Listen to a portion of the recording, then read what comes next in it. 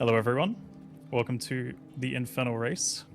Today, my name is Kanu, and I'm going to be joined by Gymnasium. This is the return of the Infernal Race. It has been 4 years, roughly, since we had the last one. But yeah, my name is Kanu, and today I'm joined by Jim. Say hi, Jim. Hey guys. How you doing today, man?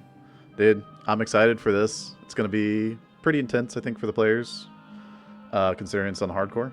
So, Yeah, definitely. I mean, a hardcore race always brings a lot more intensity when it comes to these types of things. I mean, we know from speedrunning ourselves. Obviously, 4 years ago we took part in this race, and yeah, it was an experience.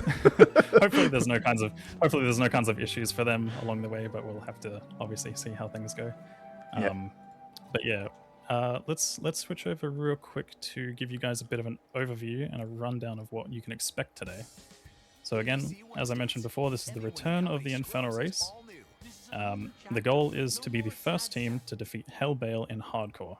There are going to be 4 teams in total, each with 4 players, and there's no class duplicates at all. There are very specific rules, which I'll hand it off to Jim shortly, but the mode is going to be hardcore. It's going to be done on ladder, so it's an online race, and it's going to be done on Reign of the Warlock. If a player does die, that player cannot participate again, so they are not able to level up and continue the race in any kind of way. At least 3 players must survive in order to complete this race. If 2 players end up dying throughout this race, the team fails or is disqualified essentially. And obviously, the server that they play on is going to be chosen based on their region. I believe in this race we have 3 Korean teams and we have 1 North American team. Yeah. But we will switch over to the rules now, and I'll pass it on to Jim to explain those for you guys. Yeah, so we have the rules here. And, I mean, it is hardcore, so it's going to be really, really interesting. But all major bosses must be killed. Andariel, Duriel, Mephisto, Diablo, Ancients, and Bale, right? And all the way through Hell. All team members must include hardcore expansion ladder characters. Uh, Sometimes, or typically, in speedruns online, we don't actually use the ladder because ladder makes it a little bit more difficult. Number 3 rule is no duplicate classes within a team. So, and a team must consist of 4. Wait, no duplicate, and a team must consist of 4 different classes, and must include the Warlock. So we're gonna have a Warlock and most likely a Sork, and then 2 others. We can get into that. No interaction with players outside of the team is allowed. So nobody, like you guys from the community, cannot come in and help them, or they can't have their friends come in and help them. It's just the 4 teammates. And you can't like give them stuff or drop stuff off for them or rush them, right? You cannot use any prepared or external resources. So you can't be grabbing stuff from your shared stash. You can't be grabbing stuff off of other characters. You can't be using like macros or anything. You need to be playing the game yourself as well. All team members must play within the same lobby. Solo play in separate lobbies is not allowed. So you can't be separating and doing multiple Countess runs. But you can, however, like leave the game to player 1 spawn bosses and ancients and whatnot. Unauthorized leaving during the event is not allowed except in unavoidable circumstances. So if you're trapped and you need to save and exit because you're going to die, and rejoin the game. So that's our rules. Just quickly as well. Just quickly to clarify on that one, Jim, I do believe that they are not allowed to player 1 spawn bosses or anything. Like I think it actually has to be all 4 players in the same game. So just a quick correction there on that one, but that's my understanding of the rules. It may be subject to change as we go. Obviously, this is one of those things where it's a bit tentative, of course, but yeah. Overall, that's what you can expect out of this race. These are the rules, and we're gonna switch over briefly to kind of give you some ideas of what to expect in terms of like classes and strategies and stuff like that. Yeah, it's going to be intense if they have to spawn everything on P8 or P4, sorry. Oh yeah. Oh yeah. No, like that's the one thing that makes this race a lot harder when it comes to this this format in general. Like, as much as it's like you'd think, oh yeah, 4-player race, it's not so bad, there's a good mix of variety in terms of what classes you can expect and that kind of thing. The other big problem just comes from some of the rules that players are going to be forced upon, which is not it's not something you really expect in the regular speedruns. Like, in regular speedruns, we often make the bosses a little bit easier by having all the players leave the lobby and then spawning it in what's known as P1. And when it comes to P1, that basically just makes the boss like the easiest version possible. Whereas when you have to spawn it at players 4, essentially that boss is just a little bit tankier, does a tiny little bit more damage, I believe. And then, overall, it's just a harder experience. But yeah, in hardcore, that's going to be very tough. Yeah, because I mean we're used to not taking as much damage. That damage is technically 6.25% per player that's in the game, and so with 4 players, you're gonna have like 18, almost 19, 20% more damage, and that can that really hurts, especially when you're used to taking a normal a player's 1 count of damage from like ancients or from any boss. So they're gonna have to be on their toes for that one. I think for safety they may end up running either one of, or even 2 of, paladin, barb, or druid for either resistances from like the paladin from salvation and the early resistance auras, barbarian with battle orders obviously, and druid with Oak Sage and summon support.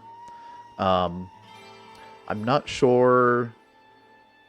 I guess maybe you could even say the assassin has some support skills with Mind Blast and Cloak of Shadows, but I think those will be pretty useful in this case. Yeah, I mean, overall, it seems like. Oh, sorry. I was gonna say, what do you expect in terms of damage, though? It's really hard to say, because at the end of the day, like, we have a bunch of different runners across the board, so we may see some different variety of team comps, and there are some good options here. Like, at the end of the day, I believe the rules state that there must be 1 Warlock at least, so that's a given. But then what are the other 3 classes going to be throughout this? And they have to be unique across the board. You're not going to be able to run 2 of the same class. So, are we going to see things like a Warlock, a Druid for summons and Oak Sage? Are we going to see a Sorceress for teleporting? It could be risky, especially if you lose that character early. That puts you back so far. We may see something a little bit safer along the lines of Paladins charging, maybe people going for teleportation staves and whatnot. I think it's probably safe to assume that the Barbarian might be a fan favorite here as part of these runs, given the fact that you have battle orders, a lot of crowd control, a lot of stun options, and things like that. It's more, what are we going to expect out of the other ones? Because this hardcore format does really change up the types of strategies that you can expect throughout these races. A lot of different options. Like, anyone can kind of pick anything, obviously with the exception of Warlock being a must-have. But yeah, I mean, what do you expect in terms of the comps that we might see? Like, what kind of things do you think we'll see either the Korean teams or the NA team in particular pull out here? Yeah, I mean, it is a speed run, so I do expect the Sork to come out. So you're going to have massive damage between the Warlock and Sork. I do like the idea of the Barbarian and battle orders. That way your Sork is safer on teleporting.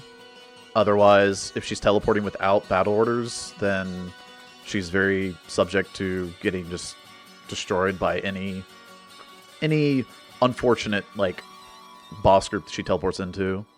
And yeah, a lot of one-shot damage there for sure. Yeah, and I think the 4th character most likely will be I wanted to say Paladin for, like, he's got that extra like damage with like Conviction Aura bringing to the team, and salvation for resistances and whatnot. But I don't know, like, the early game really suffers without the Druids, like Poison Creeper that kind of carries the team. So I'm kind of torn between Paladin and Druid for the 4th member.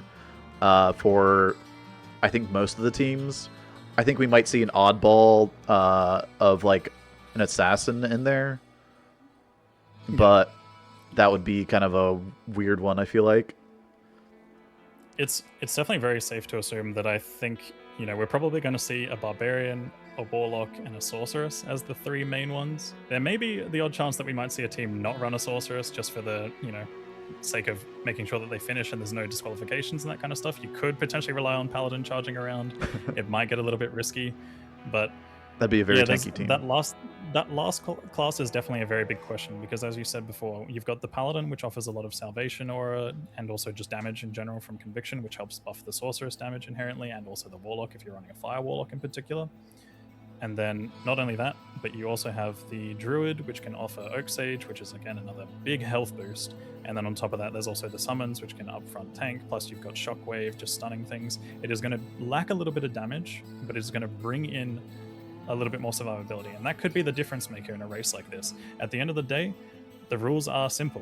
You must survive. Obviously, you can have one player die, but if you have two players die, you're disqualified. So is it a case of, do you want to go fast and make it to the end, or do you want to play it safe and guarantee that you make it to the end, kind of thing? And I guess, like you said as well, Assassin does have some good options here in terms of crowd control. I think it's very, very unlikely that we will see an Amazon, but there is a chance. You never know. I mean, there could be some room for something like Slow Missile, or in general, just pumping out a lot of damage with Lightning Fury. It could definitely be something very viable. But I think in general, like we've said, it's likely that we're going to see mostly a barbarian, a sorceress, a warlock, and then the last 2 or 3 maybe is going to be close between druid, paladin, or assassin. Yeah, I agree. I mean, I was just thinking we haven't mentioned the necromancer at all, and he's just true. He just doesn't have any love in this game. It's a hardcore race as well, though. Yeah, so. And it is a race, so we're not going to see the necromancer. He's just too slow in the early game, and in the late game, a paladin or a sword or any other damage dealers are just going to do more damage than him. So he's going to probably sit this one out. But yeah, and not to mention as well, also he just has a very, very low HP pool. So in general, like his survivability is probably one of the worst in this game, if not, That's a good point. Like, as much as he's got the curses and potentially some summons if you want to go down that path, he's got some usage for sure, but it's just, I think he doesn't bring enough damage or utility compared to some of the other classes. I think the other classes have like good enough utility and really good damage to help support the teams, whereas Necromancer unfortunately does lack a little bit in terms of the damage, at least in the early game. Obviously, the further that you get into the game, the better it gets. And not to mention, with this being a players 4 race pretty much throughout the entire thing, and maybe some special circumstances we might see it drop a little bit and whatnot, but it's like Corpse Explosion is not very useful because, as we know, Corpse Explosion is one of those things where it really only scales well if you're on players 1 to maybe players 3 max, and if you're doing a P4 race, it's already going to suffer so much there. So yeah, it's working off of player 1 health on the Corpse Explosion there. Like, you're doubling the health at players 3, and we're going even higher than that with players 4. So exactly, it's and it's also very, very mana costly for the early game, and the radius of it without leveling it up is just not there like it is when you play in like the late game when you start doing hell cows and whatnot with the Corpse Explosion necro. I would be really curious to see how a team with the assassin plays, because the assassin she brings quite a bit of damage early, kind of like the druid, but she also brings a lot of mobility for getting through the early game really quickly. And so if you can get a lot of objectives done with the assassin like really quick, that might be better than running like a druid or a paladin, because the paladin doesn't get charged until level 12 for that mobility. So she's kind of like in between those two classes for that early assassin push. Definitely offers a lot early game for sure. As you said, definitely offers a lot early game. The burst of speed can make a big difference. And again, like if you don't want to be focused too much on charging, she's one of the ones that can also play it kind of safe, since charge can definitely get you killed in certain circumstances. We all know how badly it is when you just charge into a pack of monsters, you get completely surrounded, and what can you do? Like Assassin, on the other hand, obviously has more of like a chance to react. However, it is going to be slower, of course, due to the fact that you're just running faster, not charging around with like an actual mobility skill. But yeah, just it's going to be very interesting to see what that fourth class is for a lot of these teams. And again, obviously these teams have been practicing a little bit. I think we were seeing some practice from the Korean teams earlier. We've got a vast, majority of people with good speedrun experience across the board, and things have changed a lot since the last Infernal Race. That's for sure. Like, I think when we had the last Infernal Race during the initial launch or the early day launch of Diablo 2 Resurrected, it was a big difference between like the skill disparity between the teams, whereas I think a lot of the Korean teams in particular have caught up so much. Like, it's actually going to be very, very close between some of them, and I'm really excited to see the improvement overall, because we've got people like Novice Cho, who's obviously currently holding the Hell Sorceress world record right now, which is no short feat. That is a record and a half. Like, I've been chasing that for some time, and still can't beat it. So but I mean, overall, it's just really nice. And on top of that, we've also got some returning players such as Dongshin as well, which, he was one of the people that was speedrunning in the early days and is very, very well known for some of his insanely fast clicking. So, yeah. Their what's it called, mechanics is just insane to watch. It was insane watching that early on. Like, their mechanics were there, but they just didn't have like, game knowledge, map knowledge. And so now that they've gained a lot of that, I think they are going to be one heck of an opponent for the Americans. Yeah, exactly. I mean, 4 years is a lot of time to get some practice in, that's for sure. So, I mean, I've had 4 years to practice to get to where I'm at. So that's, when it comes to them, it's going to be a similar deal. Like, they're pretty much on a level playing field now. Exactly. And I'm really excited for this race overall. Again, hardcore does make this very, very interesting because, some people might be too adjusted to softcore strategies and things like that, and some muscle memory habits might kick in from time to time. I'm mostly just curious to see if there's going to be any early game Sorc pickoffs or anything like that, because that's probably the most dangerous part of this entire race, given the fact that it's hardcore. Yeah, you just have to worry so much about whether or not that sorceress is going to survive teleporting through all the different things that you've got to experience. Like, I think in some cases we're probably actually going to see a lot of the teams opt for a bit more of a safer strat and actually try and get the sorceress much more leveled up with them as they go. I think if anything, I'm pretty sure that's part of the rules, that they kind of have to be present for a lot of these boss fights and stuff. So naturally speaking, we'll probably see that happen anyway. But in general, I think we mainly just need to see sorceresses making it out alive. Yeah, because that's gonna be the big difference maker. If a sorceress drops early, then it's pretty much GG for some teams in some cases. Yeah, especially if you're playing spawning the bosses on players 4. Like, yeah, you don't have static there. Definitely. Yeah, definitely. And not to mention as well, there's also the infamous Ruckin issue at the beginning. If we see a team disqualified at Ruckin issue, I will have no words, but the salute. The salute. Imagine if we saw all the teams just wipe at Rocker. I mean, surely we'd restart the race. Come on, guys, surely. Surely. Oh, speaking of wiping, do you think any team will risk not running a barb? It is possible, but I think it's heavily unlikely. I think the amount of safety that a barbarian brings in terms of battle orders, crowd control, like between being able to taunt things, go in first, and obviously just stun things with Warcry. You've got so many options. A good barbarian is going to make sure that you guys actually have a chance at staying upright. Whereas in some cases, if you don't have that barbarian around, people are just going into these hot TPs and dropping like flies. So yeah, I mean, the argument would be that like Druid's Oakshade is there for the boss fights, and he has the summons, right? So you're running Paladin with resistances, Druid with the summons, and so you get this massive front line, and you have the life from the Oaksage, but yeah, you don't have like a permanent, or like a, not a permanent, but like a timed buff for like when you're not in range of that. So without the battle orders, I think it would be extremely, extremely risky, but it would be a faster strat to not run the barb, because the barb early game is really rough. I think another thing as well about this race is that having it that you have to have 4 unique classes makes it very like we could see some class duplicates here. Like, obviously a paladin kind of needs that little bit of boost from the other paladin, typically in like the 8-man runs or even like the 5-man runs and stuff that we've seen.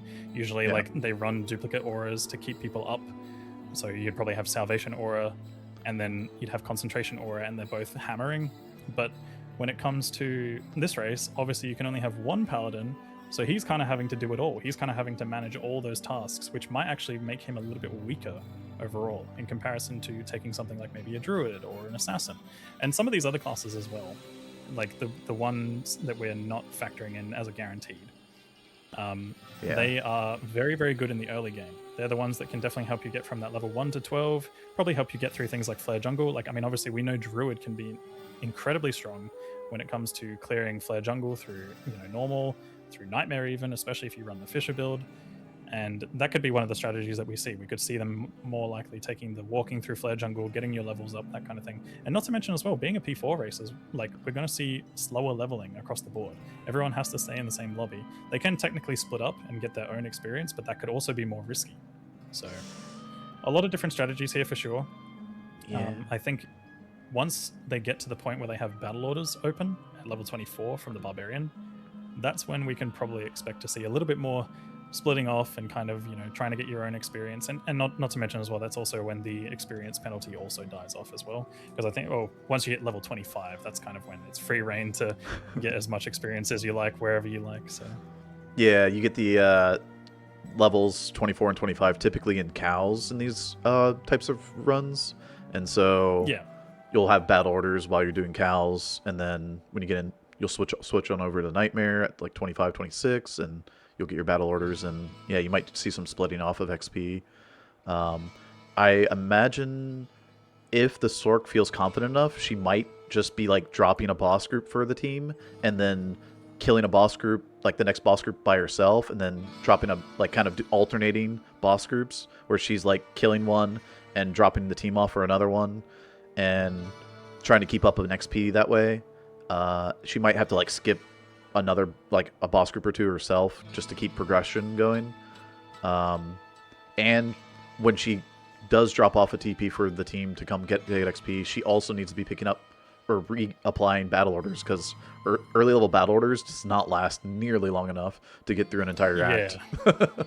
So. Yeah, the duration is definitely a huge concern, and that's one thing that we could actually see happen early on into these runs too as well. We could see potentially some people, not expecting the buff drop off so early, or maybe slowing down in order to make sure that the buff stays up. And again, like I said, there could be so many different things that we see from this. Like there might be some very, very safe teleports. Like rather than seeing sorceresses just put their cursor at the corner of the screen, we might actually see them like teleport only if they know that they are safe.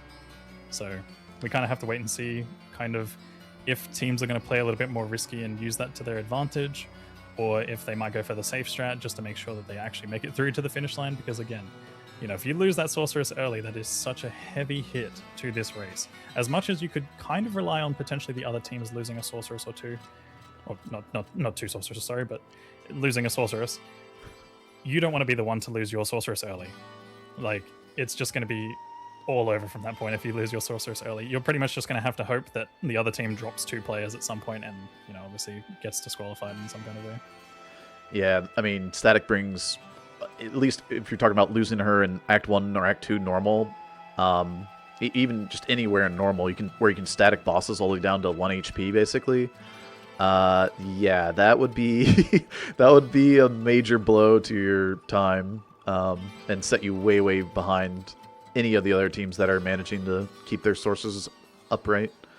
I wonder if the strategy will be to level like a little bit extra in like tombs, or if they'll go like straight into Act 3 and try to get levels there in normal. Because usually in the 8-mans, what we'll end up doing is we'll send the sorceress ahead while having the team level up in the Taurasha tombs. But in the smaller co-op runs, especially in a hardcore run, I don't know if you want to be risking that. Yeah, definitely. I mean, there's going to be different leveling strategies, and on top of that, like, we do have players across the board, some with obviously more speedrun experience than others and whatnot. So we may see some teams kind of play it a little bit safer and stick to what they know, and we might see some teams also go for stereotypical speedrun strategies and whatnot. But yeah, again, like, there are so many different options, and the fact that this is hardcore just throws such a spanner in the works when it comes to this race overall. Like, it's going to be very, very sad to see a sorceress drop early. It's going to be sad to see any character drop early because, again, like if we see a barb fall early, which would be pretty rare given the fact that they do have, 4 life per vitality point, which is a big boost. It's the biggest boost in the entire game. If we see a barb drop early, that's also very detrimental because, they're usually the ones that go in as the front runners. Like they have to pretty much just go in and hope that they stay upright pretty much. Like they're the ones that are always going to be trying to get the eye or get the brain in some of those risky scenarios. And you might see someone go for something very risky, die in the process, and then all of a sudden you've lost all of your HP, which the sorceress trying to teleport through like Worldstone Keep in hell when there's souls around with like 400 or 500 HP. That's not a good look. That's not going to be a good look at all. And well, also you got to remember it's not only just the 400, 500 HP, but also you're not getting max resistances. Like these are speedruns, Yep. so you're not able to get like Exactly the Viper Magi and all of this best in slot gear, or at least what would you call it, like new game plus gear to set up your character. Yeah. So I mean, that brings up another, I guess, interesting point is the RNG of the rune drops that we're gonna see. Oh, true. If a team gets an early Taleth, they may move on very quickly, whereas another team that doesn't get that might send a character back to the previous act and try to get that for the sorceress. Because without stealth, trying to traverse Act 3 online is a bit of a challenge in and of itself. Yeah, I've been a part of and seen my fair share of online sorks trying to do their best to make their way through the Act 3 jungles. Yeah, it's never a good time. I mean, it's going to be very difficult. Like again, like we've said, this hardcore aspect is just going to make it so difficult, and it's going to make teams kind of like dial it back in certain places. Like there's going to be a lot of times where you'll see the souls pop up in Nightmare Worldstone Keep, Hell Worldstone Keep, Great Marsh in Nightmare and Hell, for example, can actually get pretty scary without those resistances. We might even see some teams kind of walk together with a paladin that has salvation on. We might potentially just see, maybe a barb leap through it or something like that in hopes that he can kind of get the job done while the sorceress goes back in levels. So that's a good point. The barb, but leaping through those zones. Yeah, sorry. I was going to say real quickly, just like you were saying before as well, though, like gear is going to be a huge deal. Like we're going to see a lot of teams probably take time to also shop extra gear, make sure that they get their lightning resistant check, make sure that they get their fire resistant check for places like Chaos Sanctuary. And, if you don't have those resistances in check, like it's going to be pretty rough for you. I think, not to mention as well, as you said, rune words are going to be a huge deal. Like some teams are going to potentially luck out and get their stealth on first try. Some teams might not see their stealth until Nightmare or Hell, which is the worst case scenario, but in some cases you just have to go with what you're given. And again, another big rune word, obviously, which can be pretty rare in some of these runs, as we've seen through a lot of the 8-mans in the past and stuff like that. Spirit. Spirit obviously is a very, very big deal when it comes to keeping a sorceress alive and teleporting. You've got that big faster hit recovery, you've got the higher, faster cast rate, which means that you're less likely to be stunned or locked into hit recovery as it is, just because, you can pretty much teleport past monsters without being hit at all. And Spirit is one of those ones where we don't see it we see it somewhat often. I want to say you probably see it in maybe 50% of runs? Yeah, it's maybe like a 50-50 whether you get it in an 8-man run, and in these runs, you're going to see a lot less of them because there's less players. Yeah, exactly. So the players count makes a big difference. Like the fact that we are, pretty much cutting the players in half, and that's another thing that also factors in when it comes to these runs. It's like on players 8, you get more drops overall, and when you're on players 4, you get less drops. So a lot of the runes don't drop as often. That's going to be a huge deal for the teams that do get things like stealth and spirit, and the teams that don't.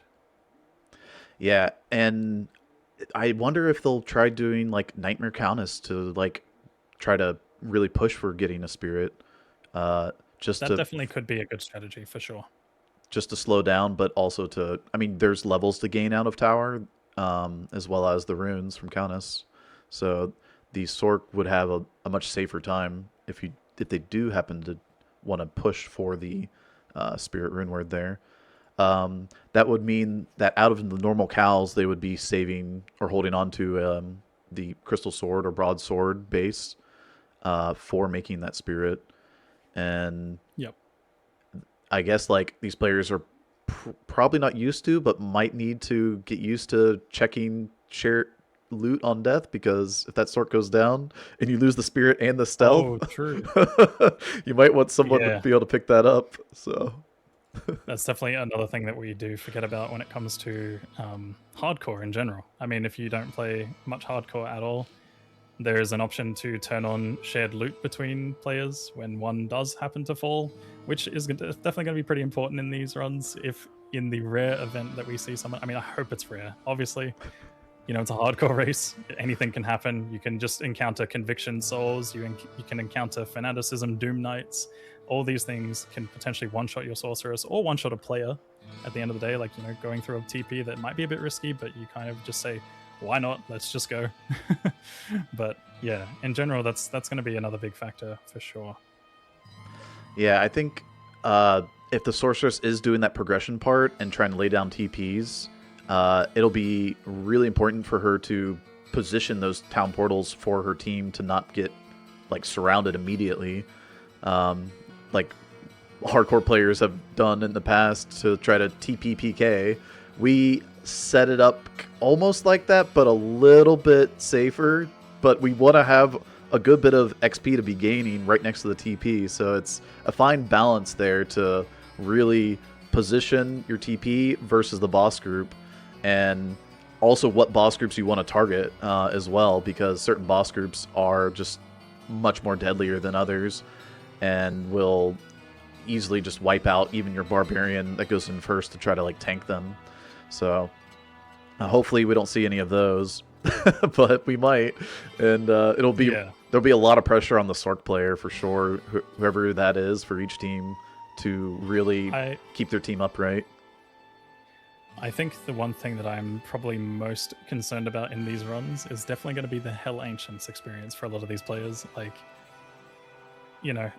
I think doing Hell Ancients on players 1 can be super scary, let alone doing it on players 4 with 4 players rather than having 8 players in it, for example. It's such a scary fight that a lot of people definitely underestimate. You're going to see these teams definitely opting to reset the Ancients a lot.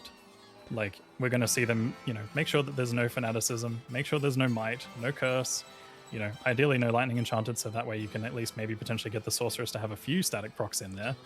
But man, it's like, when you think about it as well, there's the option of like, do we run the paladin? You might also see, actually, just quickly as well, there is the glitch, the Ancients glitch. So this might be where we actually see that being brought out in online. However, the Ancients glitch definitely has some weird, wacky problems when you do it online. I don't know if you've ever been familiar with it, Jim. Yeah. But there is currently a bug at the moment, which exists where when Korlik leaps and you create a town portal while he's mid-leap, you create this impassable little wall, essentially the size of a town portal. And what we do is there's a specific corner in the Ancients area that we block off in order to make it so that they sort of just stand there and look at you as long as you kite them around. When this happens, you can kind of cheese them with a sorceress, for example, like, throwing Blizzard on them from a distance, or like, using an Amazon to throw Lightning Fury at them, or anything like that. Well, they're going to be using a Warlock. Paladin, yeah, exactly. They're going to be using a Warlock as well, so they'll potentially have, things like Miasma Chains, Abyss, or maybe even the Fire route where they go Flame Wave and Apocalypse and things. But the other thing that's interesting is that some of these people, some of the teams that might opt for things like Paladin, they're not going to get any value out of that, because the Paladin's just going to be standing there watching. Paladin can't walk up and use hammers, which is going to probably be the likely build we'll see on a Paladin. So that'll be one interesting aspect of, whether or not they go for these other classes. Like, if we do see a Paladin as the 4th class in some of these runs, he's essentially just going to be standing there as a bystander during the Ancients fight, if they do opt for that glitch. And again, when it comes to online, sometimes that glitch can be a little bit finicky. Like, sometimes the Ancients just stand still and don't do anything. Sometimes they find ways to get through it or get around it and stuff. Obviously, there's also desync and things, so... Yeah, I mean, if they don't do that strategy, I think we're going to see a lot of characters running around like chickens with their heads cut off in the Ancients fight. Definitely. And definitely. Like, one of the things I'm thinking about, like, when it comes to that fight, is you're not spawning on players 1, you're spawning on players 4, and so they're just going to be that much tankier. You're going to have to stay alive, and you're going to need to somehow position yourselves to where you're able to avoid like massive desync on the ancients, because like sometimes they'll start walking in place on your screen, but on server side the desync that's happening is they're actually just walking up to you, and out of nowhere they'll just like tactical whirlwind and it'll just insta kill you. And that's happened quite a few times on online gameplay, and something that you really gotta watch out for when it comes to if they don't do this, if they don't know about this ancients glitch, I guess we'll call it, or exploit.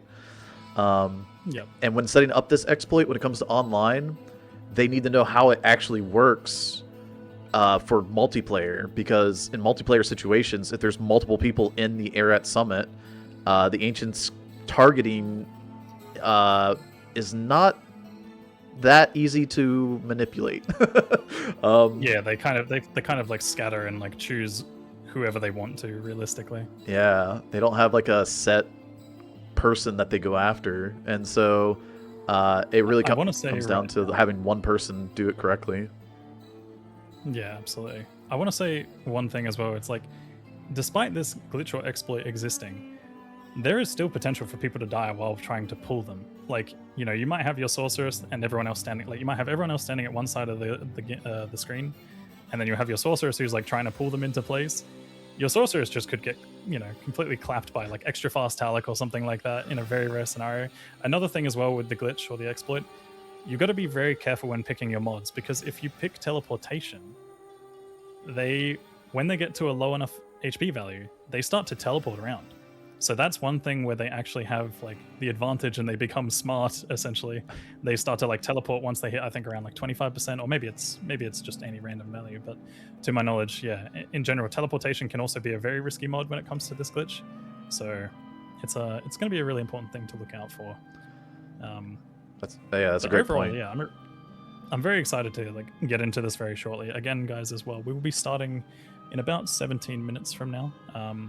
We're just sort of waiting for the teams to gather together and get everything rolling. I do know that obviously, like, we've been talking strats for a little while, but it won't be too long now. Don't worry, it's not going to be too long, and we'll be getting right into it. Again, just as a bit of a heads up or a disclaimer, there may be some potential technical issues along the way. You might see some scuffedness, I guess, as one could say, but hopefully with some luck, things will go fairly smoothly today. We just have to obviously wait and see. But in general, I'm really looking forward to this. Like, again, the whole hardcore aspect of it makes it awesome. And it's just exciting to see that this race is returning after, you know, what, 4 years or so? You know, you and I both competed in this last time against each other. And, you know, in that moment, there was some technical issues, obviously, as you know. Yeah. There's definitely a bit of, like, ill feelings about it between some of the players and stuff like that. And, you know, we've also got some returning players who participated in it last time. Like, McCalber's actually making a bit of a retirement comeback, essentially. Yeah. You know, someone we haven't seen speedrun in quite some time. But yeah, in general, we have to hope that there's no kinds of like tech issues this time around. And obviously, not to mention, like, disconnecting in hardcore and then finding out that your character is dead is going to be the worst outcome possible. Like, there's no rollbacks, unfortunately. And on top of that, if there's any kinds of problems like that, we just have to hope that, you know, things are smooth and things are stable. But I mean, so far from what we've seen with this launch and everything, it's actually been quite smooth overall. I mean, obviously there's been some people having a few issues from time to time, but in general, like, I am actually quite impressed with how well this launch went in terms of, like, you know, servers not crashing or anything like that. Like, things have been pretty chill. And I think right now we're also getting to a stage, you know, within Ladder's just launched and we're sort of calming down and we're getting into that little like calm down period where, you know, people are they're just enjoying the game. Yeah, I mean, like flashbacks, man, to 4 years ago. There. Yeah, that was really, really fun, but the tech issues, the connection issues were, I think, a lot a lot more to do with like, you know, Blizzard side of like just having things connected, right? There's a lot of players on back then, and now like yeah, I mean, it was the big launch of the game essentially. Yeah. Like it was the big launch of the game. Like this was like a first time for everyone and everything. And obviously it wasn't everyone that experienced it. It was essentially, I think it was just like a small portion of like the EU servers at the time. Correct. So. And I was gonna say the Warlock launch here has been smooth for me. I haven't had any issues. I've heard there have been issues, Yes, but like I haven't. That's been way quieter than like previous launches for this. So that's exciting, and hopefully stays that way for the hardcore race today. Yep. But yeah, no, it's definitely exciting as well. It's like a great opportunity to just be here and be able to cast this with you, of course. Like, you know, as two participants of the previous Infernal Race, who knows? We may end up participating in a future one if there ever is one. But it's also exciting to be, you know, casting this with you. Obviously, last time we're filling in for BT and Macro Boy, who did an amazing cast when the Infernal Race was happening last time around. I mean, we're obviously not quite as well dressed as they were this time around. We're just a little bit more casual. I mean, I think essentially, like, people these days also appreciate casual in some kinds of ways. I mean, as much as we are talking about a speedrun event where, you know, casual is not really the thing, but yeah, I mean, it's big shoes to fill from BT and Mac. I don't know if you've watched it or not, but like it was an amazing. Yeah, they did a great cast. It was amazing overall, and not to mention as well, like, you know, just the overall dress code. Like we're just out here wearing our plain black t-shirts, and they were just like, you know, full on in like, you know, suits and ties almost. Yeah. You got us, the blue collar workers, and then the white collar workers.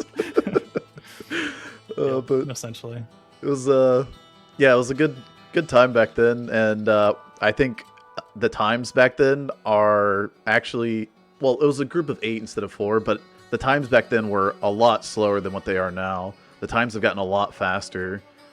People have gotten a lot like better at like either map reading or just like general gameplay, and so I think we're gonna see some pretty fast runs tonight, or this morning, depending on where you are, I guess, in the world.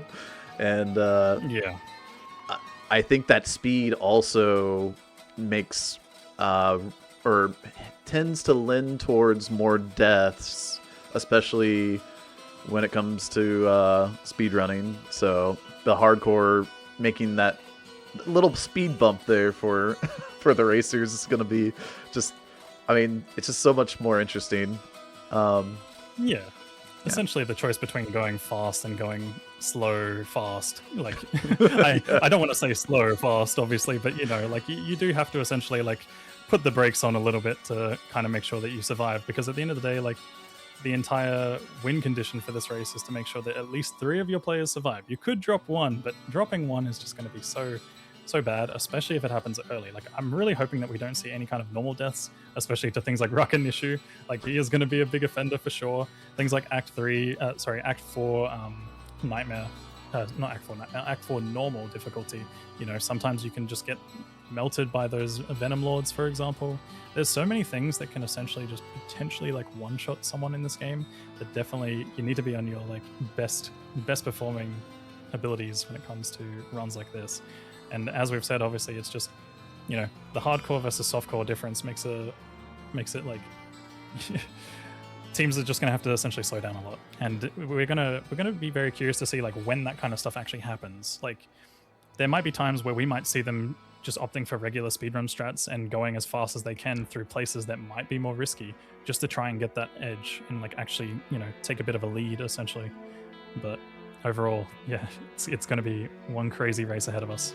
Yeah, and I'm curious, like specifically, if they get an early Rao rune, are they going to save that for a leaf staff for the Warlock, or are they going to try to invest that into like fire resistance for like the Sork, like you said, in the Venom Lords and CS and stuff? What route teams tend to like go for? Are they going for more damage? Or are they going for more safety? And like, I guess what their thoughts are going to be on doing those kind of things. I think we got just 10 minutes here till we get started, and Yeah, about 10 minutes. I think we could probably quickly just show the teams on screen Yeah. for a second here. But yeah, so today in this race, we're actually going to be having 3 Korean teams performing and 1 North American team. As you can see on the side here, we've got Super Bear, which has Novice Cho, Dongshin, Supernova, and Water Bear. I would say, based on my knowledge of their speedrunning experience, they are probably going to be one of the favorites for sure, but I definitely know that the other teams are quite strong in terms of what they have to offer. We have, I think Pig King was seen in the last event, and some of these other players as well, such as Dan. But yeah, we've got the Jode Dan, which is going to be Pig King, Broken Happy, Dan TV, and The Q. We've also got Running Crew here, which is Mana, Po Easy, Hakuku, and Chubongi. I haven't really seen too much of these guys, but I'm actually familiar with Hakuku here, and he in particular has reached out to me before in terms of like covering some speedrun stuff, and yeah, it'll be very interesting to see, because obviously as someone who's heavily invested in covering speedruns, I think there's definitely some knowledge there that he can share to the other players.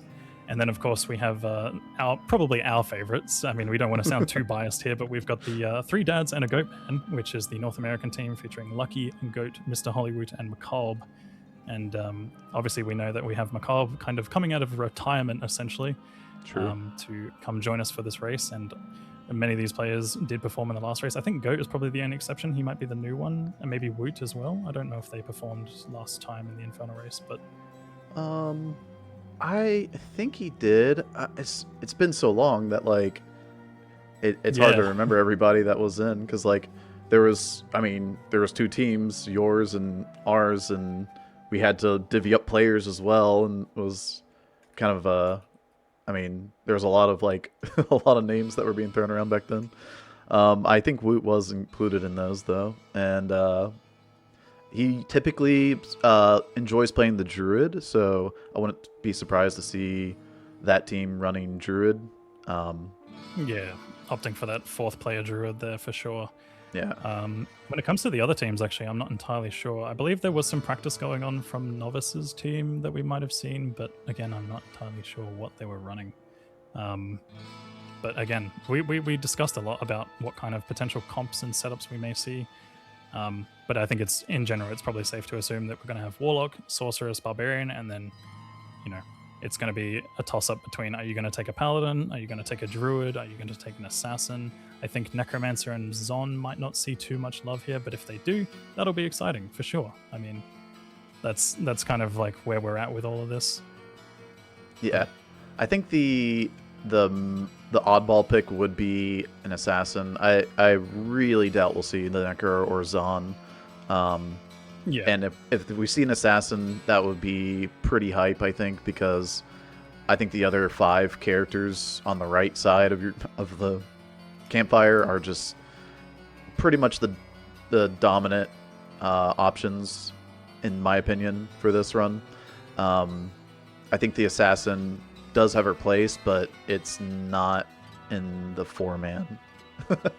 So yeah, it's going to be very interesting. Like, I mean, we're going to be getting into it very, very shortly.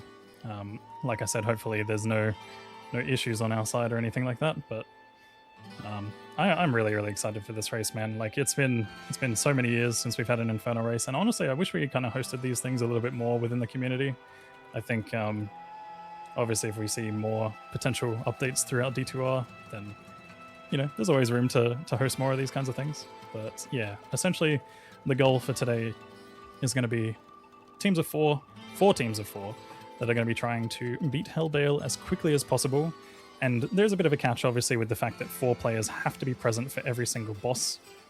Andariel is being spawned on P4, Bale, Duriel, Mephisto. Mephisto is probably going to be the scariest one in normal, to be honest, because that guy, man, I've seen so many instances of that guy just like randomly one-shotting people with lightning. Like, if he crits and top ends on lightning, it's going to be a rough time. And not only that, but like the Sorceress is going to be the one that kind of has to almost like be in the front line for that, to make sure that you get the statics off, right? Yeah. And yeah, I think we're going to see a lot of people probably having like the Barbarian just sort of step in front and block, or maybe we might see the Druid take early game summons.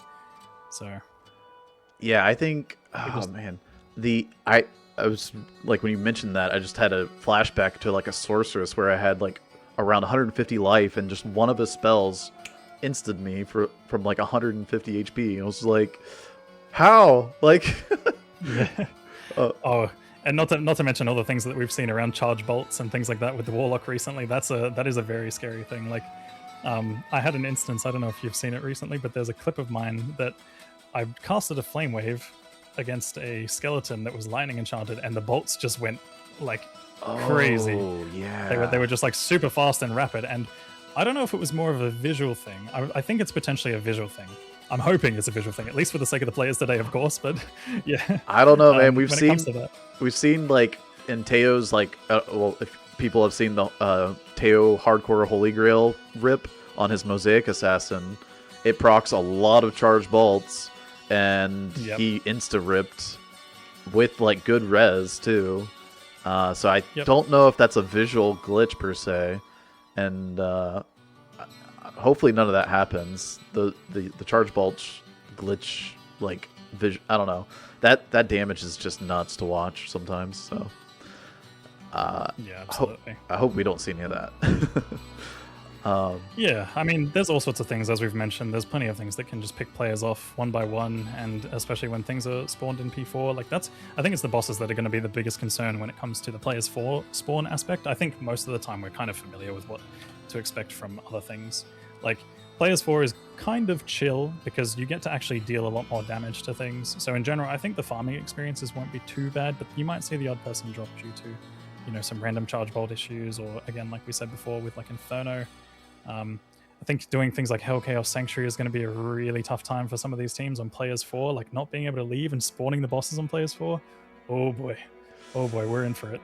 Yeah, man, that's gonna be rough. Wow.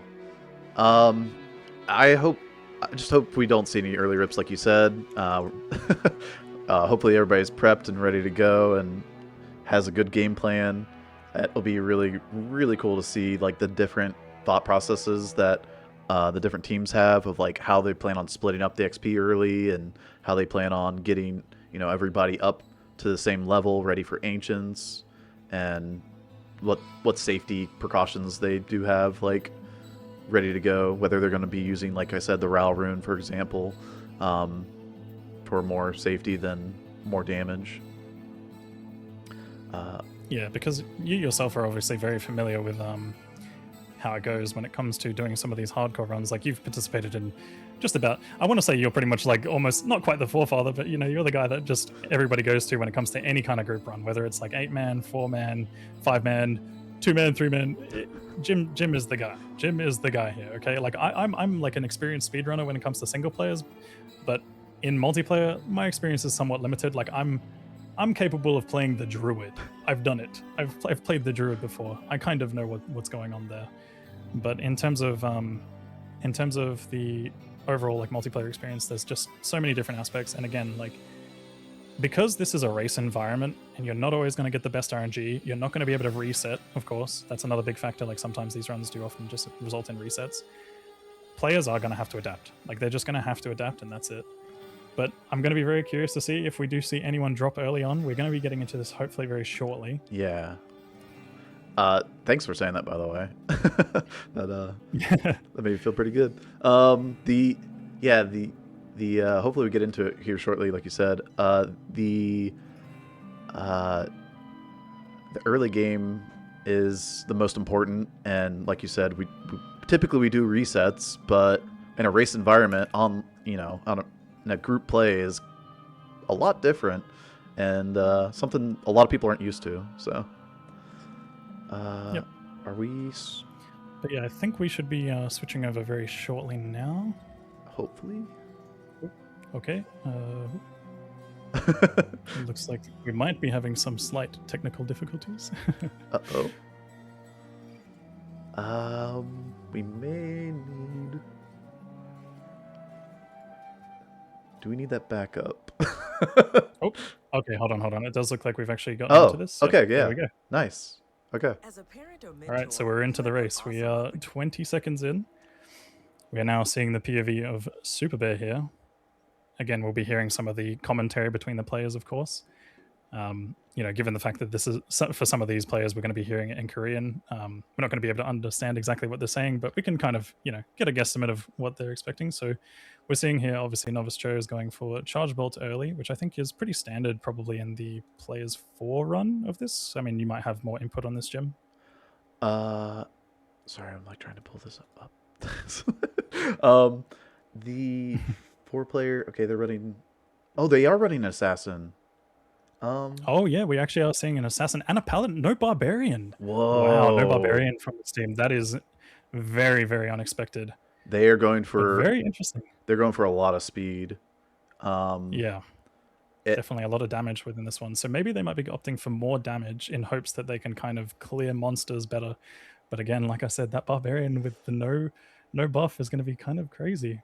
Yeah, and then over here we have a druid and a barbarian where these guys are Yep. going to be a lot safer. So Okay.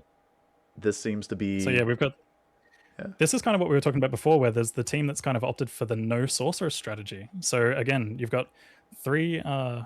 You've got the barbarian, you've got the druid. Obviously, the warlock is a must-have in these runs, and then you've got the paladin. All of which have pretty good HP pools, besides the druid. But again, with battle orders and oak sage, that definitely could be the thing that gets them over. Like, I feel like not having the sorceress is going to be a bit of a setback, but you still have paladin charge, so that is definitely one thing to look out for. And of course, you can partially rely on blade warp from the warlock, which is still a mobility skill of some sort.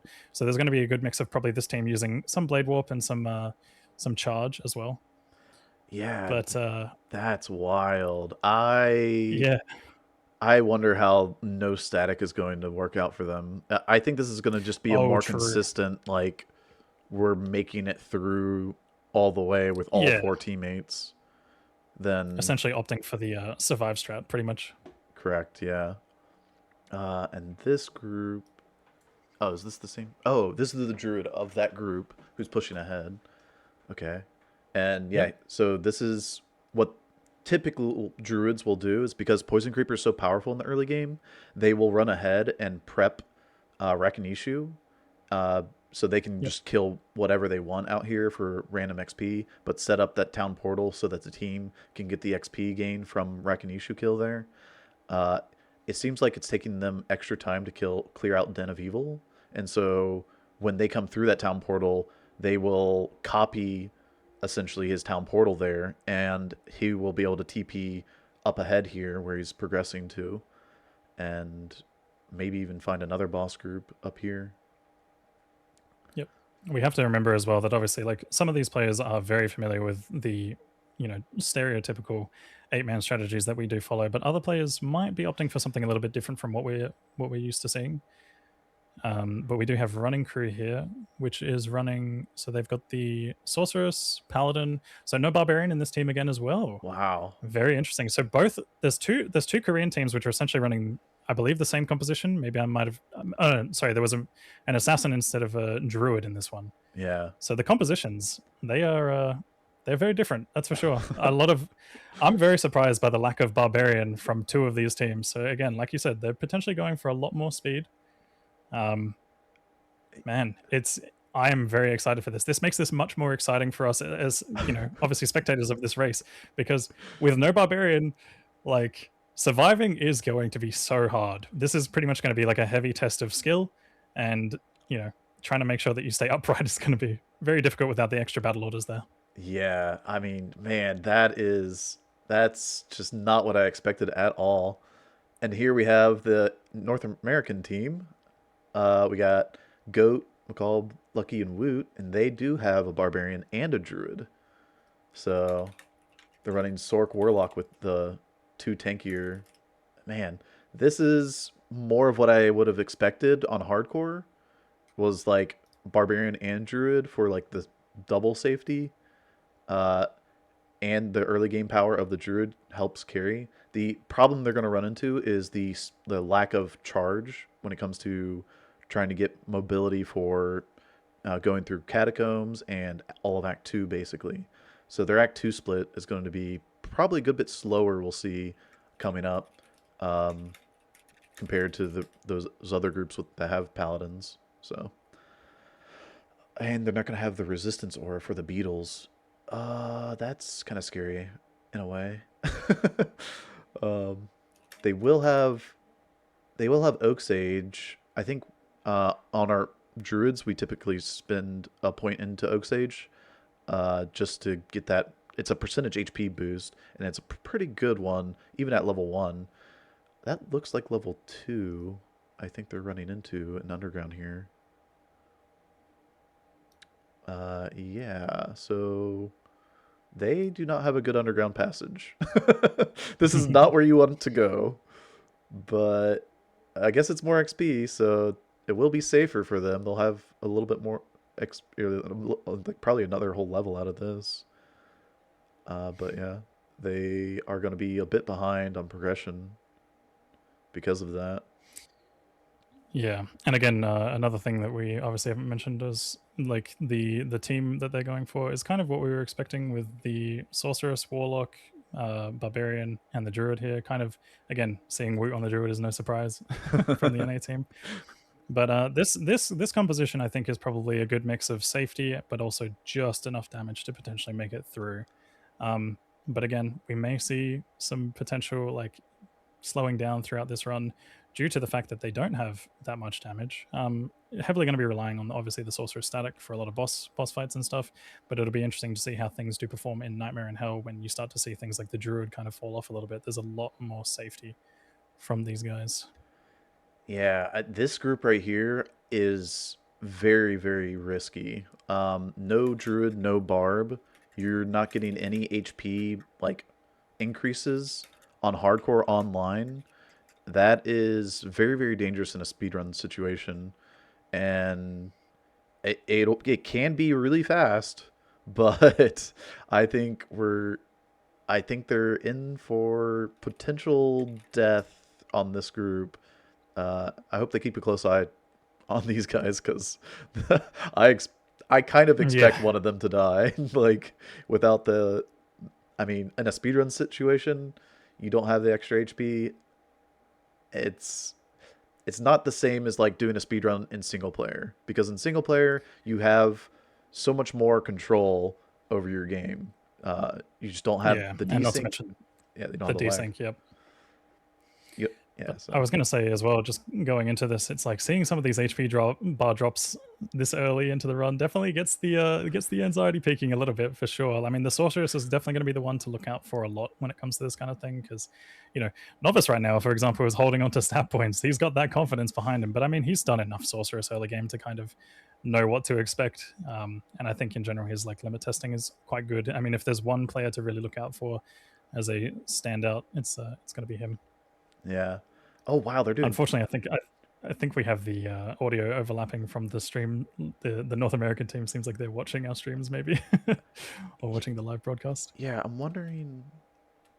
Sorry. Okay.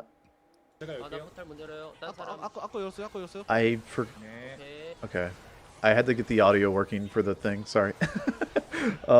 Yeah, no, that's okay. But yeah, I was just going to say, I think that obviously, the North American team is watching the live broadcast right now, which is creating a bit of a duplicated audio situation. Hopefully, maybe they'll pause it at some point. But outside of that, yeah, we're just probably going to have to turn their volume down a little bit when they flick over to them. But yeah, so far we've got running crew getting through what I believe is the Darkwood, or maybe is it? This looks like it's the Darkwood to me. So they're going for the tree, of course. It looks like they want to open up Tristram. And yeah, from this point, pretty much, the teams are just going to be trying to find as much experience as possible. Yeah, you're trying to get into that. Well, you're trying to get into that cows for later. This is like kind of prepping. It's a bit slow as far as like, if you're trying to do just a normal speed run through normal difficulty, but because we're going all the way to hell, you need to get that extra XP from cows to boost you and through those levels of like 21 to 25 that are pretty rough. Yep. And this is the team without a Sork. Yeah, so this is the no Sork team, but it does look like they're getting through pretty quickly. I mean, honestly, like, you don't have access to teleport early on, but you do have that little bit more damage early game, especially, between the Warlock, the Paladin, the Druid. Obviously, Barb is a bit of an outlier for damage, but it's one of those things where this team is definitely making some pretty solid progress. The fact that they're in Tristram before some of the other teams is already a good sign. Yeah, Again, this is a huge step up from last year. Not last year, sorry, but the last race that we had about 4 years ago. A lot of these teams are already progressing much faster than we probably anticipate. But again, like we said, the lack of sorcerers might hurt this team quite a bit. It's one of those things where I think they are just trying to make it over the finish line in hopes that maybe the other teams see a few potential drops from their sorceress and more. Yeah, the runs from the previous, like, this is night and day different. Like, they are, I mean, twice as fast at least. Yeah. It's really good to see that obviously the practice has really paid off for them in the last like 3 to 4 years of this kind of, you know, being able to play and run Diablo 2. So yeah, and then I'm curious, like, how the team without static is going to deal with the bosses that are going to come up with the very high HP pools if they have to spawn them on players 4. So yeah, 100%. But yeah, here we're seeing Lucky go through the tower right now on the Warlock. Obviously the Warlock, you know, with Ring of Fire is quite strong early game. Damn, he's already got 4 points into that. That's going to be some power right there. But it does look like they're going to be opting for a split strategy where obviously everyone's trying to get as much experience as possible. I think maybe even the Barb might be soloing certain things within the game at this point. But, you know, obviously we've got Macabre, which is one of the most experienced players, if not the most experienced player on Barb out of everyone. He's like, I feel like everyone here is currently on their comfortable pick in terms of what character and classes they're playing. Is that double audio coming through for you as well? Yeah, the double audio is currently happening for me. I'm not sure if it's because the players are watching the stream or if maybe there's a technical difficulty side on the production side, but okay. Yeah, just for the time being, I've just been muting during the NA broadcast. That makes sense. Well, this is actually really big here. What kind of boss groups you actually get in tower can be a massive boost to your XP pool. And also, they're going to be splitting, it looks like. So the Druid is doing the progression, and he's coming up to Outer here. And so you do have this split of what everybody's role is doing. And so you're going to have the Sword gaining a ton of XP in the early game so she can get to the teleport fast. And that's going to get her to doing, like, switch over from leveling to doing progression once she hits level 18. And also, like, the static just helps clear out boss groups so fast. You don't want to see anybody rip here. Oh, it looks like they fixed the audio on that. Yeah, it seems like the audio has been fixed, okay. At least for Lucky's point of view. Someone's picking up the audio. Yeah. So, does anyone have the stream up? There we go. I do. Okay. So it might be Macabre, I guess. Macabre's just straight up saying, I do. Yep, it's me, guys. Raise his hand. That's me. But yeah. I am curious to see what kind of runes they do get from Countess here. This is actually pretty important. And if they have to do players, if they do players 4 kill here, or if they can just do a players 1 kill. Oh, they did a players 4 kill. Ooh. Ith L is a pretty rough drop to begin with. I mean, obviously Ith at the end of the day can be upped to Tal at some point if they absolutely need it in the worst case scenario. But again, it all depends on how many runs that they do. Like, how many runs are we going to see these teams opt for? Again, it's players 4, so... Oh, did they get the Tal Ith? No, they got Tal Tal. Nice. They got Tal Tal. Okay, so Tal Tal, that's halfway there. A lot of excitement for running crew right now. Yeah. I mean, 2 Tals is huge, though, because, like, you need 2 S and you got 2 stealths at that point. The most important rune is the F rune for a Hell run, though, because you are guaranteed a Tal rune from doing barbs, from saving the barbs in Act 5. That's not for a long time. Act 5 normal is pretty far off, but that does. I mean, that is a massive quest to be able to complete. And then you don't complete your Ancient's Pledge, but you still get Ral and Ort in your shield, which is 35 fire and lightning res, which are the most important resistances for these types of runs. And then if you do happen to come across like an extra towel during the run, or if you need to just grab Nightmare Barbs to complete your Ancient's Pledge, that is also fine. As long as you have your Ancient's Pledge going into Hell, that's the most important part, where your resistances really drop off. Nightmare you can kind of get by without having Ancient's Pledge. It's just not ideal. Yeah. It's going to be very interesting as well to see if we have the teams basically opt for using the runes for Ancient's Pledge and not prioritize Spirit, because I do think that obviously having every single person with a Kite Shield, having Ancient's Pledge, getting that extra, 48 resistance or 44 resistance or whatever it is, they're going to need it throughout these runs. So we, like, as much as you could potentially get a Spirit early game, ooh, wow. That's a lot of XP. Looks like they've got that's a lot of XP right there. It does look like that's potentially 2 packs maybe, but in general. Yeah, that was 2 boss groups. All those potions dropped. Unless the ghost dropped that many. Not a boss group, that'd be kind of nuts. That really is helpful for this crew here. And they are running without Druid or Barb. So this is the risky group. The no Druid, no Barb team. This is the big risk team for sure. Like, we have to have all eyes on these guys at all times when it comes to seeing potentially the first drop. Again, it's going to be more noticeable once we start to get into things like Nightmare. But yeah. I wonder if their progression will be faster. I mean, early game with Assassin and a Paladin, right? You have both Burst of Speed and Charge. Once you unlock, I guess, Charge. Burst of Speed is already unlocked, as we can see. And yeah, I mean, progression through these early acts was just going to fly. A little bit of tile recognition that they don't have, but it doesn't matter too much since they have the extra speed. And they are bringing in the Sork for the extra leveling as well, so she'll be getting level 18 quickly on their side.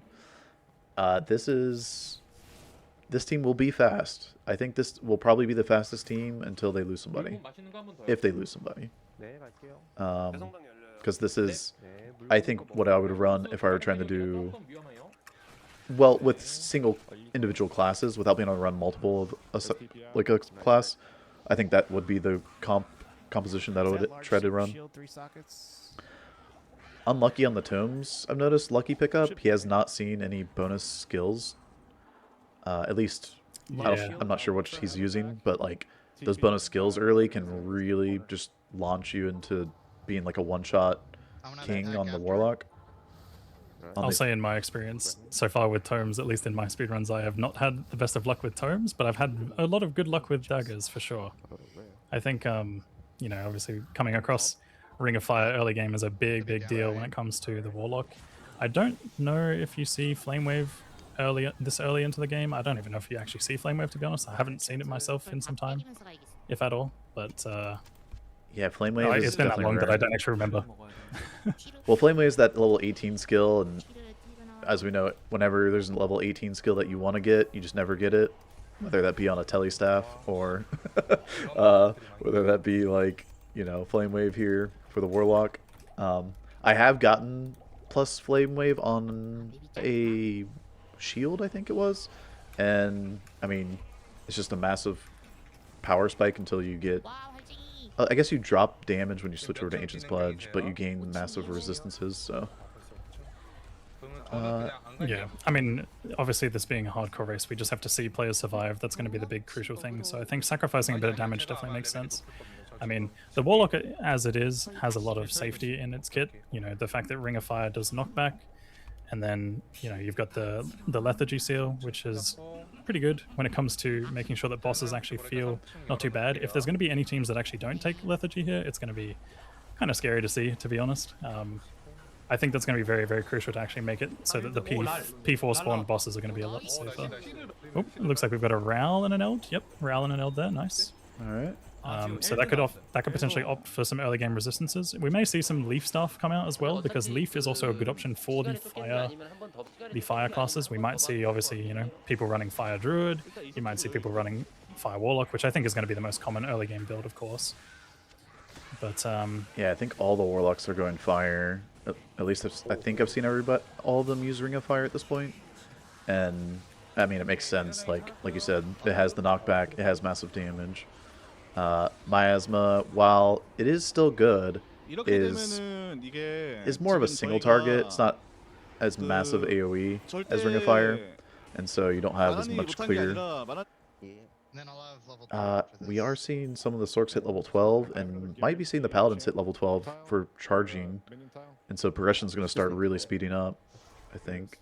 Yeah, I was going to say, we definitely, it's going to be all eyes on the Paladin from this point once we start to see these classes hit level 12, because we get charge unlocked, and that's pretty much the first set of mobility that you start to see. I mean, some people might not opt for charge, who knows? We might still see a few of the teams go for the safer route and just walk around, but in general, like, it's probably safe to assume that we're going to have a few charges here. Oh, wow. And then obviously once... Did you see that? What was that, sorry? Woot is in Kata 4. Oh, wow. And he got so we might be having a... Sorry, and he got Bane's Authority. Do you need a 2-socket helm? Oh, wow, the Bane set as well. So we've got a Bane early on. That's kind of nice.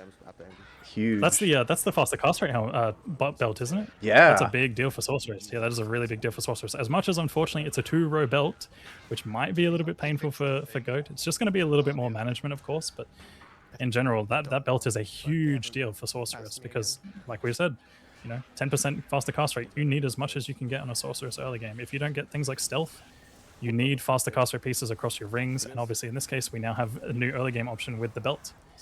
So it's going to be, it looks like 3 dads and a goat man are going to be the first one to take down normal and Dario, but very, very closely followed behind by the Jodai Dan. Very shortly we'll be seeing Andario drop, so this is a really close race already. They are getting through there. But again, this is the team also that doesn't have the Sorceress, but they are doing very well right now to keep up despite no Sorceress. Again, we haven't seen Sorceress's mobility really kick in because, you know, we're going to be relying... That team will probably be relying on a lot of things such as the Blade Warp porting skill from Warlock, and they're going to be relying on charge from Paladin. So could be a bit risky, but, you know, as long as it's a bit of a safer composition, it's going to be exciting to see. It's so exciting. Man, all these teams. They're all right here at Andy. Really close. Man, it's not like really, one team really is way ahead. It's like they're all just now clearing out Andariel. Yep, we've got Super Bear that's now just taken down normal Andariel as well. Again, these are players 4 spawn bosses, but it also seems like they're opting for more towers, which does make sense because even despite killing Andariel, most of the time players aren't always going to be high enough level, and again, like we said, they're probably going to be trying their best to force rune words as best as they can. Like, if you don't get this stealth, it's going to really, really hurt. Yeah, I don't think we've seen a single Eth rune. While you could happen to drop it here in Act 2, it is much more comfortable to see it drop off of Countess before you have teleport. Exactly. Because it's a level 17 rune word. It's just, you can have it before you have teleport. So. Yeah, and another thing that's also worth mentioning is that if you don't get your stealth, which is Tau plus Eth from Countess, you're probably not going to see it until Arcane, because that's pretty much the first place where you start seeing Eth and above start to drop. Yeah. So pretty much like right now, if teams do not have stealth right now, we are not going to potentially see stealth until Arcane Sanctuary, which is still a bit of a ways away. Teams are obviously going to be trying to get as much experience as possible so that they are able to progress further without the experience penalty, because if you go too far forward in this game, you will encounter an experience penalty, and it will actually be worse for you to try and level.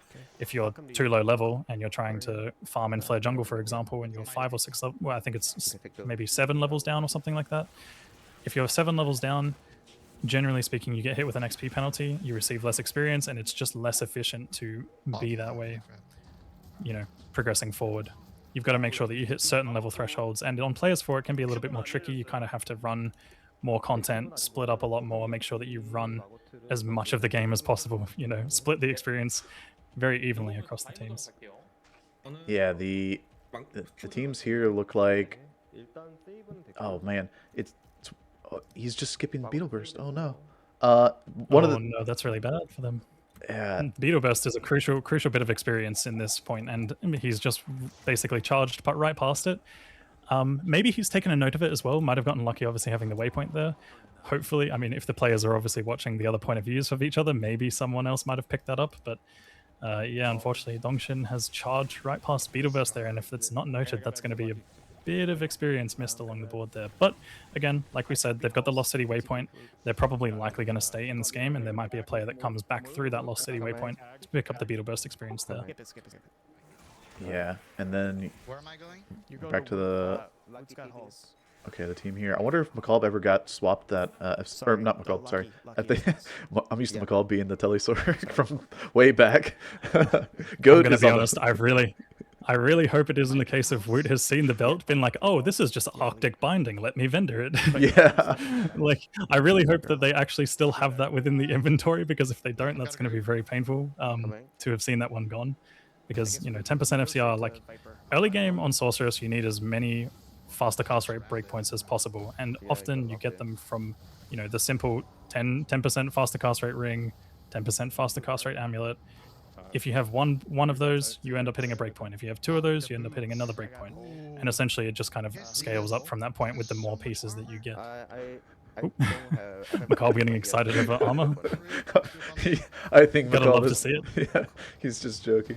But it's one of the things I miss from him. We're seeing a bit of an HP drop there. That was a bit scary. Yeah, the lightning damage is nothing to scoff at. A nice rare scale mail there. That's going to be good gold for them early on. Yep.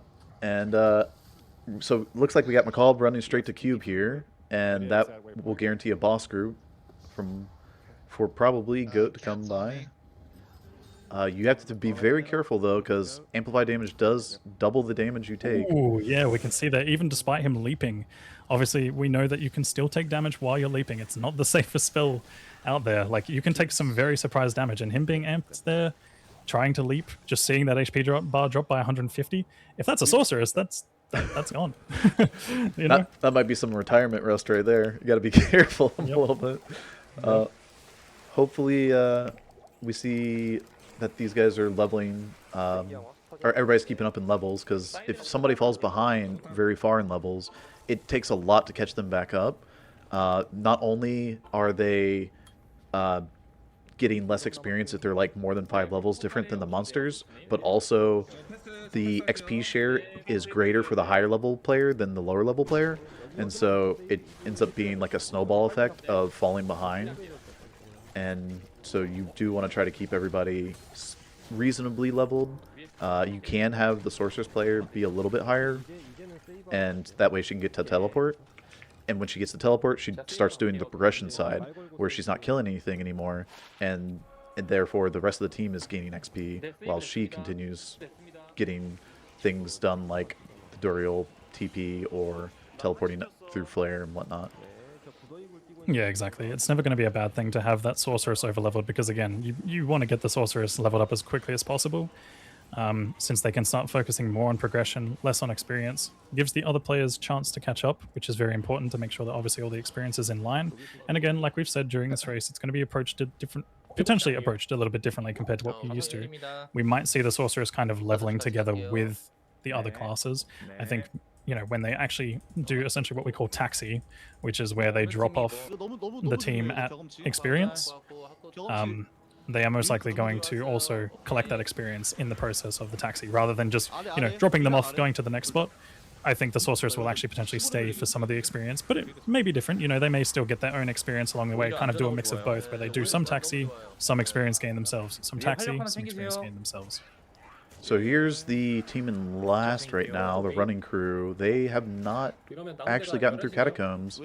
They may have been getting what's called, or what's been coined and called canocombs.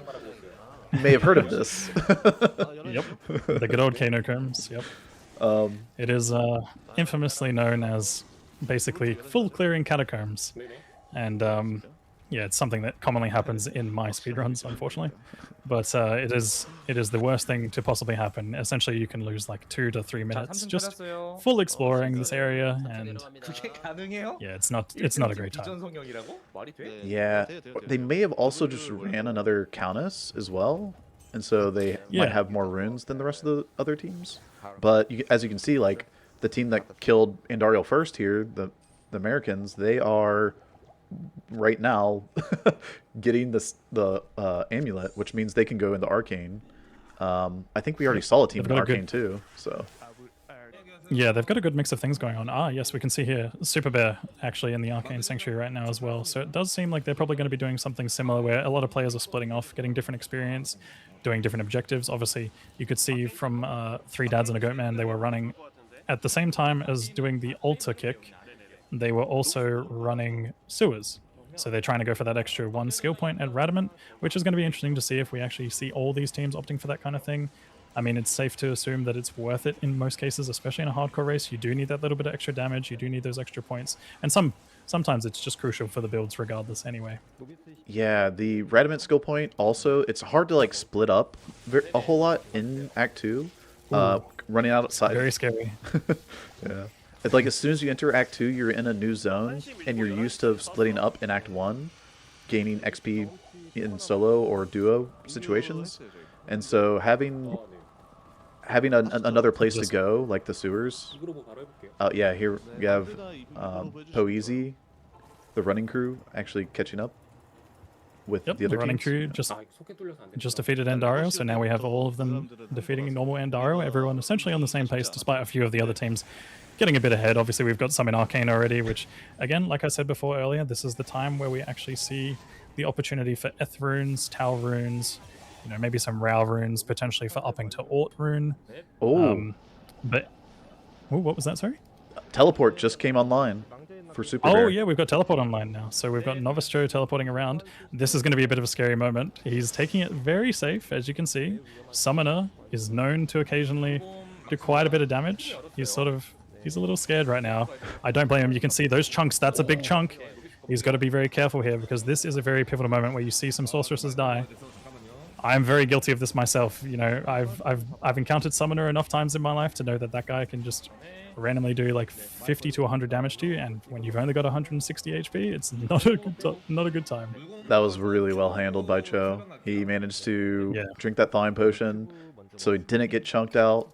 And then when he did start taking a lot of damage, hit a rejuve, tellied out, waited for a teammate. That was really well played.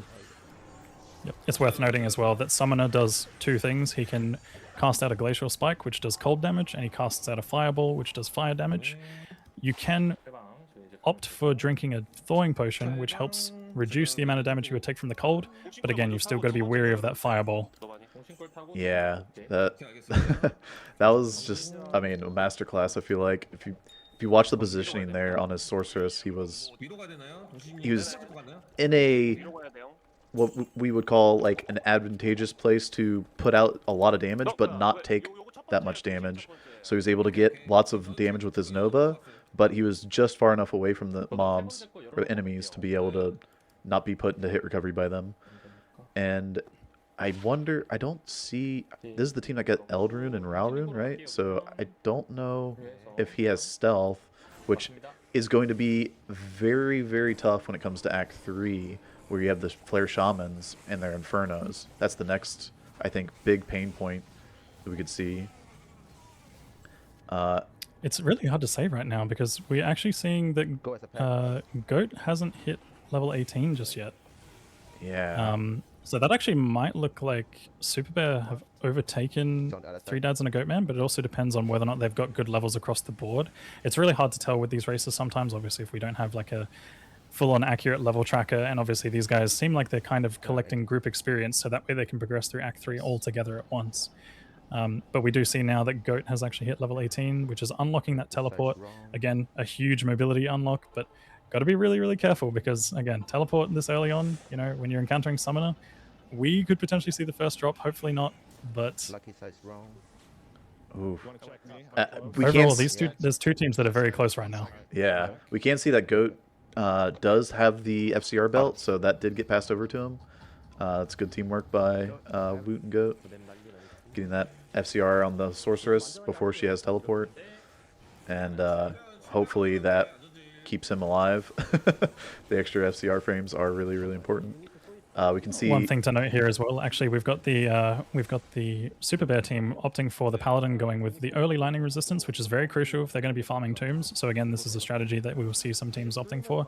We might see some teams going for tombs pretty much all the way until probably about like maybe level 20 or 21, something like that, and then obviously progressing through Act 3 and maybe getting a bit more experience, maybe going back to cows to get their experience later on. But in general, we can see this team is currently grouping up together and going for some levels, making sure that they obviously stay alive. Again, safety is key here. You don't want to fall over. Again, like we've said before, Charge Bolt is probably one of the scariest things, which, you know, when you deal damage to beetles, the Charge Bolts go everywhere, and it's arguably one of the most frustrating things for a lot of new players to deal with, and, you know, speedrunners alike. We've had plenty of deaths to Charge Bolt before. I know I have. Oh yeah, for sure. That was one of the reasons why I mentioned the Paladin over the Druid, or even potentially over the Barbarian, is for that resistance. I mean, it is good that the that the 3 dads and a goat man here have managed to get through Act 2 and those charge bolts without a Paladin in the Lightning Resist aura, because now I think this comp is going to be safe and still doing plenty of damage. And just quickly to butt in as well, we did actually see use of the Sigil Lethargy, which, you know, obviously slowed Duriel a little bit there, made it a little bit safer. I think we're going to be seeing a lot more of that for all of the bosses incoming. And again, you know, we had the Poison Creeper, which was also tanking there, which is a summon from the Druid. And some of these teams, I don't know if there's any teams. This team, for example, I don't think is actually running a Druid, correct? Or No. Yeah, they're not running a Druid in this one. So there's going to be no Poison Creeper tanking that one. It's going to have to be either a player, or maybe they hire mercenaries and give them thawing potions or something. But I think at the end of the day, they're also going for a bit of extra levels here too, which, you know, makes them a little bit tankier and able to take a few hits from Duriel without it being too scary. Well, you see the Goatman there from the Warlock player. Maybe. Oh yeah, true. There is the goat. Yep. Maybe he did spec into that, or he found an item with Goatman, and yeah, that will be a great way to deal with Duriel. I'm not sure.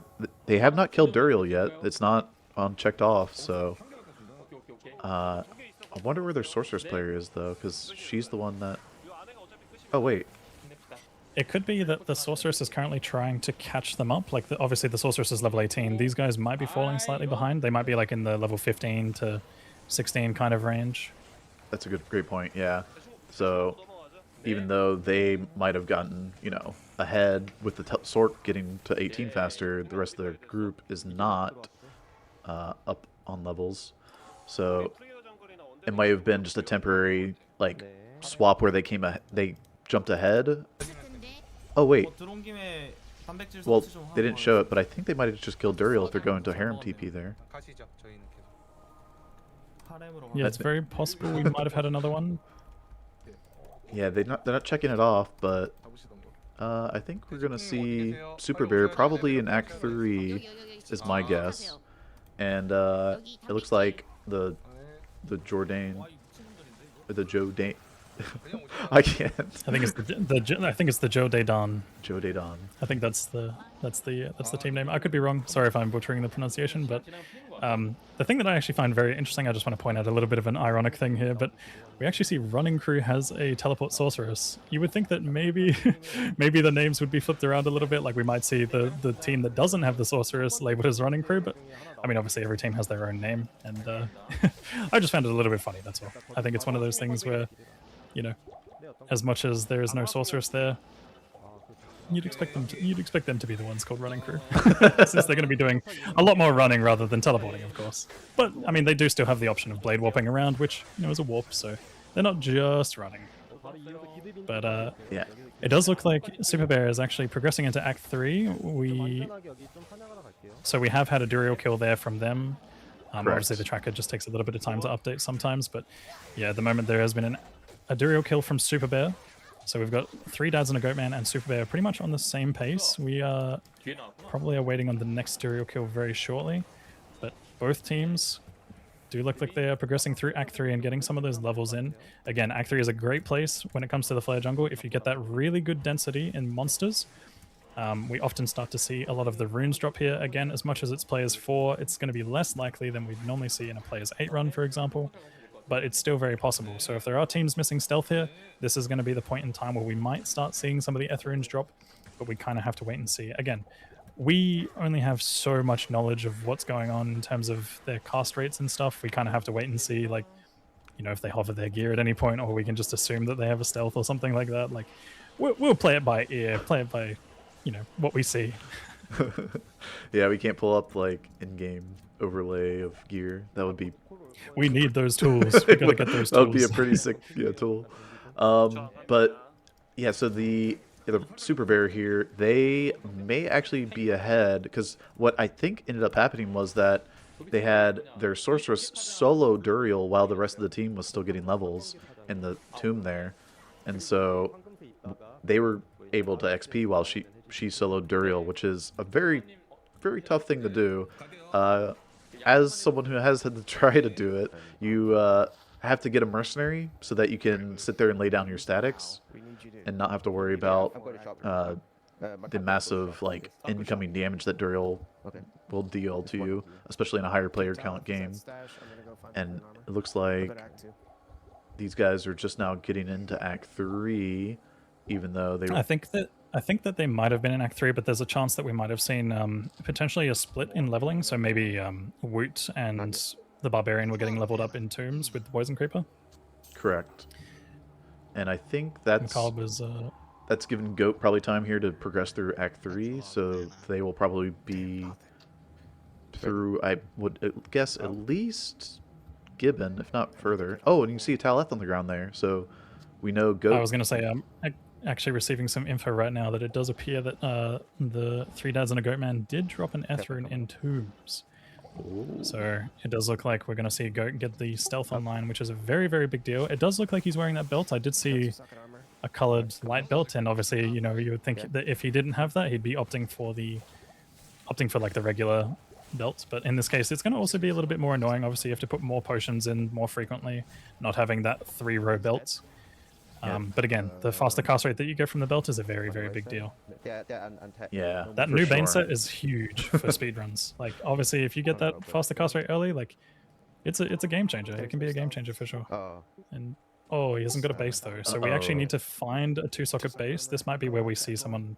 We probably see Macabre do the shopping there real quick, potentially. Yeah, it takes away but from. Yeah, he basically needs the empty 2-socket armor there in order to create the stealth rune word. Takes away from the leveling. Speed up things. From somebody. Somebody's going to have to dip for just a little bit.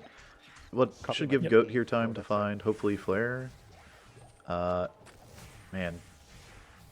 He seems to be leveling quite a bit. He's almost 19, which I'm not sure where the rest of his team's at, but I can't find the armor. He's definitely taking it safe. He's got 250 life, 330. I think we just saw there. With Oak. Both the other 3 players appear to be level 18 at the moment. Oh, okay. Which also means that we might see Lucky opting for Blade Warp. I don't know if he's going to do the early respec or if he's already saved points for it.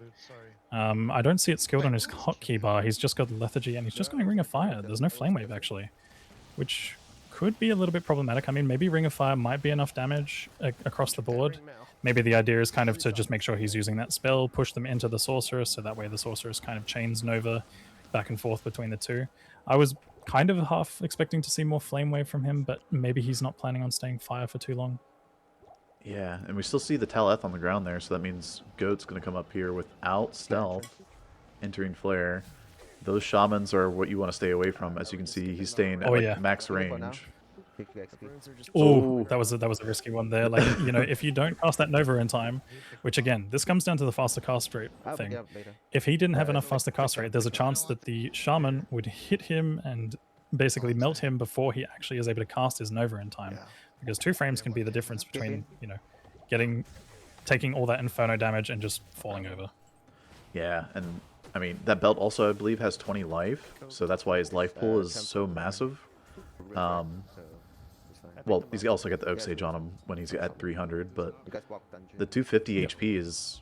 I mean, typically on speedruns, we usually have around like 200, if that, sometimes. when it comes to Sork speedruns. So he's got some extra life for sure, which is really, really important and really, really We good now for safety. Flipping back to the Joe Day Dawn here, and it does look like they're going for tomb leveling, from what I can see. This looks like they're just doing some tomb leveling potentially. Maybe they're just progressing still, but I believe this is tomb leveling, which again is probably the safest strat, especially if you've got the paladin there with the lightning resist aura. And yeah, again, the thing that is definitely going to be hurting them here is the lack of teleport, because this is what's going to start to see a bit of a bridge gap between the two teams. I think, like we mentioned before, this team is definitely just going for completion, trying to make it, you know, play it the safe way, make sure that they get through. We may potentially see the Warlock start to use Blade Warp, but at the moment it doesn't appear to be skilled on the hotbar. Other than that, we're probably going to be expecting things like leaping from the Barbarian, and maybe some charging from the Paladin there to get around and hopefully, you know, get the mobility going a little bit. But right now it does seem like they are playing the safe card, just trying to make sure that they get through, because again, this is a hardcore race, man. We have to remember, like, all it takes is 2 players dropping in order to completely change. I mean, obviously one player dropping changes the pace for an entire team, which I think, again, like we said before, looking out for Super Bear here without the Barbarian is going to be very detrimental to them in the long term. Like, once we start to see them enter Nightmare, once we see them start to enter Hell, that's going to be where it's going to be one of those risk-reward situations. When it comes to this team here, I would say we're pretty much expecting these guys to make it to the finish line. There is still chances that they could, you know, encounter some very scary scenarios, depending on, you know, just Diablo 2 doing Diablo 2 things. But overall, we are seeing Super Bear actually entering into Act 4 here. Wow, this is very fast paced, by the way. Yeah, this is incredible right now. So we've got Super Bear, you've got the Paladin charging forward by the looks of things. Obviously the Sorceress is going to be selling some gold here, trying to make sure that they have enough gold to buy the potions, because that's another thing as well about these speedruns. You do need to have enough gold in order to upkeep your Sorceress being able to chug mana potions, which often, you know, when you're dividing it between 4 players, that's not too tricky of a task, but the last thing that you want to do is not have enough gold, and then the Sorceress is just stuck stranded pretty much. Well, sometimes you think somebody else has the gold, and you thought, you know, they were going to take care of it, but they thought you were going to take care of it, and then nobody has any gold, and so everybody's stranded with no gold. And that's an awkward situation to be in. Which you can end up like selling, you know, some of these armors that are not stealth, right? They're just like hit recovery armors. We can see Goat has a breastplate. I guess it's a breastplate stealth. That's it's not typical, but you know, if you get 30 strength, why not? Sure. It's got a lot of durability, so you don't have to repair it. You can pre-plan for the potential spirit as well. And because obviously for spirit you need at least 43 strength. Obviously you could also opt for the broadsword, which is 48 strength, but you need as much life on the sorceress as possible. So again, going for 30 strength there, like you said, bit of a risk scenario, but does have the life from that Bane's belt, which is a big difference maker here. You know, the sorceress is always going to benefit more from having flat life rather than putting those points into vitality. And it's going to be interesting. The other thing that I'm not sure about right now in this race is, are we seeing Super Bear go forward but be under-leveled, and then maybe go back and get their experience with cows? And are we seeing right now 3 dads and a goat man? Are they opting for getting experience through Act 3, trying to scale that experience up, essentially being maybe potentially level 23, 24 before pushing forward? Because again, like we talked about with the experience penalties, you've got to make sure that you hit a certain level threshold before progressing too far forward into the game. Yeah, so I think they might, if they plan this would be awesome.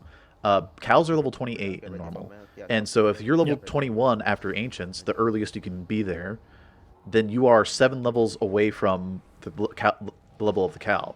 And so if you're more than 5 levels different, you're getting less XP. But when you're only 6 levels out, the XP difference is like 10%. You're only losing out on like 10%. But once you start getting, you know, to 7 and 8% or levels different, that's when, you know, you start seeing pretty big changes in the amount of XP you gain.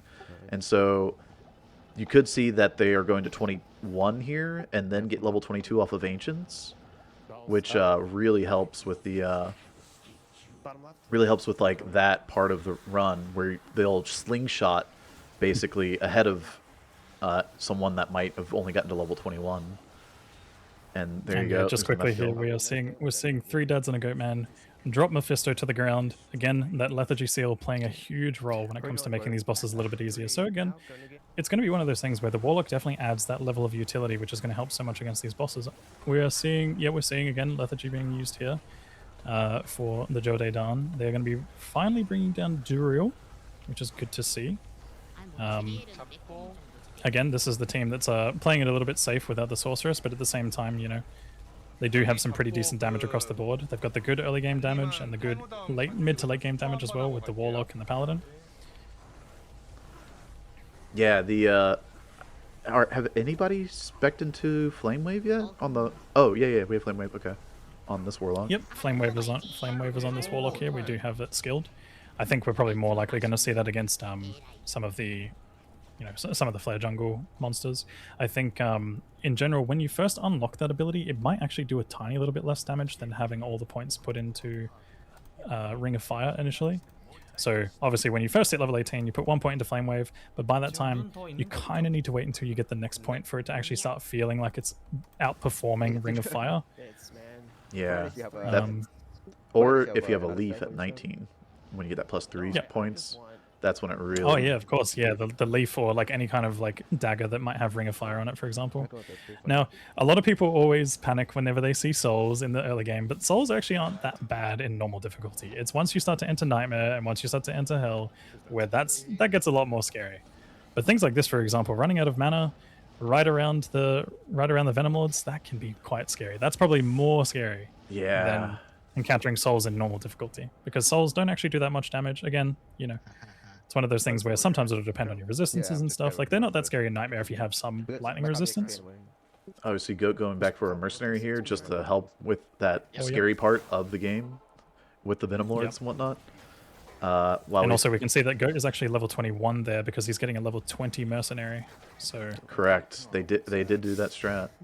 And then we have the rest of the team actually back in Act 3 leveling up, so they are getting probably from that level 20 to 21 themselves, and so everybody will hopefully be on that same level. Yep. And a very important thing, obviously, as well that we haven't mentioned is the use of the Experience Shrine here.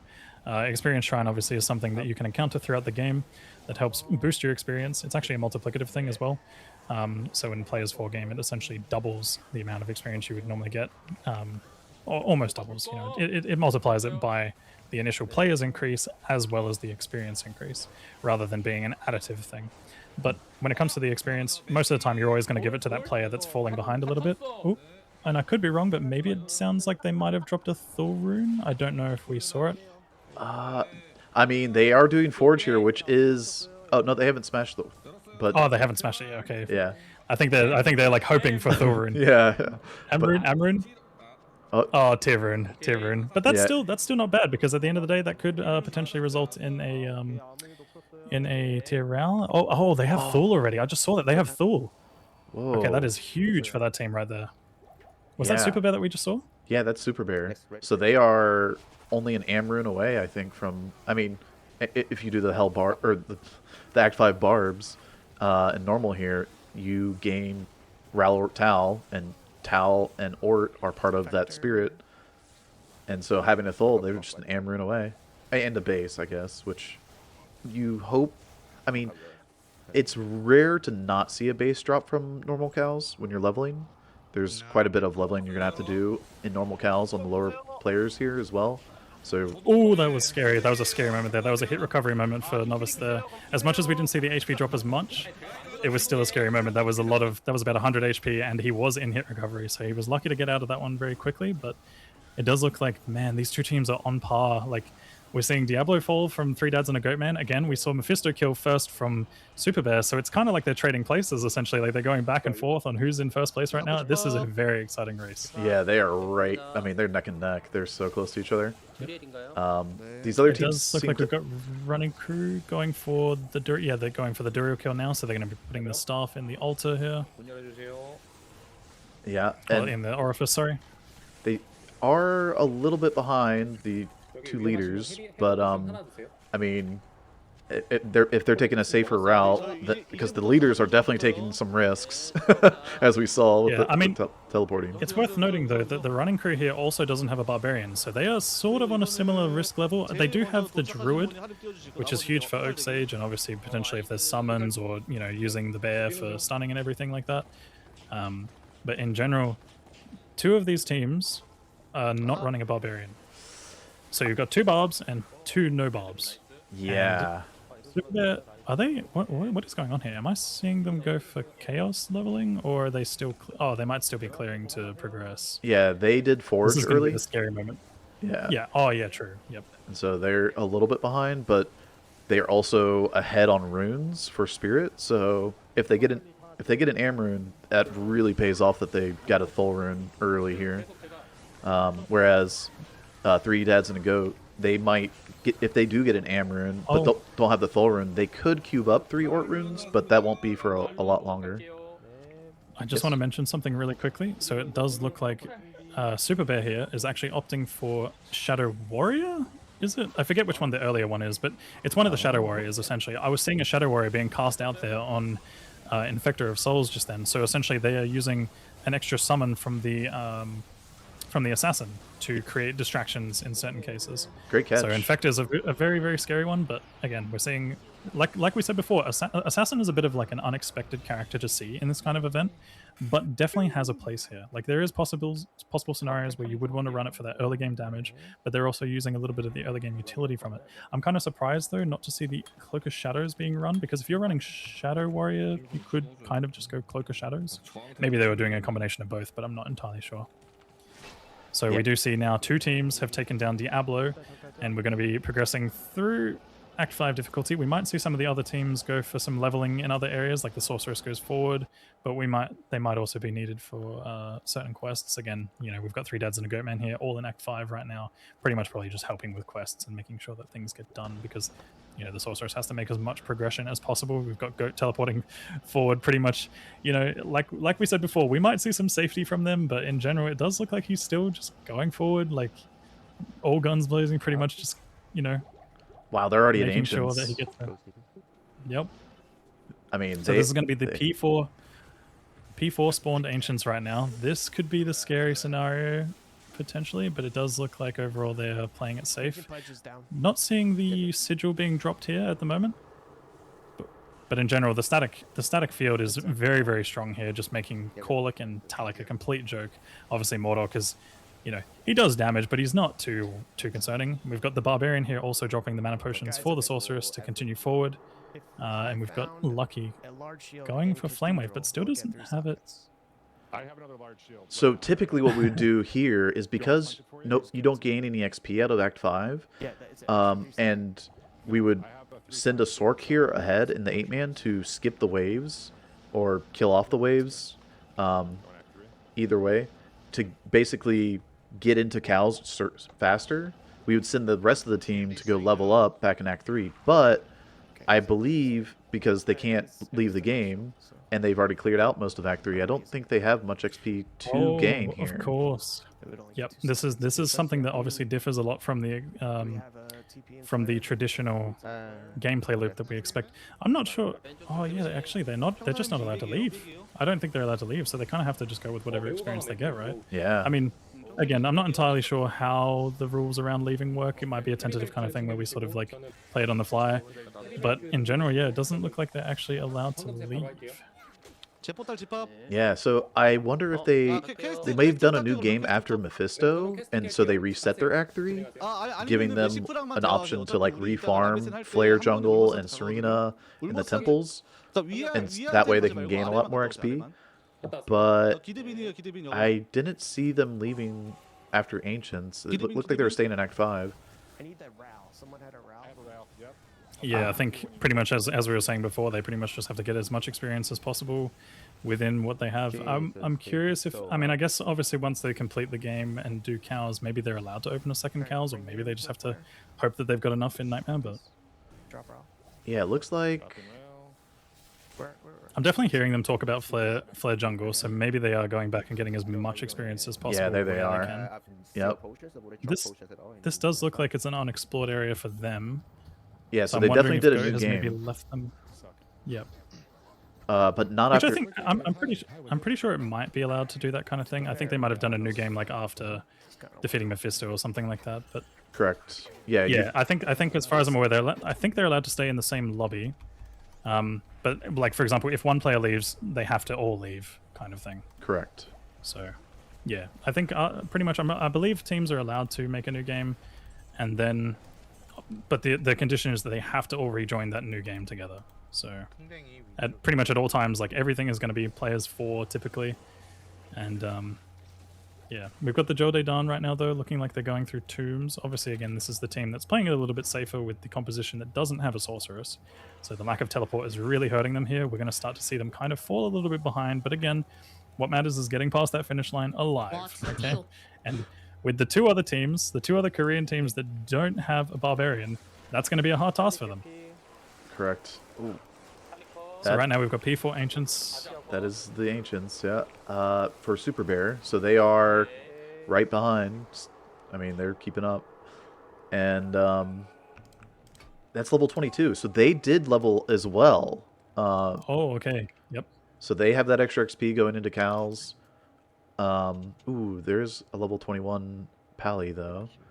So if he actually goes back and gets a little bit extra XP, that'll be huge for when they do transition over to cows, because those 3 bars are going to be quite slow. It's about, I believe, 70% compared to like 90%. Yep. And so you're going to see some the Paladin fall a little bit behind potentially if he doesn't go and level in cows. It looks like they're all going to stay in Act 5 and clear the waves together, I guess. That XP yeah, shrink I think could at the also end be of the day, big. I think it. Oh yeah, yep. You were exactly calling it out right there. He's getting the experience shrine. Might be opting for, like we were saying before, potentially getting that paladin over the 21 into 22.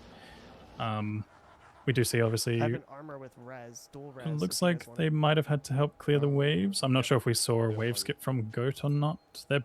He might have attempted, probably potentially failed, and then had to get some assistance from the team, of course.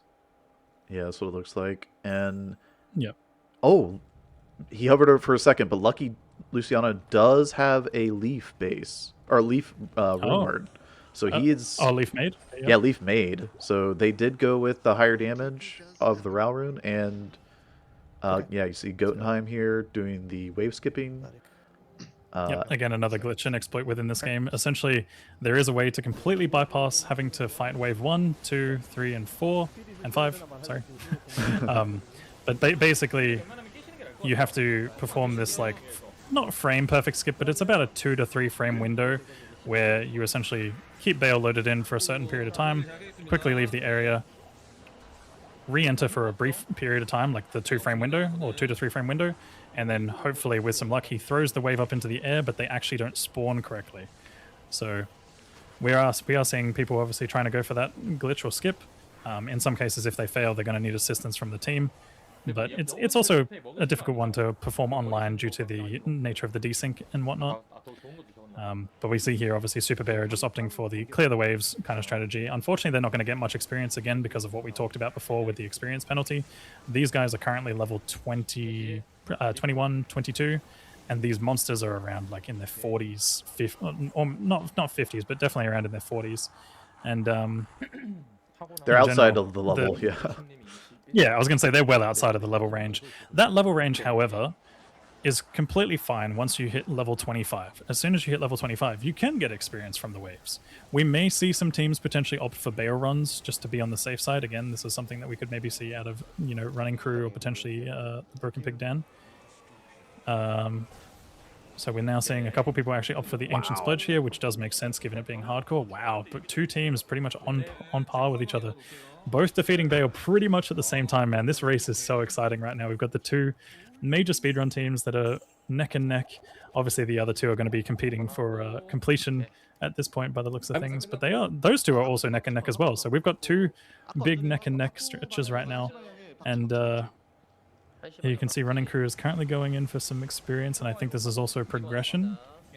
Yeah, and I mean, the teams just being neck and neck just makes it so much more exciting to watch. And Oh yeah, I- definitely, Just looking definitely. for and I think the three dads and a goatman here, straight up, I and we'll go if they clockwise. did do the strategy to get level 22, they might pull ahead. Like I was saying, slingshot a little bit ahead.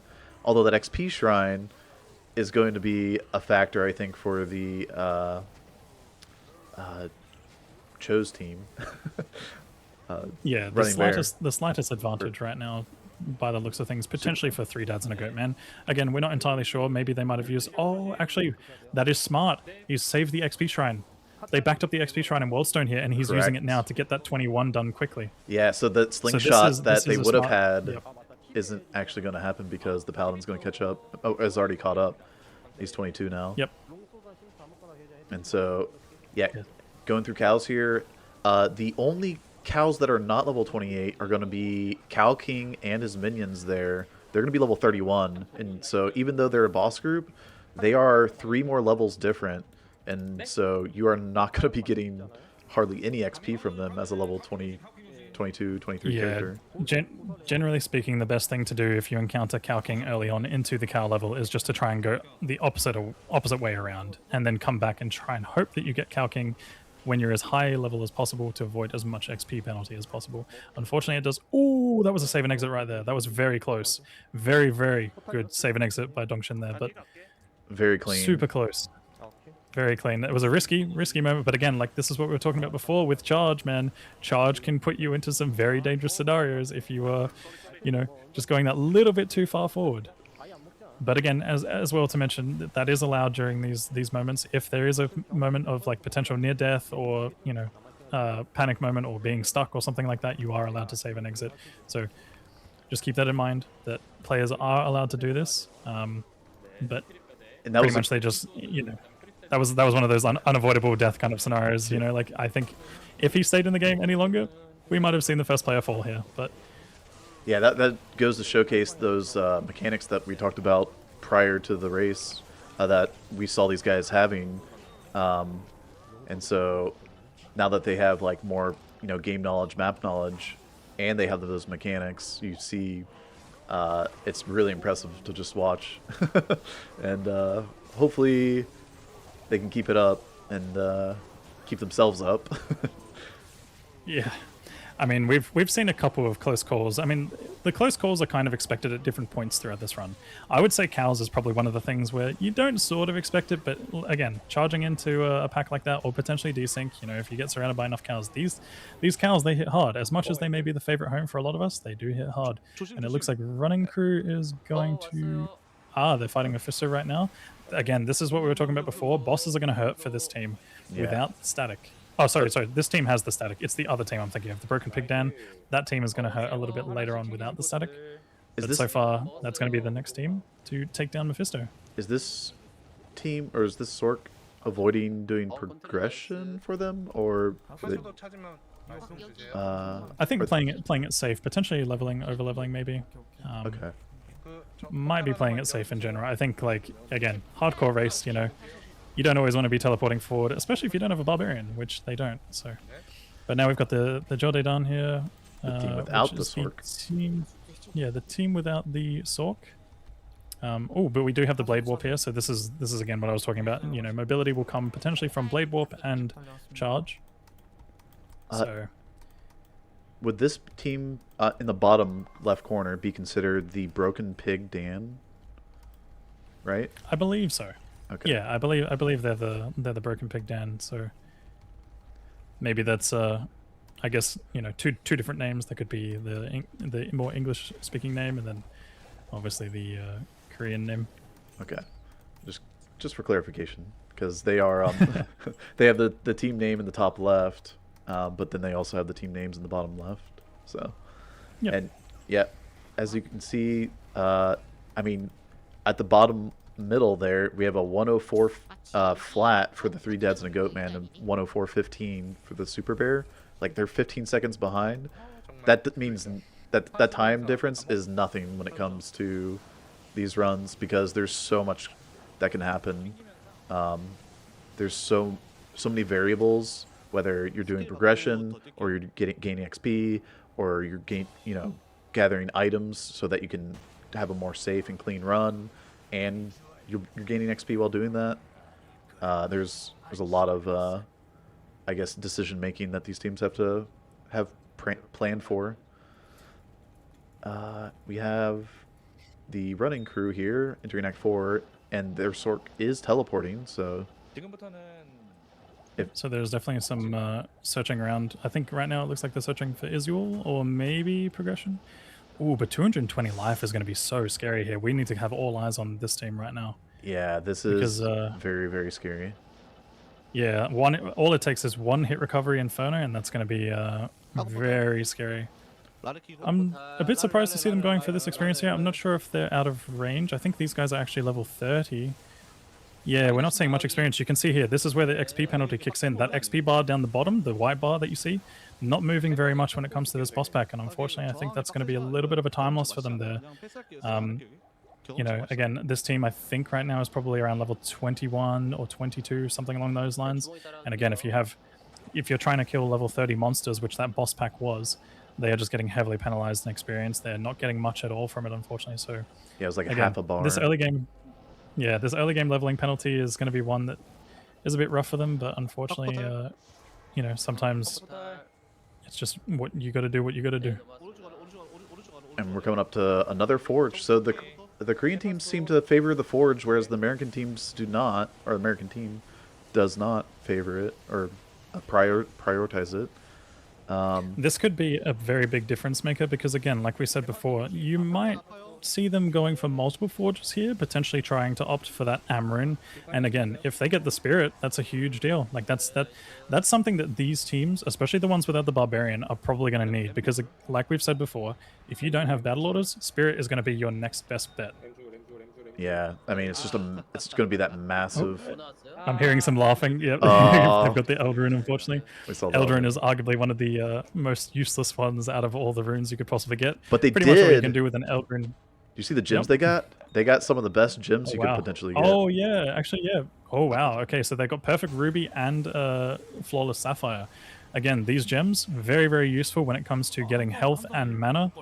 So that's very, very crucial. Definitely makes it a little bit of an easier experience when teleporting on a sorceress because, you know, you need to have a decently high mana pool. Typically speaking, on a sorceress, it will feel good if you're above 100 mana. I mean, I want to say probably closer to 150 plus mana. And then obviously, you know, having that Perfect Ruby, that's like, I think 31 life or something like that, which is, you know, big difference maker when it comes to playing the Sork here. Yeah, I mean, it's so much I HP. must say, I love seeing the barb leap around. It's just a sight. Yeah, with a pig, with a pig in the bottom. with a pig avatar. But yeah, I mean, that Sork was the one that was suffering on the HP pool too. So it was, I mean, it was just perfect. That was the gem drop for her. Having a little bit of trouble in the endurance here. I think I see the exit in the far left corner because they need to go to the bottom right. Yep, yeah, they need to go. Yeah, they've got to go towards the left here. Unfortunately, it seems like they're a bit scattered. And again, not having that sorcerer's teleport is what's making the difference here. But yeah, I think they've realized now. Yep, you can see a couple of the players are going back towards it. Now we're flicking back to 3 Dads and a Goatman here, and they are doing Den of Evil, which again is for the skill point and potential future respecs and stuff like that. For Nightmare though. Yeah, I mean, again, hardcore race. You're going to see things that you don't expect. Plus, they might need some extra respecs. You know, they have to factor in that, you know, maybe if damage starts to suffer a little bit, it gives them the option to go for other builds, like, you know, perhaps transitioning from something like the Fire Warlock build into Miasma Chains and Abyss. I do think Miasma Chains and Abyss in a group scenario might be a bit rough, because again, I've mentioned it before, but with summons, it makes that build very difficult to play, because Miasma Chains, you need things walking into the chains. Correct. So have you thought of a scenario where Miasma Chains gets laid down and the barb leaps the monsters into the Miasma Chains? Yeah, that could maybe work. I think it's really hard to say. I think it just requires a lot of team coordination in general. Yeah. Like overall, you need a lot of team coordination. But it does look like we are seeing the Pig King team getting up to Mephisto here. Again, we were talking about... Oh my goodness! Oh my! That looked like a critical strike. That had to have been a critical strike, surely. My goodness, a very, very close call. How much HP was that? That looked like 300 HP or something. That was wild. If that hits a sorceress, that sorceress is long gone. But damn, Mephisto had it out for the Paladin here. Good thing that was the Paladin. Like, I think Warlock, Druid, Sork. Oh, they don't have a Sork, but the other classes that don't have as much HP as a Paladin. Yeah. If you get hit by that, you are falling over. You are falling over. That was Saigon's gloves. what a great camera timing to get that shot. Yeah. Good job, production. Good job. You're doing a great job. But yeah, holy moly. So yeah, we see now that the Broken Pig Dan have actually brought down Mephisto. Obviously, again, like we were talking about before, as you know, obviously we got into that intense moment there. The lack of static is going to hurt them a little bit on bosses, especially on Bale. I think that's going to be the tough one. We're now seeing Running Crew getting up to spawning Diablo here. So these guys should have a pretty okay time, given the fact that they have static. But again, you've got to look out for the Diablo laser. But yeah, in general, it's just crazy to see the close calls that we've had already. Yeah, I mean, the teams that are using distraction, like Goatman, Oak Sage, as we can see, being... Oh, we've seen the Druid We've just seen the first death. That is the first death. Running Crew has lost the Druid. That's Oh, going to be mana no. dropping to the floor. No, 17k gold on the ground. That is not a good sign in hardcore. So that is going to be I believe the first death, unless there's been one that's happened off screen elsewhere. But the first death of the race so far. Again, Running Crew can continue this race, but if they do lose another player from this point, it's unfortunately going to be them out of the race. And the worst part is But my that goodness. you don't get to mourn your teammate because you're in a race. You have to keep going. Yeah, you've got to keep going. You've got to, as much as like that's going to be a huge morale drop. You just have to keep going. You've got to persevere. You know, as much as at this point right now, it seems like Running Crew might be hoping for another player to drop from elsewhere. The only thing that is, I guess, not good, but a little saving grace is the fact that instead of it being players 4 spawns, now it's players 3. But with that said, that also means less experience. So that is 2 factors right now that are like kind of creating a very different balance. Yeah, for sure. The balance, it ends up weighing in the favor of, like, you need a lot of XP. That ends up taking more time than the boss fights. But I mean, that's because of having things like static and having like safety things like a Druid with summons and Oak Sage that can keep you upright. It's very surprising to see a Druid drop. But I guess the Oak Sage must have died. We don't have an instant replay. But My guess is that Diablo might have hit the Oak Sage with the Fire Nova first, dropped the HP of the Druid, and then also hit the Druid in succession. I'm not 100% sure if that's exactly what happened. Maybe there was no Oak Sage, something like that. But nonetheless, that is crazy. So again, we've seen the first player drop in this race, which, you know, getting up to normal Diablo, I would expect to die to the laser, not so much the Fire Nova. But again, you know, if you're not careful, like you've got to have those reaction speeds to either do one or two things: save and exit, rejuve, go back through a town portal. Something's got to happen there. If you're fighting Diablo and you're on like 50 to 100 HP, it's always risky territory. But right now we are seeing Super Bear going for the tower strats here, so it does look like they really want that spirit. And again, like we were talking about before, the lack of Barbarian is going to make spirit a crucial difference maker for this team. Like, they're going to have it. If anything, they might even want multiple. We might not just see one. We might see multiple. That's a great point. Yeah, because I mean, they could use potentially every single one of them could use it. Exactly. The Paladin could use even 2 of them technically, which would make them really powerful. But you definitely need it for the Sorceress if you're going to be running without a Barbarian. And this is going to slow down their progression, but their XP is going to do just fine because you can level up in tower for all the way to, like, I believe level 40, maybe even like a little above 40. Yeah, I want to say I've definitely experienced a lot of tower runs where I've been there until like 40, 45. I think Countess is like something around like 39 or 41 or something. So even then, like, it's not the worst, but, you know, typically you don't want to be spending too much time here. Going to, like, maybe, I want to say, topping off at level 40. They wouldn't want to go much higher than that. If they do, then it's going to start really hurting their time versus the other team that's focusing a bit more on progression. Yeah, and also that means...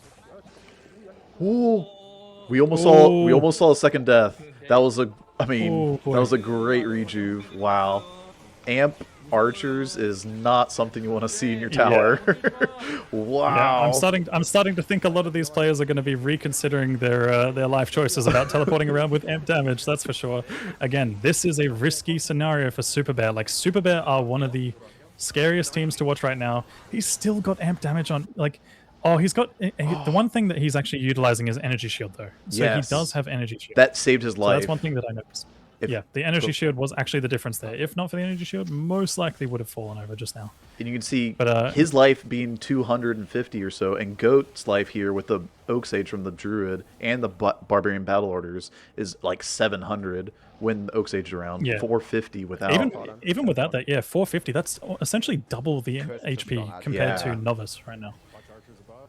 And obviously, you know, once he's got the experience, once he's got the crew coming in with that Oak Sage, you know, he bumps up to another extra 200 HP on top of that, making it really, really safe for all of them to group farm together. Again, I think this is probably the most efficient idea, utilizing that static and you know, getting trying to bring the two monsters amazing down. groups here. Yep. Yeah, the jail pack here as well. Obviously, you know, Champ Fallen's what we always search for in Sorcerer speedruns, but you know, in Nightmare it's a little bit different because they are random spawns all the time. A third one. More, wow. Smaller. Is that more Champ? I think that's just it's a smaller group by the looks of things. Yeah. But I mean, amazing XP while they're doing progression. They're not going to have the spirit though, or at least I mean, they're definitely not going for the runes. They didn't do forge. They aren't doing Countess, but they are going to be head on progression. If that, I mean, and they have the life from the barb bow. I think, like I said, I think this was the comp that I would have probably ran myself. It allows you to really play. What's the word? More, I guess, more aggressive, more speedrun focused. And oh wow, these guys haven't even done ancients yet, and they were level 24. So okay, yeah. So they're going for basically the long-term snowball strat, it seems. So being level 24 here is a big deal because when they do actually pop the ancients, they're all going to be level 25 and completely avoiding XP penalty. So actually, when they do fight the waves on P4, they're going to get some shared experience between it, which you know is not too bad. And given the fact that they don't have a sorceress, it kind of makes sense, right? Like, it's one of those things where you know, even if you're a little bit behind, essentially, like they are trying to really utilize that experience to the best of their ability. And I think that's definitely going to be a strategy that pays off for them, given the fact that they are now essentially competing for probably third place, potentially second and first, if we start to see players like Novice drop with the amp damage before. But in general, this team could be a very, very likely contender to make it all the way if the other teams do see some players drop here and there. And again, like we said, the Sorceress is the one to look out for. It's very, very scary. But yeah, right now, it does look like these guys actually might make some potential catch up against Running Crew. They do still have the Sorceress in Running Crew, which is very huge for their progression. So the thing is that the team with the sorceresses, if those sorcerers go down, the teams are investing a lot into those sorceress item-wise. And so if those sorcs go down and you're not sharing gear, you end up losing all of that investment, essentially, into that character and your team. And so now everybody is playing, one, without your progression sorc, but also without all of the gear that you've managed to build up for your team. Or at least the important items like stealth and spirit. Hopefully this team can, I mean, clear safely and quickly, because they did build a team that is very safe. And there's the first Nightmare Andariel kill. Wow, that was quick. Yep. Nightmare Andariel is down. It's going to be interesting to see as well whether or not Super Bear is going to be opting for more tower runs, obviously trying to get those spirits online. That might be their strategy going forward, obviously trying to make sure that they top out on safety and damage, despite not having the Barb BO. Another thing I also wanted to bring up as well, in regards to this entire race, is that I actually think, I could be wrong, but given the nature of how the North American team performs, I think we might have seen a potential teleportation staff being purchased as a backup option. You know, obviously if we do see the rare Sorc fall, there may be, you know, backup for using teleportation staff to make it through. Obviously it's not the most ideal, but it is a backup strategy. Again, the Barbarian could quite easily, you know, teleport around with it essentially has the exact same cast rate breakpoints as the Sorceress, which is kind of funny given that they're two completely opposite classes. But when it comes to, oh, hold on, we are seeing a moment here. The lightning is going to be a little scary. You just see it tick Yeah, him you for... can't mess with that Diablo laser. Yeah, you can't mess with that Diablo laser, and desync is going to be the worst thing here. Yeah, and with Reign of the Warlock, they fixed the Diablo lasers in Nightmare in Hell, so you cannot just move underneath Diablo's, I guess. Oh no, oh no. That's the bad. That's not a good character. Okay. That is a very bad. I was going to say, okay, so for those that don't know, watching at home, basically the current spell that the paladin is using, he's shooting out what's known as a holy bolt. Holy bolt can't actually deal damage to that, I don't think, or at least not efficiently. It's probably the last spell you want to be using against, you know, the evil force cage that Diablo puts around you. So That evil force luckily, one of the cage players was is not undead or demon. So the Warlock had to come behind him there and save him with the flame wave, and so that was good teamwork. Oh no, we've lost We've lost the Supernova on Warlock. Super Bear. The Warlock is down. The reign of the Warlock has been ended. Oh no, that is massive. That is a huge deal for that team. They've lost so much. I mean, they still have a decent amount of damage, but that is a huge damage source. And not to mention, one of their tankiest characters, again, you know, Assassin and Paladin do share the same life pools as them, but you know, having that Warlock down, not looking good. We've seen 2 deaths so far. So again, if we see another death from Super Bear, that's going to be them disqualified. And then the same goes as well for Running Crew. They are also down a player. So right now, it does look like 3 dads and a goat man are going to run away with this, given the fact that they are down a player. Unless, of course, we see an early death from 3 dads and a goat man, perhaps somewhere in maybe Nightmare Act 2, maybe Nightmare Act 3, something along the lines of that. But that is a very, very crucial death. Goat's got all the pressure now. He is... it's going to be all eyes on Goat. Yeah. Well, as well as Cho, because Cho being down a player, Oh, of course. Yep. and playing without a barb, he is in the hot seat. Those are those are definitely characters that need to be watched very closely going through Nightmare here. I think it's even more important that they get the spirit for Cho on the sorceress now. I mean, without a barb, it was already important, but now you're down a player and you can't even. Yeah. I must say, there's one thing that I do respect right now about Running Crew, and I'm assuming this is probably part of the rules, obviously, but the Druid is still in the game. So currently they are still spawning everything at players 4. You know, they're currently progressing, but also mourning at the same time. So you've got that Druid still just sitting there, unfortunately no HP bar, but still sitting in the game, which I think is part of the rules. As far as I'm aware, I think they do have to stay, maybe not, but nonetheless, that is it's a bit of a, you know, sad vibes over there for sure. Oh man, yeah. Like I said, you can't mourn your friend that goes down. You just have to keep pushing on, and it does give them more XP, and they were higher level going into the waves, so they will get a lot of XP on just 3 players. But yeah, it is unfortunate that they lost a player there. Is this the second forge or their first forge? I'm actually not sure. Maybe they are going for a second forge here. It would make sense, you know, obviously if they want to go for the safer route. Yeah, without a sorceress in this team, you're not going to be able to teleport through the tower levels very efficiently, so doing all 4 forges does make sense. And what are we seeing here? I'm hoping we see an inventory open. Unfortunately, we can't read the runes. There's an ith. Okay. Unfortunate rune for them, but you know, at the end of the day, if you do find 2 more iths, you can always up it to a tower, which is better than nothing. But... True. Oh, I see. We've got the Pig King actually opting. So it seems like the Broken Pig Dan is actually going for Barbarian as their main progression, kind of. It looks like the Barbarian is sort of leaping forward, which kind of makes sense. You know, it's a big mobility skill. It obviously knocks things away, and it's quite safe overall. There are going to be some scenarios where it obviously gets very scary if you're in the air and you just get hit by everything all at once. But we are seeing now Running Crew going for the waves here. I actually don't know. It doesn't actually look like they're the team that's overleveled. Oh, I think it's the Broken Pig Dan team is the one that's currently 24 approaching 25. Okay. Running Crew, on the other hand, might still be a little bit lower on the levels. They might be around like 22 or 23. Yeah, you can see their XP bars are not going up off of these kills. I mean, barely going up. Yeah, if they were 25 here or 26, they would gain probably 3 bars per kill from each one of these minions.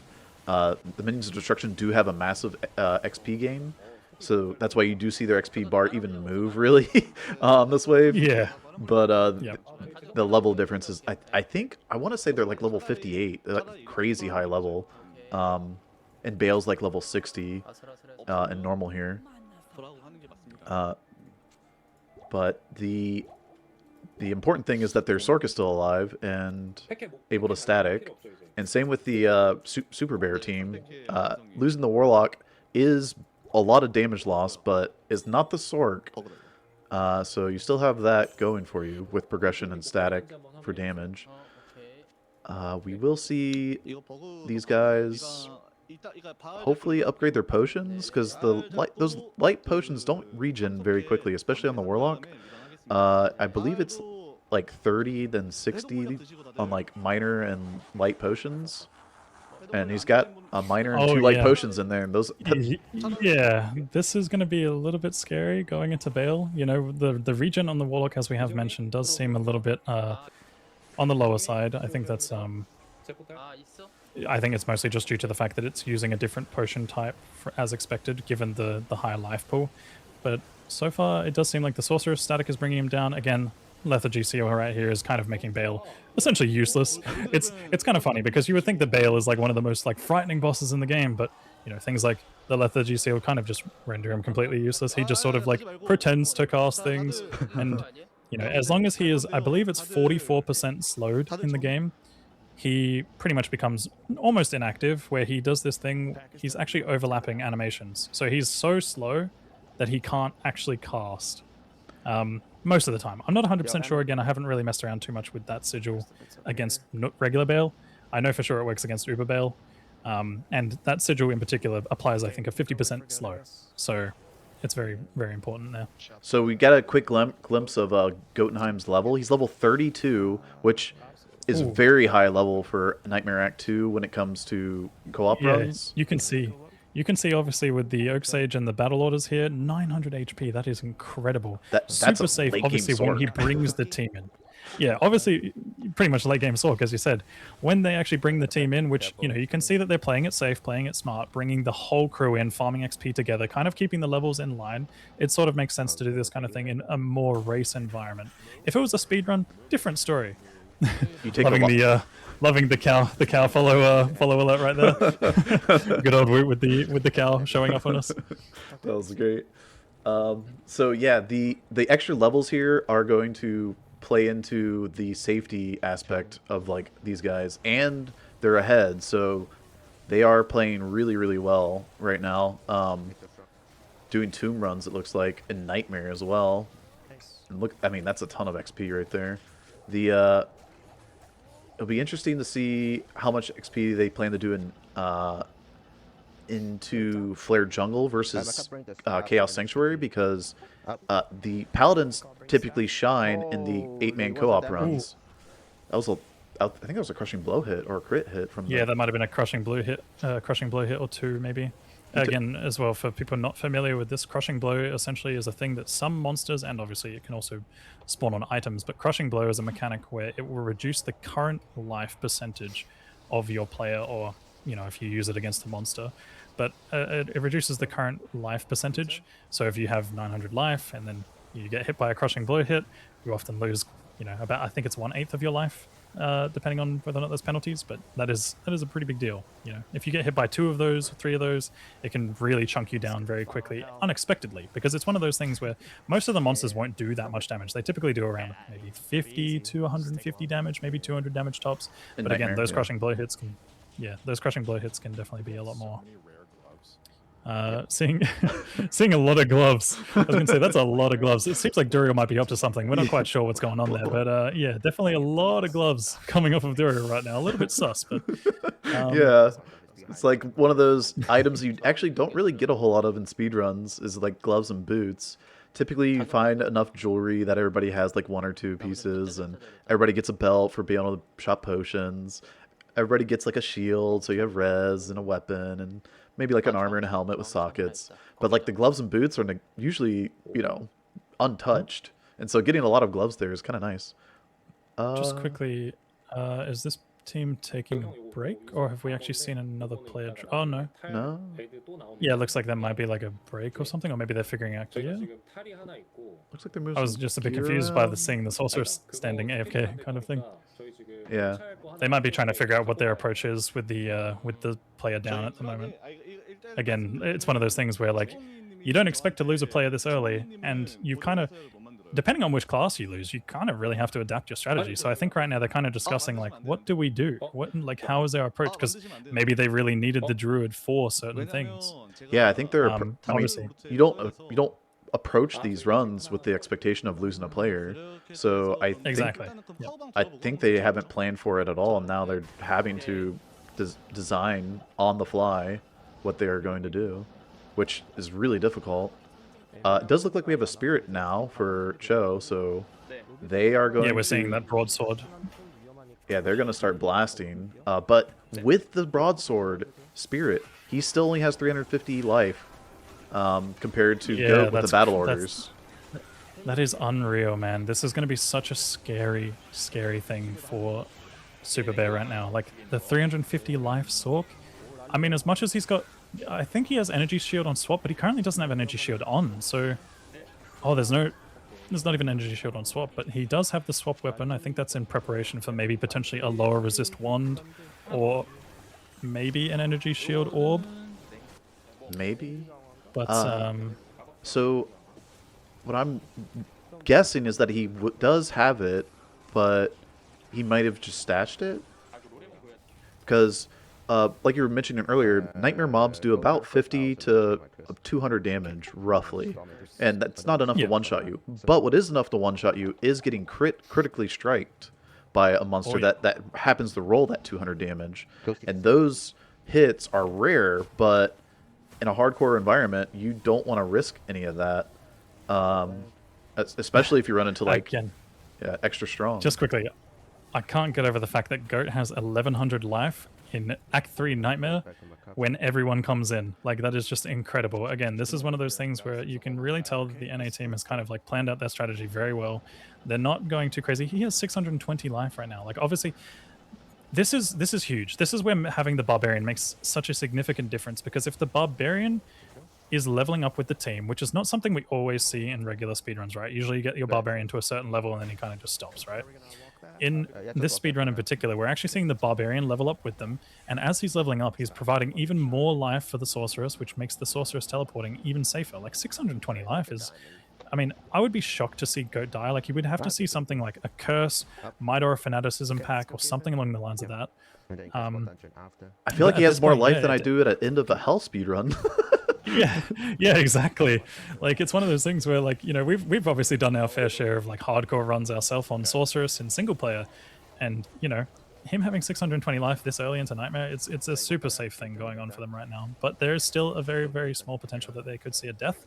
But like we said, in general, I think that he's probably going to have a pretty chill time, maybe until like, I don't know, Act 4 Nightmare, if there's like a random pack that might apply like Conviction and Inferno Burn or something. Ooh.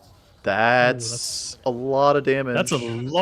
That's a lot of damage, and yeah. Oh, okay. A lot of XP. Oh, okay. Yeah, you can see Macabre running out of Oak Sage range there. Basically, his HP is dropping from 2.2k down to 1,000. If he's not careful there, running out of range is a bit scary. But yeah, I mean, obviously playing it a little bit risky, but at the same time, he is a Barbarian, does have enough life, and you know, pretty much you have those safety spells. You have the Battle Cry, which can stun monsters, rendering them kind of useless for like 1 or 2 seconds early on. Maybe a little bit later, the stun is longer. You've also got the Druid obviously coming in for safety, providing that shockwave, and also the Oak Sage. Level 21 Oak Sage, by the way. Yeah. Oh, this is looking scary. This is man. a nasty boss group. Man, he's getting way too close there. I mean, I get it, but it's still scary. Yeah, that 50 to 200 damage goes up by a lot when you're buffed up by a Fanaticism or Might Aura. I am so unbelievably worried for Super Bear in the long run. Like, this team right now is already down a player. and they don't have a barbarian, they don't have Oak Sage. The only thing that they really have going for them right now is potentially Salvation Aura, and that can only save you so much, you know? Like, at the end of the day, if you are cursed and get hit by a physical hit, you are going to take so much damage. Yeah, those resistances now don't do see- anything against the physical hit. Exactly. And we do see now that the Broken Pig Den is bringing down Ancients, so again, like we said, this is the team that's currently over-leveled, so they are going to start bridging the gap between that experience penalty. I mean, they might be higher than level 24 right now, but regardless, they'll be hitting at least 25 here, if not more. And when they do fight the Bale Waves, obviously they'll get a few more levels off of that. They'll probably end up going from 25 up to like 26, 27, 28 kind of thing. Entering Nightmare probably around that time. Maybe they might do some Bale runs. We're not entirely sure like what their strategy is at this moment. But there are different ways. I mean, obviously, back in the early days of our 8-man runs, we used to do Bale runs. So Yeah. we might see something a little bit more simple along those lines. As you saw Going for there, the- though, without static, that took a long time to do. Oh. Something I want to point out here is we actually see the Paladin, Dan, right now, is opting for Zeal. Now, I'm not quite sure what's going on there, but maybe he's thinking something along the lines of like Crushing Blow with Zeal swings or something. Like, it makes sense. You got to remember, you do have the Barbarian that can apply Battle Cry, and as much as you've got Smite, which, you know, feels like it would be a lot safer, you could go for the swings with Zeal, and when you have Battle Cry applied to bosses, obviously they reduce their defense by 50%. That's a big deal. Like, you are able to hit those hits more reliably. We might see something along the lines of that. Maybe that's going to be their alternative for trying to get through bosses without having the static. I think it may just be the unlock Oh, for of course, Fifth sorry. Heavens. Yeah. Sorry, I'm looking way too deep into it, man. All It's just good. Fist of the Heavens. It's just Fist of the Heavens. I did like the thought though. That was Yeah. a little bit too in depth potentially. I mean, maybe my brain is expanding in certain ways that I didn't expect, but nonetheless. no, but yeah. We I are mean, seeing Lucky go for the respec here. Ooh, okay. So this is going to be very interesting. Is he? So he's gonna take a point into Bind Demon. That makes sense Okay. because obviously Bind Demon right now is arguably one of the best things you could probably opt for. They're probably going to fish the Hephaestus at some point. But he's not going to go for the Consume because he would have to get 10 in Demonic Mastery for Consume to be even worth Yeah. it. Yeah, Oh, essentially, like but he's you prepping have to it. have that extra. Ooh, so okay, we're seeing a Max Miasma Chains. Max Miasma Chains is going to be very interesting, like I said before, with the group play aspect. When you have Druid summons, it's going to complicate things a lot, man. Yeah. Like, you really need to have stuff walking into the Miasma Chains. So if you don't have things walking into that Miasma Chains, like, they're going to be pretty much reliant on Abyss for most of the damage. You put in Um, Vitality, right? Yeah, I did. Yeah. That was something it's a good else. call. It's hardcore after all. It's a good call. You want to make sure that you do have the vitality there, of course. We're now seeing them go for Nightmare Mephisto, so they are definitely creating a bit more of a gap. Initially, like we saw Super Bear and Three Dads and a Goat Man very close, neck and neck, but obviously now that Super Bear are down that player, we're going to see Three Dads and a Goat Man just slowly pull away from them right now, going for that Nightmare Mephisto. Again, this is the interesting thing. Oh, okay. So you know how I was talking before about, I think McCall might have purchased a teleportation staff. Lucky actually does have the opportunity here to do something which is both a bit risky but also can work out. You can apply Miasma Chains to the ground and then teleport the chains over a boss. This is probably the tech that he's going to be working in here. And the reason you have to do that is because the Blade Warp will cut the chains off. Yep. Yeah, exactly that. I was going to say it. Obviously, he does have Blade Warp as a teleportation skill, or I guess a warp skill. But when you Blade Warp, you actually break the tether of your chain. However, teleport does not. So what the best strategy here is going to be is for him to apply it to the floor and then try and teleport the cloud or teleport the chain over the boss and then apply that cloud. So there's going to be a lot of damage coming out from them if he does utilize that correctly. It's a bit of a techie thing, but, you know, if you're capable of pulling it off, props to you. Like, it's one of those things where it's going to be really hard in a group speedrun. But again, they've already prepared the teleportation stuff for him there, so that's a big deal. Yeah, and you're going to have stuff locked down from, like, Warcry from the Barb, Shockwave from the Druid, so stuff is going to stand still while you can set up your chains and do that strategy. Exactly. A lot of safety. That's the one thing. Obviously, if we were talking about the initial strat where you kind of want things following you and walking into the chains, the difference here is that rather than relying on monsters chasing you around, and if you encounter like an extra fast pack, you're just going to get potentially mauled down, which is what you don't want to happen in a hardcore run. But there's two approaches to it. Like you want things following you, or you want to be the one proactively teleporting the chain into the monsters. And it's a bit more of a tech thing, but again, if he can pull it off, it's going to be a big difference maker for them overall. And yeah, that'll help their damage out, especially since they're running 2 supports. We got the Broken Pig Dan here, the team that has over-leveled, gaining a lot of XP from these Bale Waves. Yep. Yep. So, players 4 Bale Waves are no joke, even if it's shared amongst all the players. yeah. So they have that advantage going for them, but they are still a bit behind. I wonder if with the extra levels, if that, I mean, that'll definitely provide the extra safety, if that will allow them to do a little bit faster progression and less like going out of the way like the other team, Super Bear, going for tower runs. But yeah, without the sorceress, the progression is going to suffer.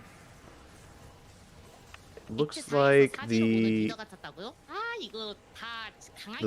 Warlock is just spamming Flame Wave now. Oh no, okay, still using Ring of Flame or Ring of Fire. I was gonna say there is a cooldown on Ring of Flame or Flame Wave, and so in between the first cast of the Flame Wave, you can cast a Ring of Fire to maximize your damage. So I was trying to see if he was layering those or not. The one thing to note about that though as well is that sometimes I think it can be a little bit difficult to do that if your faster cast rate is kind of low, and given the fact that, again, like we said before, this is a speedrun, you're not going to see stealths across every single player, you're not going to see faster cast rate pieces across every player. I wouldn't be surprised. You are seeing it now though, as you mentioned, like obviously there's a couple of like Ring of Fire casts in between the Flame Waves, which is kind of a way to maximize the damage.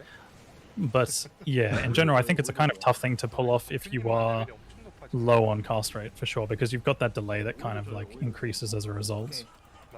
But they are getting a lot of experience here for sure. And again, like I said, as much as this team right now might look like they are, you know, a little bit behind, they do have the edge in terms of how much safety their composition offers. And we already have 2 teams missing a player.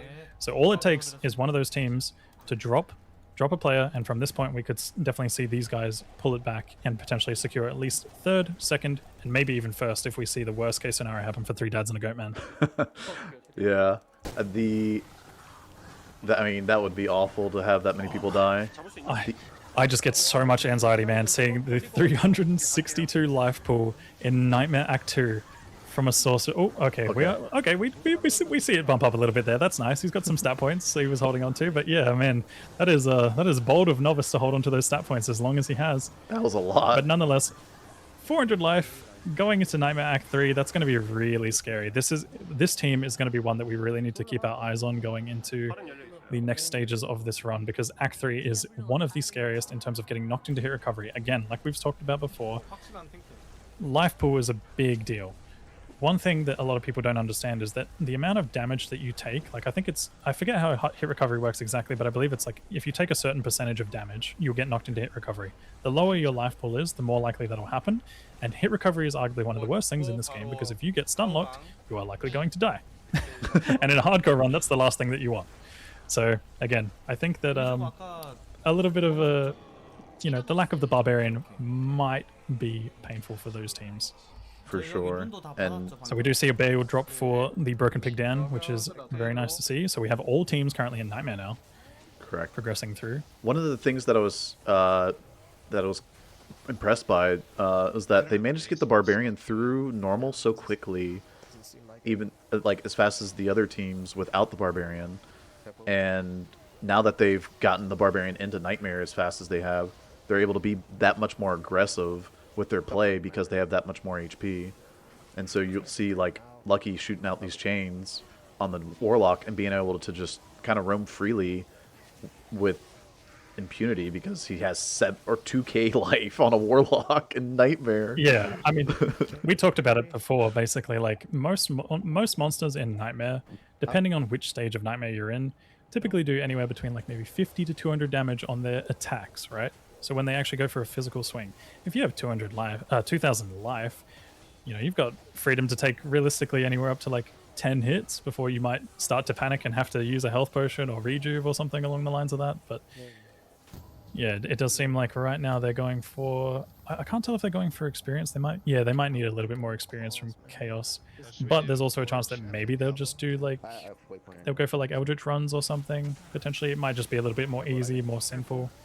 Oh yeah, again, of course, you've got to remember that Diablo laser is going to be scary here. Reign of the Warlock did patch that thing, so don't stand and face tank. But you've got Hephaesto. Oh, they got a anyway. Hephaesto. Hephaesto is. Yeah, they got a Hephaesto. They've got the Nightmare Hephaesto. That guy's higher level than any of them there. I'm pretty sure he's around like level 60 or something. Like, come on, give me a break. Yeah, What's this level 60 guy doing here? If you thought amongst my level 38. If you thought the 2k HP on Lucky there was a lot, the Hephaesto there in Nightmare has like, I think 40 something thousand plus the battle orders and stuff like that. I mean, With the battle orders and the Oak Sage, that guy is just going to be an unkillable demon, quite literally. Quite literally, yeah. I mean, he's probably closing in on 200k life with Oak Sage and battle orders, so we're 1 hour and 50 into this run right now, and we're seeing the first Nightmare Diablo kill of the race. Running crew currently getting through, and are they... It looks like they're going for normal Bale waves, so I guess they might be doing... I don't know if they're doing Bale runs or if they're just catching up. No, they might be doing Bale runs for experience. Oh yeah, they've already killed Bale, so yeah, this is just for experience by the looks of things. I think that was probably part of their plan. They're like talking about how they want to approach... you know, missing that extra player, missing that druid. So I think right now they're probably, you know, going the safe route, making sure they get those few extra early levels. Again, lacking the barbarian is going to be a big deal here, so you're going to need as many levels early as possible.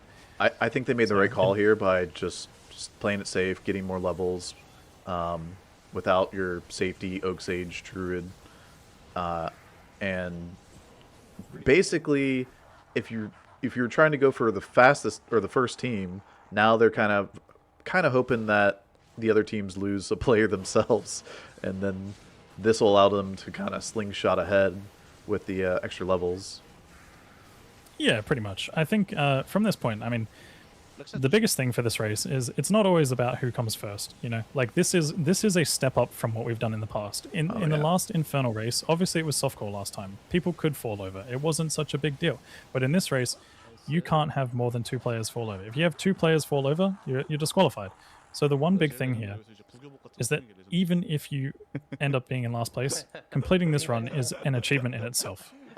Like, whether you're first, second, third, or fourth, completing this run is going to be an achievement in itself, no matter what. Yeah, with the speed. And I think, you know, given the fact that we've already seen 2 teams lose a player each, everything's on the line right now.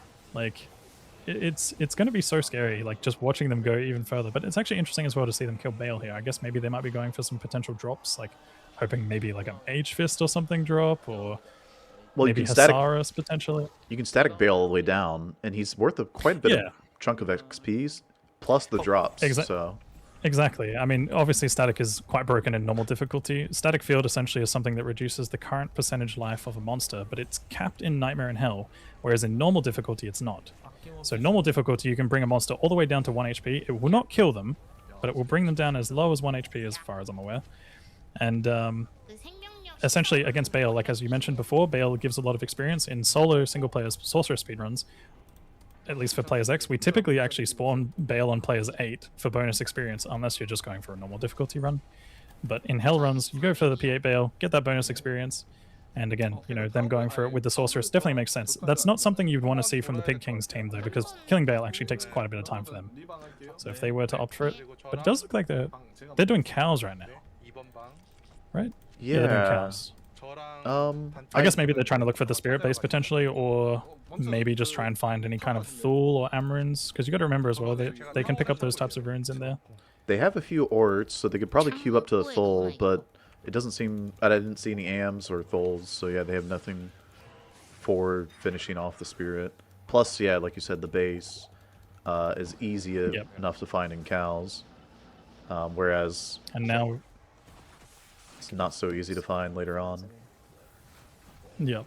And now I was just going to say quickly, we've got the 3 dads and a goat man progressing forward through Act 5 Nightmare. At the moment, it appears like they're all level 40, which is the level that you need to be for Nightmare Ancients. It is a, you know, it's a milestone that you have to hit prior to defeating Ancients. What just happened there? A little Scolders drop. Oh, a little Scolders. Okay.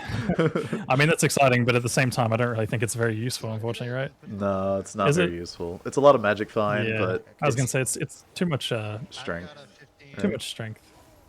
You might see Macabre be a little bit ambitious and maybe just wear it for the sake of wearing it, but I'm not even. I have 34 strength. Someone else can wear it. Yeah, you're lucky right there. So he has 34 strength. That's nowhere near enough. So, typically in speedruns, you do run really low strength like that so that you can put even more points into vitality. You just have enough to wear your gear. And since Lucky on the Warlock there is not wearing Spirit, he's not going to need the 43 strength for the Crystal Sword Spirit.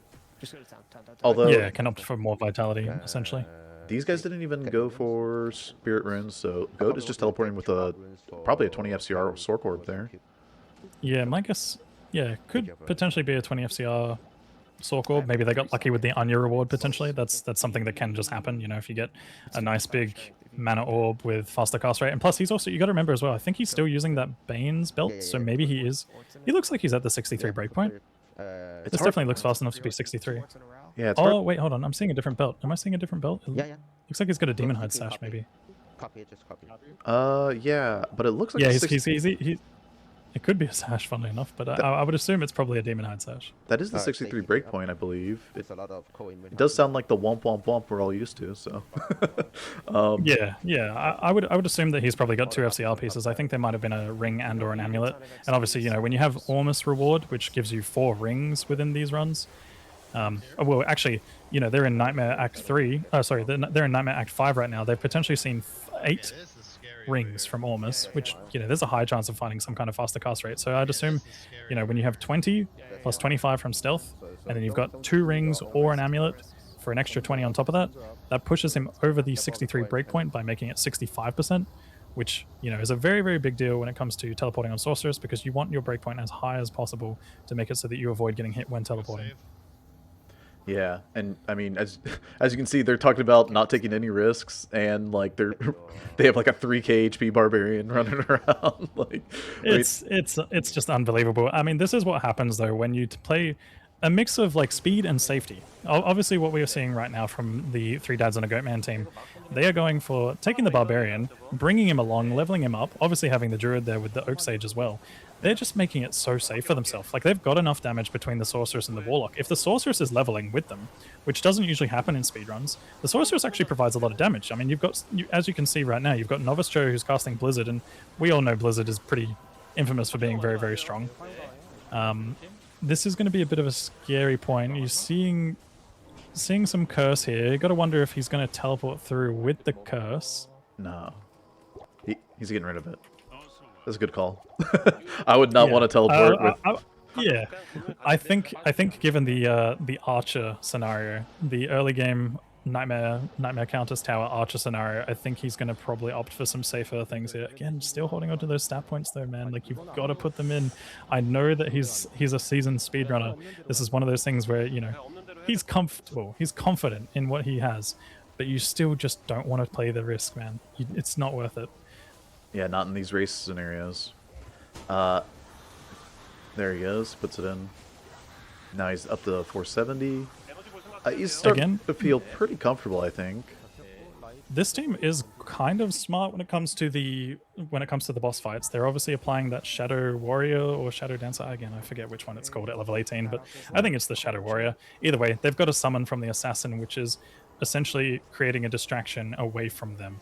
Like, if you're not going to have Druid summons, if you're not going to have Barbio, as long as you've got some kind of summon to help alleviate the boss pressure, because the boss pressure can definitely get very, very intense the further on you get into this game, especially when we're spawning higher player count bosses. Even if it's P3, man, it's enough to make a difference. But you can see here right now that the one thing that's happening with 3 Dads and a Goatman is actually they are suffering a little bit in damage. Yeah, they are. They have to have that miasma chains applied correctly in order to deal the damage. Again, you know, players 4 Ancients, a little bit tanky there, but it still doesn't change the fact that they've really got to utilize the whole teleportation. Ooh, I'm seeing I think it's a triple Ort Helm, maybe? Whoa. Is that for prepping for... I think that's prepping Souls? for Hell. A lot of, like, the souls. Yeah, it's got to be prepping for Hell souls for sure. That obviously makes sense, you know, going for what they did. They went for the extra Barbarians quest in Nightmare. trying to make sure. Oh, also as well, they either probably found the mask from the ground, or potentially use socket quest on a regular one. So going for the 3-socket mask, they're definitely a smart play here. Yeah, the 3-socket mask is something you can only find from, or at least only socket quest from a level 41 plus monster, which is after the level requirement for the 4-socketed crystal sword. So it's like late Act 1 nightmare to onward, basically. And there's the Bale kill. Wait, no, that's them leveling still. I think that's just the running crew doing the leveling again. Sorry. Yeah. Overall, another thing that we might want to talk about just quickly. Oh, sorry, if you want to continue what you were saying. Yeah, so the Bale waves here from 3 Dads and a Goatman is you can see Lucky throwing out these chains and then just walking the chains over top of the waves. This does, I mean, you can just watch them melt and just delete everything so fast. I was going to say, if you listen closely, Oh, they're discovering the strat you were talking about earlier with the tele staff. Exactly. You put the chains on the ground, and then you just kind of walk them into it. This is kind of what he's doing right now. The only thing that he has got to watch out for is with miasma chains, there's currently a bit of unit collision. So when he puts the chains down, he's got to be careful not to throw them into the summons or other players, because chains go away. But if I use teleport, they stay. So I can there we go. Is when they're in between your chains, so I can just immediately get them. They are figuring it out. 24 life grand charm. That's nice. 24 life. That's going to be huge for the sorceress there. But yeah, basically they were talking about the strategy that I just mentioned before, where you can potentially teleport the miasma chain into them. But yeah, okay, so yeah, he's basically playing it safe, making sure that he's only doing it for bosses, because obviously the main boss fights, the actual packs themselves are going to be a little bit more dangerous. So playing it safe definitely makes sense here. But what I was talking about before as well is he's got to be careful with the miasma chains. He's got to make sure that he's not hitting summons, which I think he might be in this right now. If you try and throw the chain out and there's a summon in your way, essentially the chain will just fall short because it hits the summon. There's unit collision with it at the moment. But you can see the most important thing with chains is that... Oh, did we just hear the Hephaestus went down. Okay, so they've found the Lister. Yeah, it looks like they've gone for the Lister bind here. I don't know if he maybe had a better aura or something, or maybe they just want something a bit tankier, but in general... That is a lot of trading out juice. the Hephaestus. Do you see that? Yeah. Yep. Trading out the Hephaestus here for the Lister. I'm not sure if it's an aura difference, maybe? The Hephaestus aura wasn't very useful, if I remember correctly, but...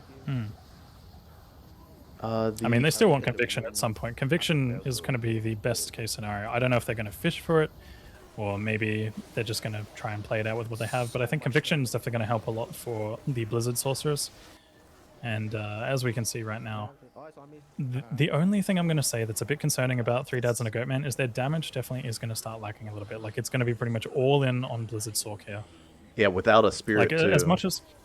As much as the Warlock does provide a lot of damage with miasma chains, it's got to be utilized very, very well. And again, like I said, with the summons, it's going to make targets very still, and it's going to make it really, really hard to actually guide that chain into them. Yeah, you can see Lucky there doing the strategy with the teleport staff and the chains. Against the bosses, I think is what he was mentioning only, because trying to do it against every mob group. Oh no. Oh no. The broken pig. There's two. Is it two?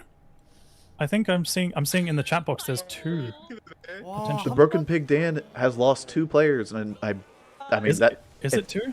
If that's 2 players out, they are out of the race. Oh man! Oh my goodness! I thought they had a great strategy. They were the safe. Yeah, they were the safe composition. They were the one that we were expecting to see go all the way. I mean, obviously you can encounter some packs that are just so scary. Maybe they encountered like a My Archer pack. Unfortunately, we didn't catch that one on the feed, but it does look like we saw at least 1, if not 2 players drop at the very same time on what we assumed was going to be the safest composition. You know, they had the Barbarian, they had the Paladin, they had the Warlock, and I think also the Druid too. Yeah, they had, I mean, the 2 tank boys, the Druid and the Barb, and then Paladin for, you know, the resistances, and then you have to have a Warlock, so it seemed like they had the safe, big, beefy crew, and I almost want like an instant replay, like what happened? Like they had something crazy happen to them in Underground Passage there. which is known for being pretty deadly out of nowhere, where you run into archers and tainteds potentially, and any like cursed or conviction down there really ups the damage that you take from those mobs down there. And then we have Super Bear here, who's doing a great job of trying to keep up with only 3 players. Yeah, definitely some mad respect to them. 2 things, like we've said before, we've mentioned it, and like a broken record, the lack of Barbarian here, huge difference. And then on top of that, they're also a player down. They are doing really, really well to keep up as well as they are right now. Again, I think right now, though, they do have to get that level 40, which might still be a bit of a setback. I'm not quite sure. I haven't seen the exact level as they've been hovering, but...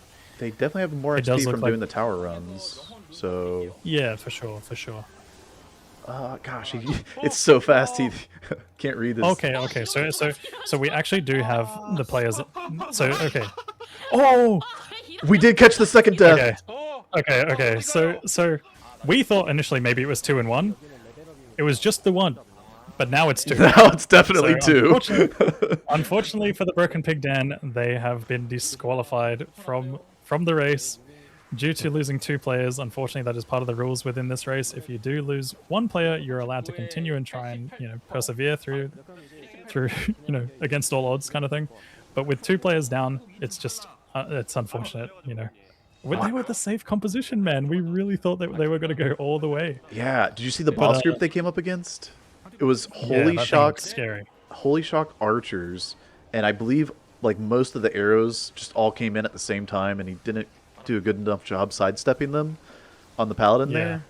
Because like on the paladin, you're trying to shoot your holy bolt in a straight line, and then those arrows are also coming at you in a straight line, and so you end up really getting yourself into, well, in this case, a death. So we see the Super Bear here. They're in Act 5, Nightmare? Okay. So they are... And then this is Running Crew. They're jumping around a little bit on us. But, so Super Bear just got into Act 5, Nightmare, and Running Crew is still back in normal Bale farming. Because they lost their Druid early on. So they are... I think at this point, it looks like they are just going for the safe strategy, trying to make sure that they get as many levels as possible to make the Nightmare experience not as painful as it could potentially be. If they had the Druid, I think they might have considered progressing a little bit forward, but without that Oak Sage and without those summons, that's a huge upfront tank safety option for them just completely gone. And like I said, man, we might have wanted to have seen some potential barbs in these compositions. I think it definitely would have been the difference maker. That extra 200 life, even if you're sacking a little bit of damage, it's just, you need it. You need it. As you can see, this is what's really bringing 3 Dads and a Goat Man right through. They're sacking a tiny little bit of damage here and just going for as much safety and enough damage with the Sorceress and the Warlock. You can see, yeah, the blizzards coming out, the chains coming out, and the abyss coming out. That's the only damage that this team has. The shockwave's not going to do anything. The summons aren't going to do any damage, and the Barb's Warcry is a nice little stun, but isn't going to be doing much damage either. So we also have to remember that Taunt exists as well, which is a spell that is very useful. A lot of people actually don't know, but Taunt is arguably one of the safest spells or crowd control spells if it's in the hands of a good player. And when it comes to most barbarians, especially experienced speedrunners and such, using Taunt against archers is such a huge deal, because archers, when you taunt them, they're just going to walk towards you. They won't even shoot arrows. They're just going to walk towards you. I could be wrong as well. Did they get a Conviction Demon, or maybe? I think they might have potentially got a Conviction Smith. No. Is that a goat? That's Conviction. There's a goat there. I think that's the Conviction goat. Yeah. See the Conviction? Oh, yep. Yeah, they do have a conviction. They have a Conviction Demon now, which is going to actually be a pretty big boost for the Sorceress damage in particular. Obviously, Barbarian and Druid don't really add anything to that, and Miasma Chains unfortunately doesn't do anything, but Conviction is a big deal for the Sorceress damage, which, again, I think is going to be kind of the hard carry that they sort of rely on a little bit for damage to get through. This is what we were talking about before, where we're going to see the safe kind of taxi everyone in, everybody come together, group, use the Blizzard, and then, as you can see, those packs are just melting now, absolutely melting, just standing still within the Blizzard. The Blizzard when it's applied to a pack when they're all grouped up together, Blizzard needs packs grouped up or moving. It's got to be one of the two things, because what will happen is that the Blizzard will essentially chain hits back and forth. Yeah, it'll hit random got areas some when you're in ready. that the casted area. There's an AoE that the Blizzard does have, but it's not hitting that entire AoE. It is hitting parts of that AoE, like chaining, like Kano said, back and forth. And okay, Super Bear here in Nightmare Ancients, they're doing some good damage. Yep, the damage definitely looks pretty good. Again, this is another thing about this comp. Like, they have really, really good damage across these three. They've got obviously the Holy Bolt from the Paladin, which is magic damage, and also the Holy... Ooh, gotta be careful there. Watch it. But, yeah, they've got the Holy Bolt and the Fist of the Heavens coming in from the Paladin. I believe the Assassin might be using either Lightning Traps or... Correct. Fire, like Wake of Fire or something. I'm not sure what I saw exactly, but I'd assume Lightning Traps by this point. And then obviously you've got Blizzard, which is a good disparity between all the damage. Like, they just have so much damage across the board. And this is the thing I think initially that they kind of went for with their strategy. They wanted that team that could do a lot of damage and try and speed ahead. But again, probably just not enough safety without that Barb or without that Druid.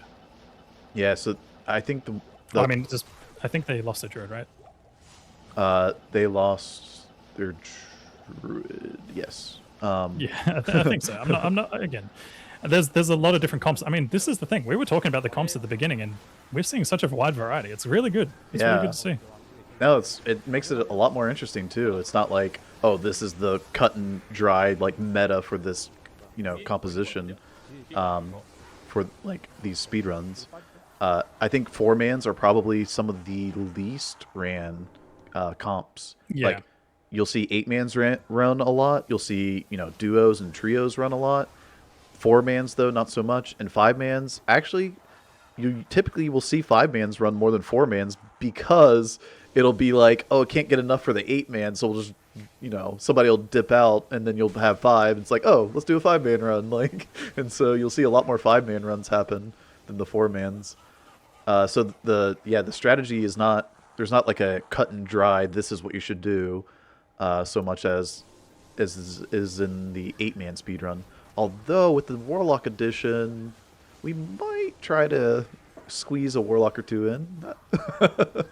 Yeah, I think there's definitely some room for it. I mean, having a Conviction Demon makes a pretty big difference. Like, essentially, you could probably drop a Paladin and then just get the Conviction going, like, relatively early. I want to say you probably get it around, like, what, Nightmare Duriel or something like that? Correct. If you can find one, if you're lucky enough. I mean, obviously in Nightmare Act 2, you don't really see many demons, but in general, we would want to see that probably by Nightmare Act 3. So what you could do is, if you find a Conviction Demon in Act 1, someone copies the TP at that boss and just leaves the TP for the level 30 Warlock to go back and grab them once you hit that level. But yeah, in 8-mans, we're like just hitting level 30 at Nightmare Duriel a lot of the time. And I think these guys, they're closing in on like level 50 here in Hell Act 1. So they're... Oh wow, okay, so this is going to be the first Hell Endariel dropping very, very shortly. Hopefully no players along with it, but I mean, like I said, with these HP pools, man, they are so safe right now. That was P4 Hell Endariel, and she just melted. Yeah, the Warlock chains, if utilized correctly, definitely provide a lot of damage. And that Conviction Demon's also helping Blizzard too. You gotta remember that. Blizzard and Static. Like, Static, essentially, with Conviction, is actually going to drop Endariel slightly below the 50% threshold. That's one thing that a lot of people actually don't know, but if you have either Conviction or Lower Resist, which they might have both in this composition as well, when you use Static Field, there is a 50% cap on their HP value. So like, you can drop them down to 50% of their life with Static, but if you actually have Lower Resistance and Conviction applied, which applies negative resistance, or reduces their resistance... Hold on. He's killing a Conviction Demon right now. I don't think he realizes... They might not be too concerned about it, but maybe. Ooh, that's... Man, 300 HP. Please. Yeah. Please. I'm glad they're sticking... Again, the other thing, though, is that we're watching the team that's in Nightmare right now. Correct. So these guys are in Nightmare. They might not be 30, or if they are, you know, potentially fresh spec, maybe the Warlock hasn't got the Demon yet. I think this is the Like, I team think that might be something that comes later. This is the team that leveled up for about 30 minutes on normal bail runs. So Yeah, they should be 30, but the thing is, I don't think the Warlock respecking to bind Demon here is going to be efficient for them. I think just going all in on damage until Nightmare Act 3, and then going for that respec around Travancore probably seems like the play for them. correct. But in general, yeah, what I was saying before, just quickly about the static thing, if you lower the resistance of the boss monster, you can actually bring them below 50% with static. So that's a big chunk. Especially in a players 4, you know, spawned boss situation. It's gonna make the difference, because again, in most of these typical speedruns, whether it's, you know, 3-man, 4-man, 5-man, 8-man, almost always we spawn them on players 1. Whereas players 4, slightly a little bit more difficult. Essentially, they have like 2.5 times the amount of HP that they have. So Yeah, it's definitely very crucial to bring down as much HP as possible. And the Sorceress is going to be playing a huge role here, alongside the Conviction Demons and things like that. it's a big increase.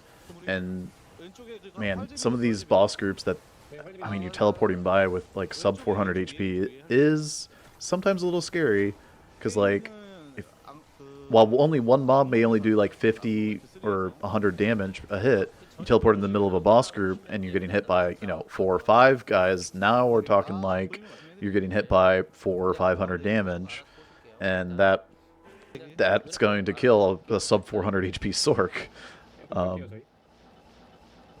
But I mean, he's cruising. He is just full guns ablazing, teleporting through. I think he has a spirit as well. He's wielding a sword. Oh yeah. Yeah, we see the sword wield there from Hakugu here, and it looks like that's definitely going to make things a bit safer. I mean, as much as you do have a low HP pool, you do have the high hit recovery, which is really, really good, because, you know, it means that you spend less time if you do actually get knocked into hit recovery. So he's blasting through, getting through those packs and bringing down some experience for the team. Yeah. You can see, obviously, they've got the Salvation Aura coming in from the Paladins, so playing it safe with resistances there. I think they're going to play it very similar to how the other team, 3 Dads and a Goatman, did it, where they're just kind of dropping XP and getting it all together. I think overall, in a race like this, it makes sense. Also, that's really nice as well, that they've got the pack actually caged there, so that they don't have to worry about any kind of like damage getting to them. They just get to play it really, really safe. Two boss groups, as you can see, cast Blizzard from a distance. The 2 goats battling it out. The best way to do it, just put out as much damage as you can, or as your team has, with them being locked behind the cage there. Whereas you don't have to avoid damage. As much as they have really, really high life pools here, just quickly, Yeah. this place can still be scary sometimes. Like, you know, especially for the Sorceress, if you're all alone and the altar is just occupied by the snakes. Ooh, lucky. The Druid with the Lucky's town. losing the Oak Sage. Yeah. Yeah, I was going to say the Oak Sage falling off there. I think the Oak Sage might have just died there, potentially. I do see the Druid obviously casting shockwaves, but that's one big thing that's really important for this composition. They do need to keep that Oak Sage up pretty much at all times. If that Oak Sage falls off, that is a huge amount of HP just dropping. Like, you could see Lucky go from 2.8k, I think it was, down to 1600. Tremendous. Absolutely tremendous. I mean, that's what happens when you have a over 20 point Oak Sage. It just more than doubles your HP. Exactly. Makes you feel real comfy until it's gone. We're seeing Super Bear get into Hell, fighting Hell. Oh, wow. And Dario. That is... Wow, so yeah. They are catching up, I think. They are doing a phenomenal job right now, keeping up with them, keeping up with the 3 Dads and a Goatman. Again, like we were saying before, the composition that 3 Dads and a Goatman have opted for is actually a pretty low damage composition overall. Like, they do... I mean, we actually need to call this team by their real name. It's actually 3 Dads and 2 Goatman, because they do have the Goatman demon right now with Conviction Aura, so we have to remember that. But nonetheless, outside of that, you've got the 3 Dads and a Goatman currently going for a lot of packs, but again, they're kind of slow when it comes to clearing things. Like, they're lacking a lot of damage. A lot of it's, you know, being stunned, and the problem is, if things are being stunned, Miasma Chains is just doing nothing here. Miasma Chains is kind of just, you know, it's a bystander skill at that point. You're pretty much relying on all the damage coming from Abyss, and when you're level 47, I think I saw that they were, Abyss is not doing too much because you're lacking the synergies that you really need for that skill to start taking off a lot. And then, not to mention, you know, you've got a Barbarian that's kind of just standing there and stunning things as well, or taunting things. maybe the best case scenario would be for them to actually have the barb taunt things and then kind of walk the miasma around, but it's a bit more risky. Yeah, it definitely is, but I think they could.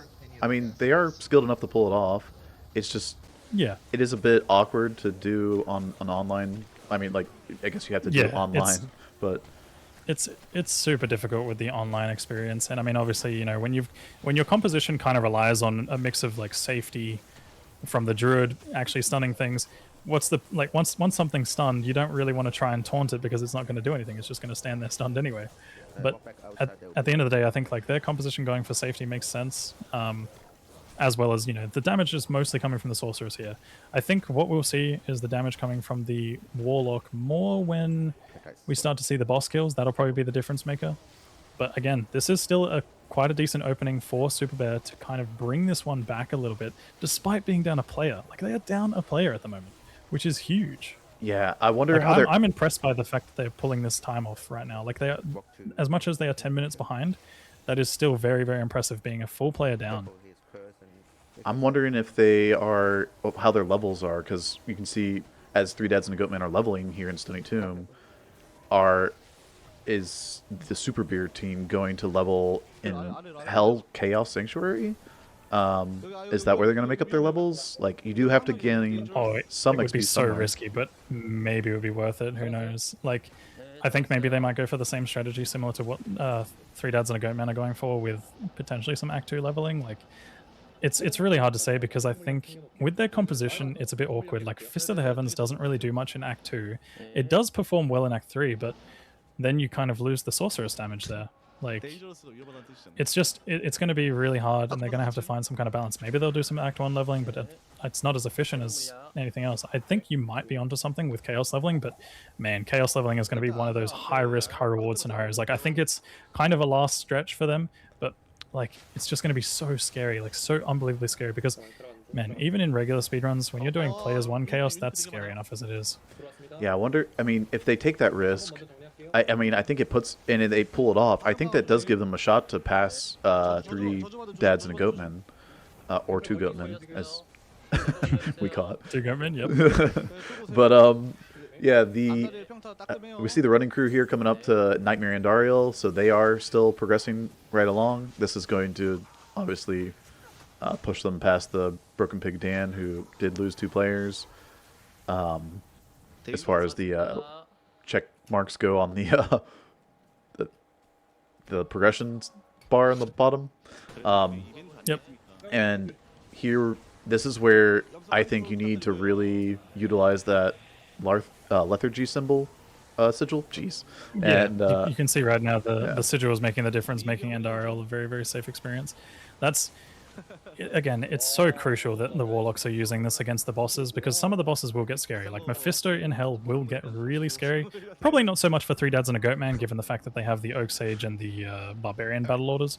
But some of these other compositions that don't have the Barbarian, they're going to feel it, man. They're going to really, really feel it. They're going to need those summons up front, you know, with the Assassin, Shadow Warrior, or Shadow Dancer. I forget what the name of it is.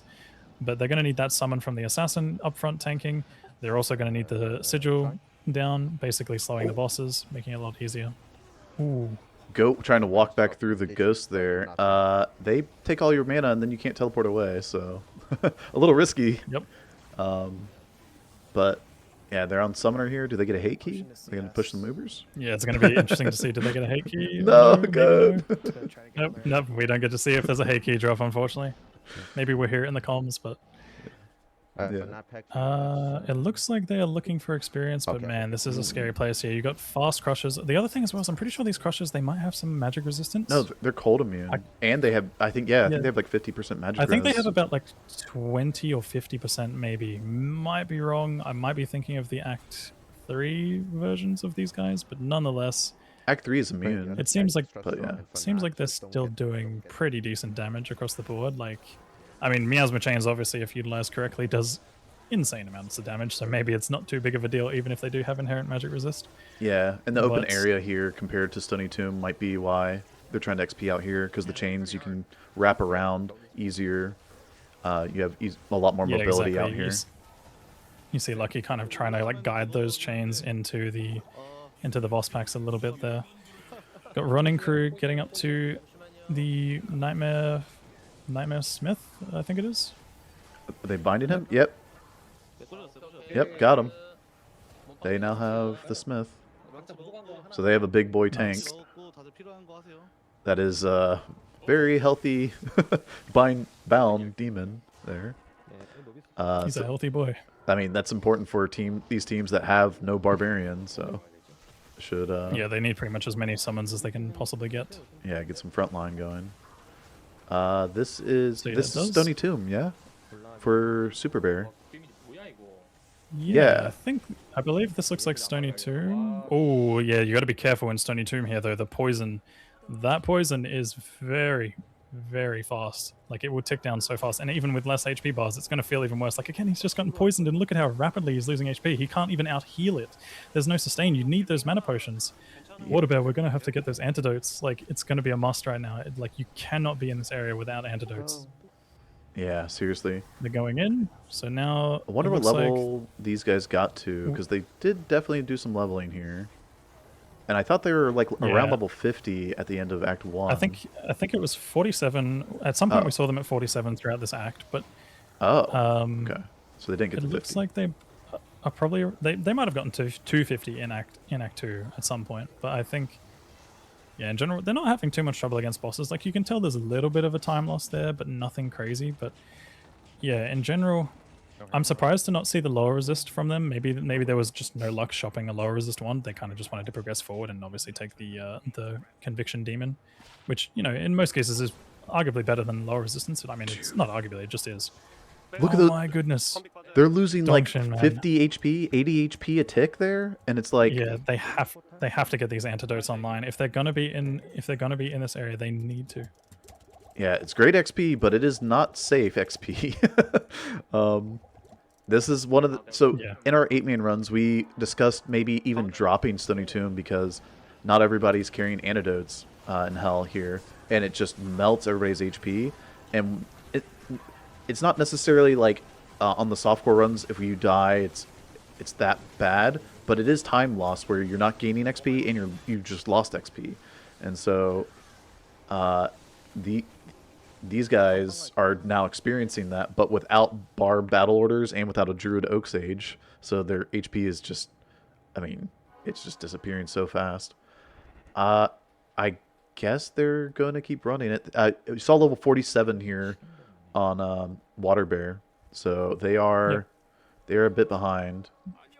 Yeah, trailing a little bit behind, unfortunately. And it does look like this is going to be a rough time for them trying to level here because, as we said, that poison in the Stony Tomb is just, you know, it's bringing them down so much. And not to mention, if we have the Lightning Traps Assassin here, which, you know, we're seeing Lightning Sentry there, I don't really think it performs very well in Stony Tomb, unfortunately. It's one of those ones where you're pretty much relying solely on Fist of the Heavens and Blizzard to kind of do damage here. I think, like, obviously the Assassin is doing conversion and doing potentially Cloak of Shadows, but you might want to be careful with Cloak of Shadows because that overwrites lower resist curse, which they want for damage. Also, the assassin can be throwing down Death Sentries, which does a little bit. It's not as good. Death Sentry is not going to be the end of it's not going to be the end of the world if you do use that. But typically speaking, I think for damage, they won't really want to have that low level Death Sentry doing too much. Like, they're probably just going to be relying mostly on having the assassin keep everyone upright with conversions and potentially, you know, using Cloak of Shadows in the backup scenario. You just have so much safety between the Warcry from the Barb, the Abyss from the Warlock, the Shockwave from the Druid. I think these guys probably have this as far as like their safety goes.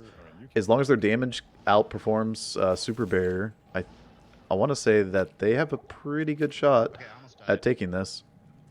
And then McCall's like almost died. So maybe not. You gotta love the comedic relief at times when it comes to ooh, okay. Okay, McCall just did a save and exit there, so maybe he might have gotten a little bit greedy trying to pull those ghost packs. Again, as we talked before, ghosts when stacked together can get so scary. They all hit at once. They do not care. When they are grouped up the way that they have been, obviously through Abyss and being stunned together, If you have like 8 ghosts stacked on top of each other, you're gonna take like 1400 damage. Like if you get hit and or crit by some of them. Well, this level's pretty bad too. It looks like they have a lot of density here in the Flare dungeon. It's not that dangerous, but it's I the first think corner. Goat can pull this off. This is a dangerous spot though, that, like McCulb's calling out. If I do have no idea what do you mean by first corner. Ghost TP, join. Yeah, right now they're currently trying to figure out like what they're doing about experience, because obviously this is the point of the run where things get very scary. Like yeah, you do not want to lose the sorceress. You kind of have to walk it very slow. You never know if you encounter dolls. You never know if you encounter, because again, dolls can spawn within the flare dungeon, and that's, you know, they're very, very scary. Dolls are essentially something that explode and do a lot of damage on death, and if you're nearby, you will take tremendous amounts of damage, especially if you are cursed. yeah, I think messing around with dolls and their explosions. It's a pretty big range of damage. I believe it's like 500 to 700 or so, depending on the doll. Like whether it's in endurance or whether it's here, they have slightly different values. But okay, that's a great play by Goat. I like that. Taking it really, really safe. Just TPing the barb in over here, and they can just hop over the wall and grab the organ, not taking any risks. You have the Super Bear team still leveling in Stony Tomb. Yeah, like you said, I don't necessarily agree with the leveling here. I think maybe with the Lightning Assassin, it would have been better to maybe level in like something like Pit in Act 1. It's about the same as far as XP goes, because they're both level 85 areas, but it doesn't have the lightning immune beetles and skeletons. So there's just, I mean, there's a lot of bad damage types, or I mean, yeah, they just have bad damage types for this area, I feel like. Most of their damage is coming from the blizzard. It's a risky one for sure. It's definitely a risky one. I think at the end of the day, like maybe they have to try and push forward if they want to have a chance at potentially taking first, which I think that gap is starting to widen a little bit given how risky this is going through. It looks like they might want to just try and push forward and go for the Chaos Sanctuary leveling.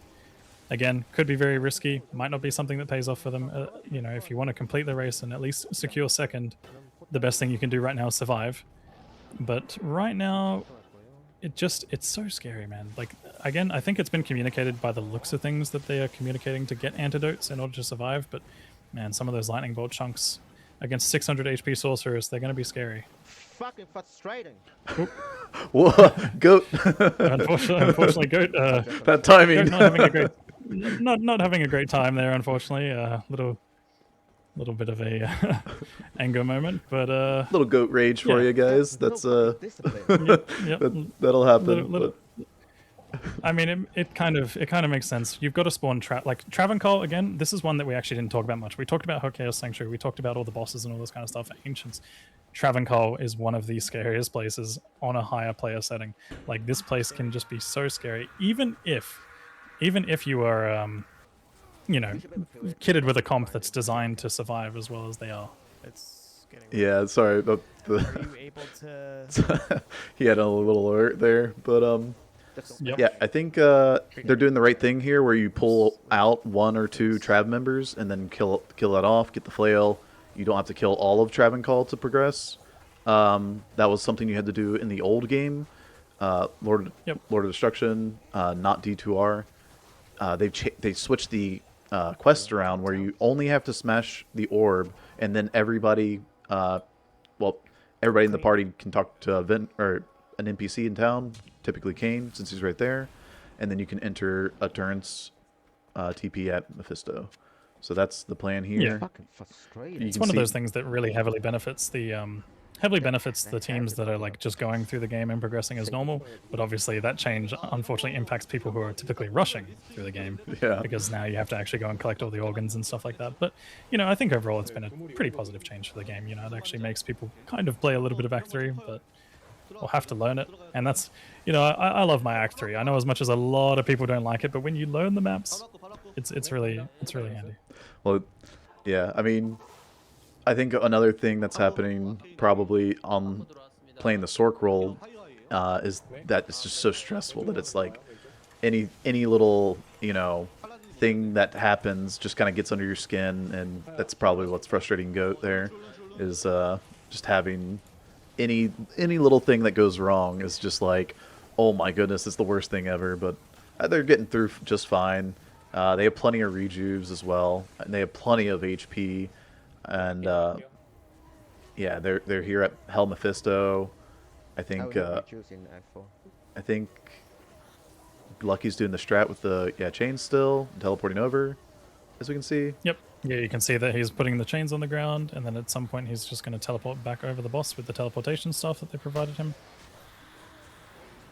Which just doing his job, making sure the summons stay up. Again, Druid point of view definitely looks a little bit boring for most people, but he's doing what he has to do. He's keeping the summons up, keeping enough distractions away from the players, and also ensuring that Oak Sage is up so that they have the life bonus. Yeah, when it comes to bosses, there's no like shockwave. Shockwave doesn't stun them. It doesn't do a whole lot of damage, so it's just kind of a waste of mana and kind of your time, rather than just keeping up summons and keeping the boss surrounded with your summons. And whereas like when you're fighting, boss groups and minions, it is worth your time to shockwave, because that shockwave stun actually can last up to 10 seconds. Even though it says longer, the tooltip is wrong. 10 seconds is max duration of stun on an enemy, and that, 10 seconds is, that's a long time. That's about as long as I yap for here, so Yeah, exactly. Yeah, exactly. I was going to say just quickly as well, obviously, 3 Dads and a Goatman have now been the first team to complete Hell Mephisto, so only 2 left, only 2 remain. We are coming up to some of the more dangerous parts of the run, where we're going to have, obviously, Chaos Sanctuary that they have to get through. And then on top of that, the actual bosses themselves are kind of the unfortunate, underwhelming parts of this, but especially with the Lethargy Seal there. But in general, Chaos Sanctuary could be very, very scary, even for that team, despite them having as much safety options as they... Oh, no! Okay, I don't know if he got hit by just the Frost Nova or if he got double hit, potentially. Did we see a double hit there? it sounded like a double hit. For some people that... For the people that don't know, technically Frost Nova can double, if not triple hit, if your character is moving through the Frost Nova. So the Frost Nova kind of like spreads out, and you can actually get double hit by it, and I think that might have been what happened. He might have been slightly moving, could have been a little bit of desync there. Either way, he took a lot of damage from that Frost Nova, could have been a lack of cold resistance. Nonetheless, unfortunately for Super Bear, they are out. They are disqualified, so that's 2 teams now that are unfortunately dropped out of the tournament. Yeah, and I think that goes to show like how important the Barbarian really is. That extra HP is, I think, saved probably Gotenheim here with his frustration. Probably lived because he had battle orders or something. We don't know exactly what happened, but that's probably my guess, is that he's alive because he has battle orders. And here's the other team, running crew without a Barbarian. And they just killed Nightmare Duriel there, so Just died. We just have to finish. and they're getting word that they are well in the lead. So I think they're going to take their time here. They're not going to take any more risks, and yeah, this is the most dangerous part. Is Hell to Sace is the most dangerous part, I would say, of Chaos Sanctuary. Yeah, not to mention as well, he's also cursed here as well, which is. Obviously he's always applying some kind of curse, whether it be like Decrepify or lower resistance and stuff like that, but nonetheless, him being cursed, if you just get hit by him, it's enough to apply the amp damage, and with the Doom Knights, you can take some pretty hefty hits there. But in general, playing it kind of safe. I don't like that TP. As you can see, that TP is a bit scary, but I think they're probably going to relocate and also potentially clear more of the seal. Like, right now, they know... I would assume that they know and are currently aware of the position that they're in.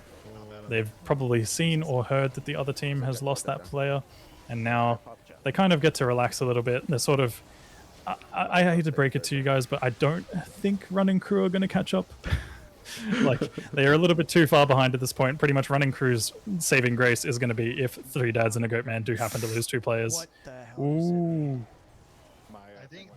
No, that was just Oak. Okay.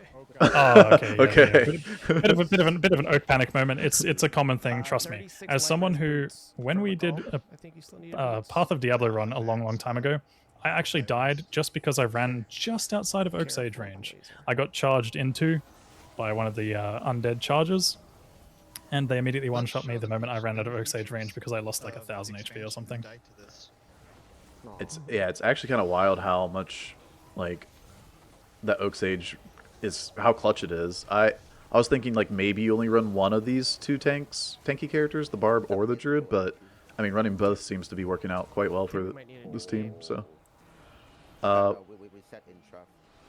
they, what level are they? I mean, they're talking about resetting the game, so I'm guessing they're not level 60 yet, but that is held Diablo down, so one boss left.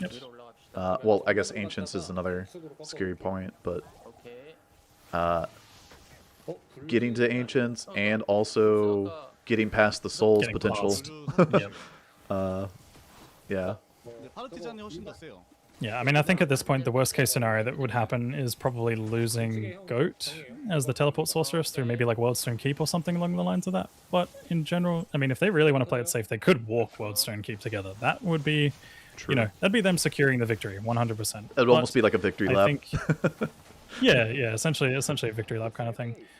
Right now, we're seeing Running Crew making progress through Nightmare Act 3, so again, a little bit behind. Unfortunately, they're pretty much like they've been overtaken by an entire difficulty, essentially.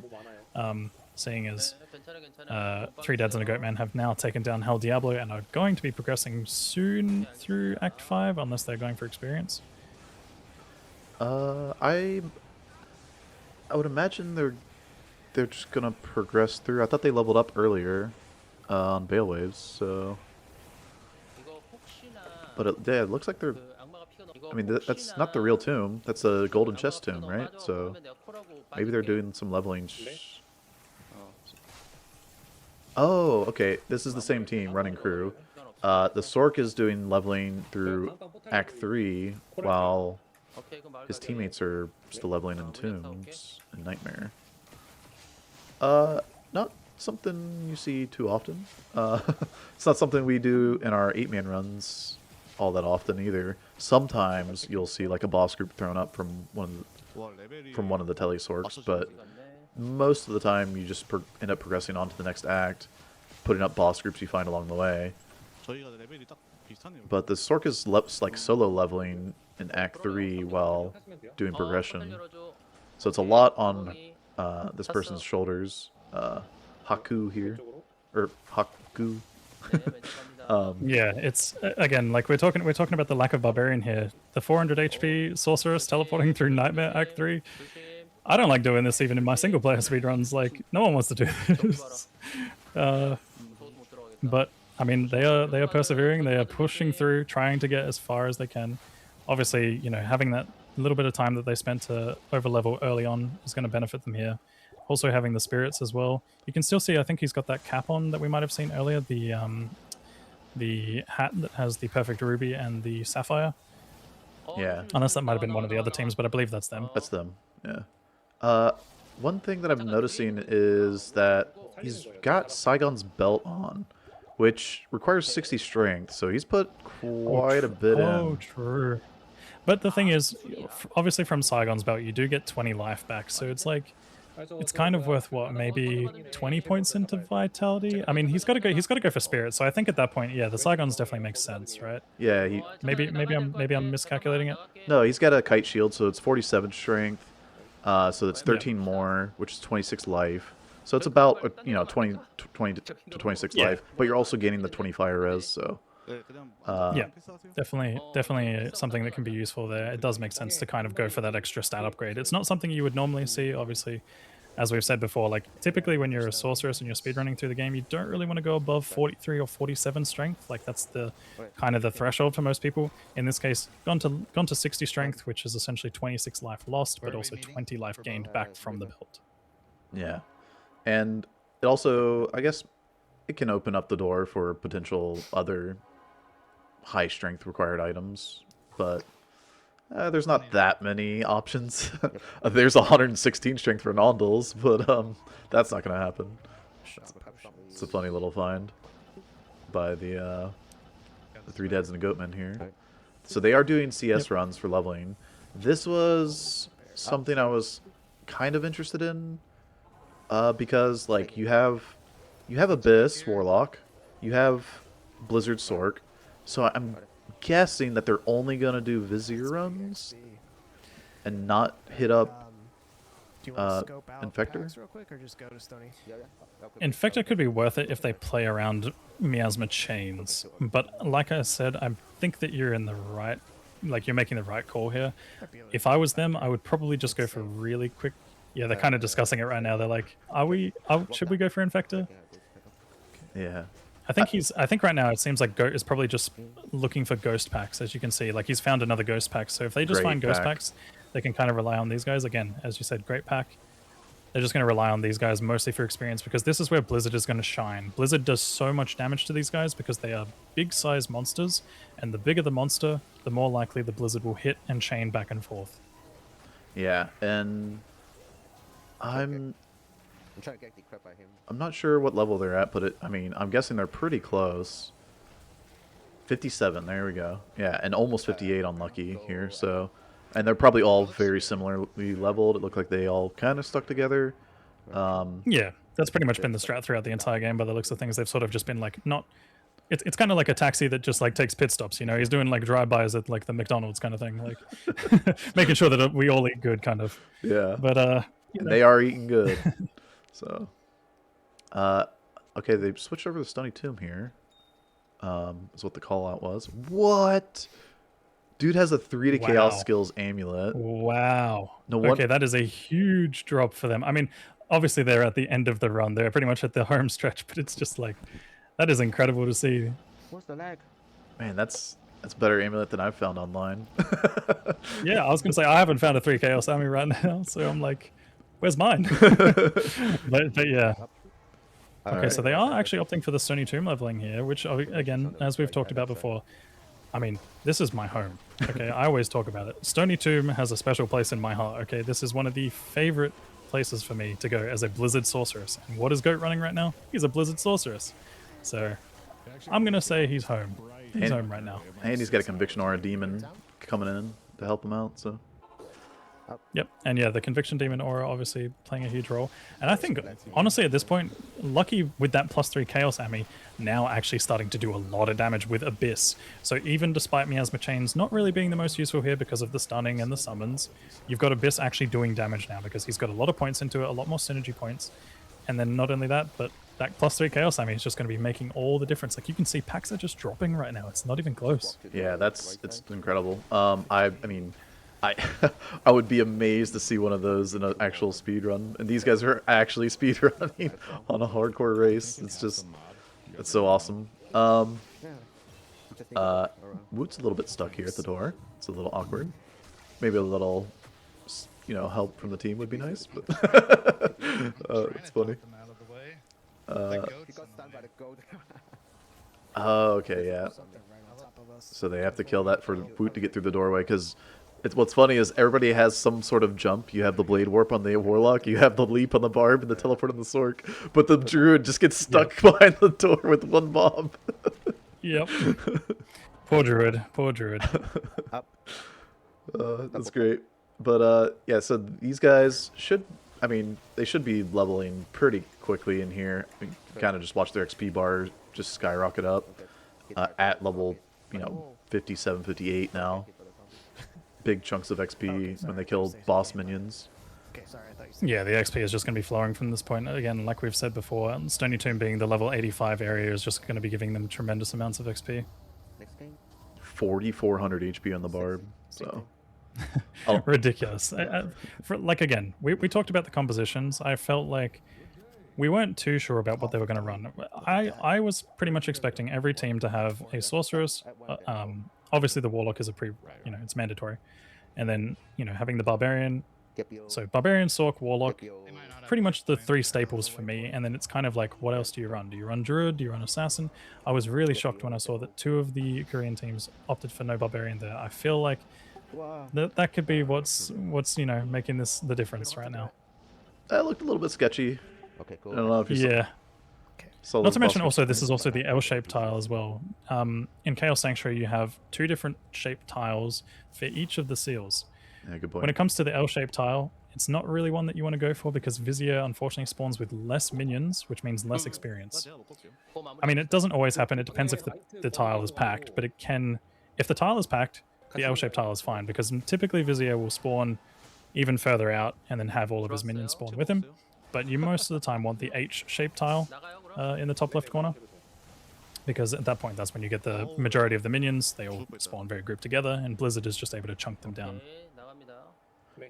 That was a fire explosion for 200 damage on the Sork. So if she's amped, Yeah. and losing any and not at full HP, that could also be a death here from the running crew. But hopefully she doesn't walk in the melee range again. You do have fire enchanted here in Travancore, but most people tend to stay pretty far away from the Trav members. So hopefully they keep playing safe here.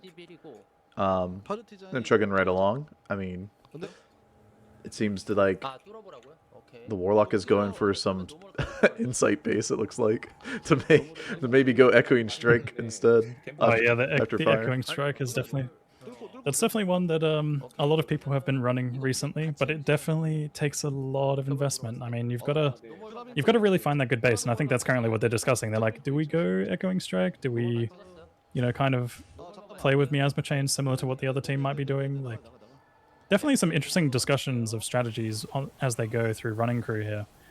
I think if you get good enough base, that Echoing Strike would probably be better in a group speedrun setting. 100%. 100%. I mean, you might not get insight per se, but if you do, that's amazing because now your entire team's getting that aura benefit from meditation. But also, you're stun locking all these monsters in place where you can just line up your straight shot of Echoing Strike to go through all of them back and forth and be doing your full damage that it says on that stat sheet, which is pretty crazy numbers. You're gonna try to skip waves. But that respec typically shouldn't happen until probably like mid to late 40s, maybe even 50 to like max out your mirrored blades for it. TP? Yeah, 3, 2, 1, and Yeah, definitely one of those. I mean, I feel like maybe doing it around level 40 probably makes sense, and typically you're around that at like what, Nightmare Act 4, I guess. Probably wouldn't be the worst. And again, like we said though, it all depends on the luck of the draw. Like, do you get the drop that you need? There's the Amarin. It's obviously a very, very late one. Goat's already been teleporting around without a spirit, so it's not even a big concern. There's a Colossus Vulture on the ground there though, so Ooh. if teams were to opt for that early Stony Tomb leveling, which we did see initially Super Bear was going for, they could have potentially gone for something like that. They could have gone back to Nightmare, put the sockets in, and then opt for the Echoing Strike. As much as the Warlock would be down HP, again, this is where you need the Barbarian to help bring that HP value back up. But that would be a huge base for an insight. And again, some of these teams also did some early Nightmare Towers, which means that they might have things like the Soul Rune required for insight, because it's Rao Tier Tau Soul. And obviously Rao Tier Tau, commonly seen from, potential. We're seeing Tal and Soul. Oh yeah, they're looking. Do they have They're it? looking, they're trying. I think they're trying to throw it together. We might see an insight here from Running Crew, which I think is only a poleaxe, not... Yeah, I think that's poleaxe. They've got it, I believe, because they should have it from Oh, Barbs. Yeah. saving the Bob quest. Yep. So they've got Rao Tier Tau Soul. So actually, we are going to be seeing the Echoing Strikes coming out from the Running Crew, which could be the difference maker to bring them over. Yeah, you see 18 to 39 damage on the poleaxe there. That's how you know it's a poleaxe. Yeah, and he's got the 4 sockets, so... he rolled 5 to crit strike, so that's very good. Okay. On a 1 to 5 roll, that's a lot of extra deadly strike, or double damage basically. One of the most important stats for that. There's also the enhanced damage, which is more important early on. So like this respec here. Oh no, but we've lost the demon as a result of the respec.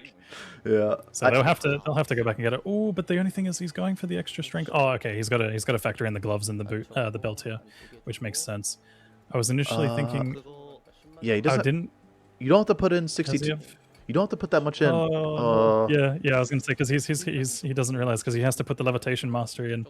Essentially, what should have happened here is you put 1 point into levitation mastery at least, bring the requirements of the weapon down, because right now he's put an unnecessary amount of points into strength. But at the end of the day, you know, an extra 15 life. I think it's 15 life. Yes. Yeah, 15 life. I don't. An extra 15 life. I You know, it's not going to be the worst, but I think he put points in the dexterity there. It does not have a hit check, by the way, so the yeah. dexterity is only going to give him block rate, which is not going to be that effective with an Ancient's Yeah. Pledge. I mean, unfortunately, just a few potential stat points gone to waste there. But with that said, you know, sometimes you just got to play it how you know. Like sometimes muscle memory kicks in. I've definitely had my fair share of just kind of putting in the points and not really thinking too much about it. It's kind of one of those, you know, don't think, just go scenarios. But yeah, overall, potentially missing a few points into vitality there just due to the extra statting elsewhere. But they've got the insight. That is a big deal for them.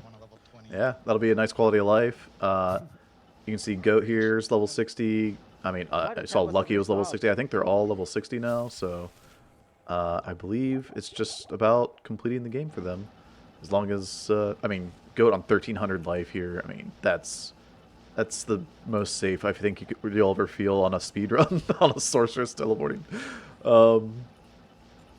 Like, maybe there's some run where somebody ever might have hit 105 faster cast rate, because you hit, like, a Spectral Shard and, like, Mage Fists, and then you have, like, FCR jewelry on top of that, and so you managed, In the meantime, just shop, man. you managed to hit, you know, 105 somehow.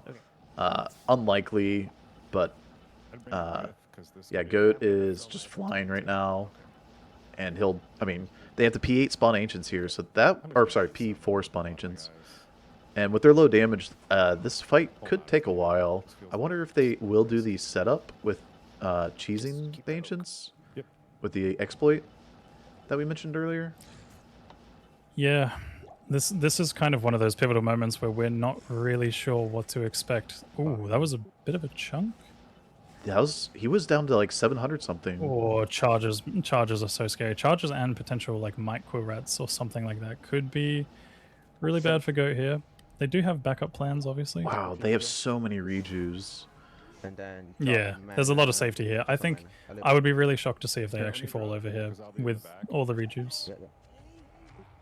They're playing it super safe. I wonder if Goat, like you said, I wonder if Goat is going to be the one to actually perform the glitch. Oh, he's doing it. Look, okay. yeah, he's, yep. So we are going to be seeing the exploit early on here.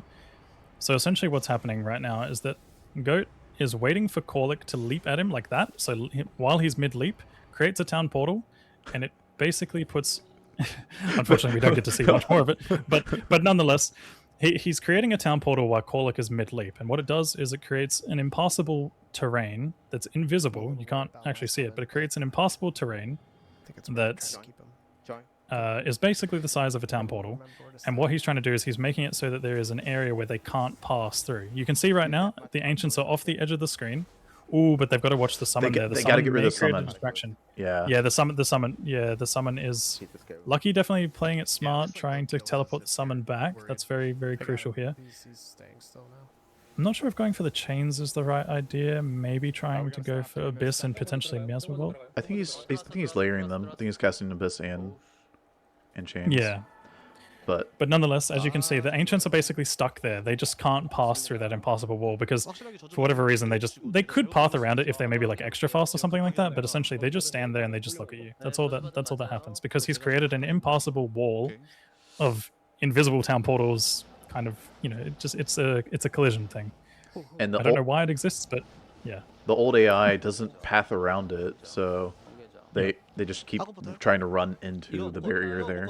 I believe what is happening exactly is it's creating a space for Warlock to land, and that space doesn't ever go away until he actually lands.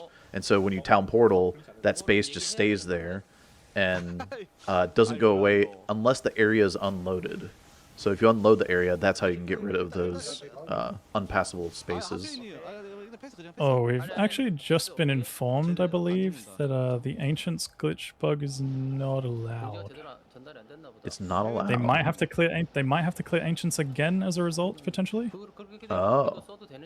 Was that part of the I'm not rules entirely set? sure. I don't know if that's more of like a new rule or maybe a specific thing. But yeah, nonetheless, they have. I believe they've reset the Ancients, so they actually have to fight Ancients naturally.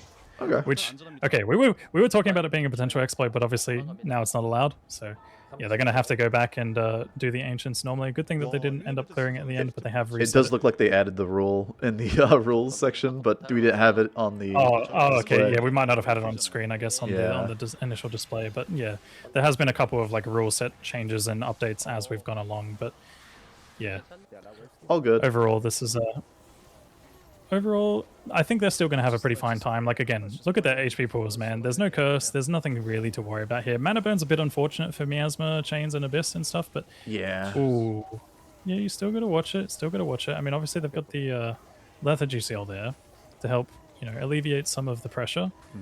Bob actually can occasionally stun these Ancients as well, so you can still see him trying to... In that case there, he's got Corlic stunned just for a moment. So occasionally he'll be trying to roar them down And not slowly but surely. not only does the barb stun, but also Shockwave from Druid can stun them as well. So you have two different like Just watch your health bar. mechanics that can actually stun the Ancients here. What's interesting is they didn't bring extra potions in. They might not need them, but like it's a higher player count Ancients than normal. You are going to be chugging through a lot more pots, and the mana burn doesn't help with that either. I'm sure someone's carrying enough mana potions probably to keep them backed up. Like at the end of the day, the most important thing is going to be having the mana potions on the damage dealers, which I think Barbarian and Druid should be holding onto a few spare. Yeah, so they can just pass theirs on over.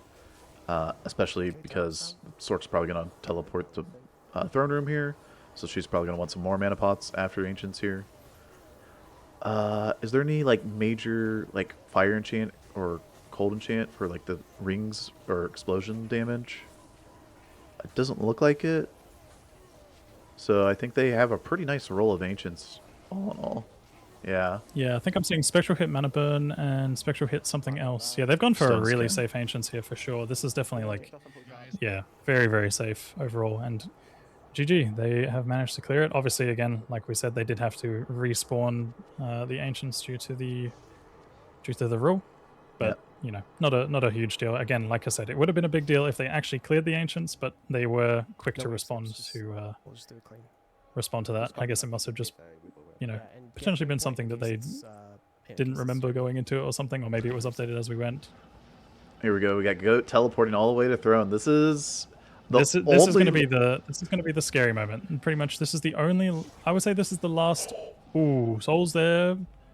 That looked like Conviction Souls to me. Yeah, I and think the he's save sad. and exit. He's not even taking the chance there. He's got the waypoint. Huge deal for them.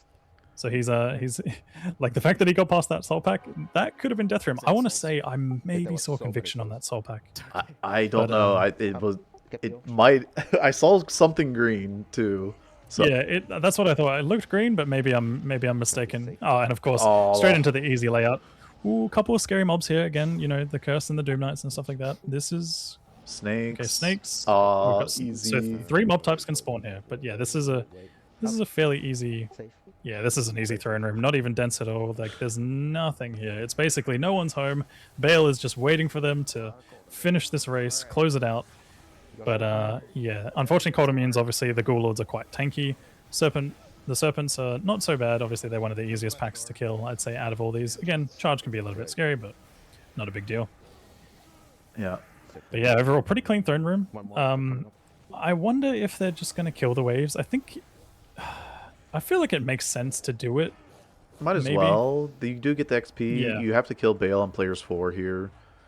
Yeah, And it seemed like there was a couple of things at the front which just would make it a little bit more inconvenient. And you've got the stun from the Druid. There's nothing to fear here. Like again, we talked about the compositions. Look at that. Everything bam stunned. They can't do anything. They're just standing there basically waiting. And from this point, it does look like 3 Dads and a Goatman is going to close this one out with all players surviving, making it all the way to the end. You have if all I the saw a player die from precast. this point, I would be shocked. I don't want to curse it, but I would be shocked. It would be pretty impressive, I feel like, to die at this point with all the stuns and I crowd unironically, control. okay, I was going to say, I unironically feel like it would be a funny little strategy to have a player die and then spawn players 3 bosses, but then I remembered that the player has to also stay in the game until they are pretty much forced to leave the game or like required to leave the game. Okay, yeah. I was like, that's actually not a bad strategy because you don't necessarily need the barbarian at Bale, right? You could, if that was a strat where you could have someone die, just let the barbarian die off there. He's not going to do any damage to Bale. He's already battle ordered the team. He can't stun Bale with his war cry. The druid's a little bit more valuable because he's got the Oak Sage that can stay around as long as he's around, and same with the summons to just kind of distract Bale. So, but yeah, I guess not really a strategy they can implement. Can you think of a race that came What's interesting is like they don't allow the Ancients glitch. I wonder if, I mean, there's no rule against the wave skipping glitch as far when I looked at the rule list, the new rule list, excuse me. That was going to be a world record. So. And an 18-minute active 5. They're I'm talking Obviously, a about little bit of runs. banter going on Yeah. between the North American team, kind of just like, you know, if they didn't have to deal with the players 4 spawning of bosses and stuff like that, they would probably be going a tiny little bit faster. But yeah, it's always funny to hear the comms between the teams. Yeah. And now we're seeing Running Crew bring down Nightmare Diablo, so they are slowly but surely catching up to. The progress of Super Bear. Again, they've definitely secured at least 3rd place in this race. Obviously, with the Broken Pig down, unfortunately, dropping 2 of their players in Nightmare early on. So Running Crew are pretty much just trying to see if they can make it further than what Super Bear have, and obviously, if possible, close out the run entirely. Yeah. Go time. And it looks like we just have Bale left as the final Yep. boss. Quite This literally. is the final stretch. And like I said before, this is going to be arguably one of the most underwhelming boss kills you'll ever see because Lethargy just makes Bale completely useless. If he's 44% slowed, he pretty much won't do anything. We're not seeing that sigil actually come out right now. We need that sigil to be coming out, Lucky. No sigil so far. Bale's teleporting around. I mean, at the end of the day, he's not going to be a threat. I don't think he's going to kill any player here. However, you know, it might make their life a little bit easier if he's not moving around so much. But nonetheless, you know, they're trying to get all the damage they can out on him, I guess. Maybe Yeah. it's probably a better thing, if anything, that he's moving, so maybe they can reposition the chains a little tiny bit better. Ooh, Oak Sage went down there. That is a little bit scary. But, you know, if you get clapped by the Hoarfrost from Bale, it can be a little scary, that triangular looking cold nova kind of thing. Yeah. That attack that he does can be pretty scary, especially if Oak Sage drops, and typically when he does that, Oak Sage does fall over.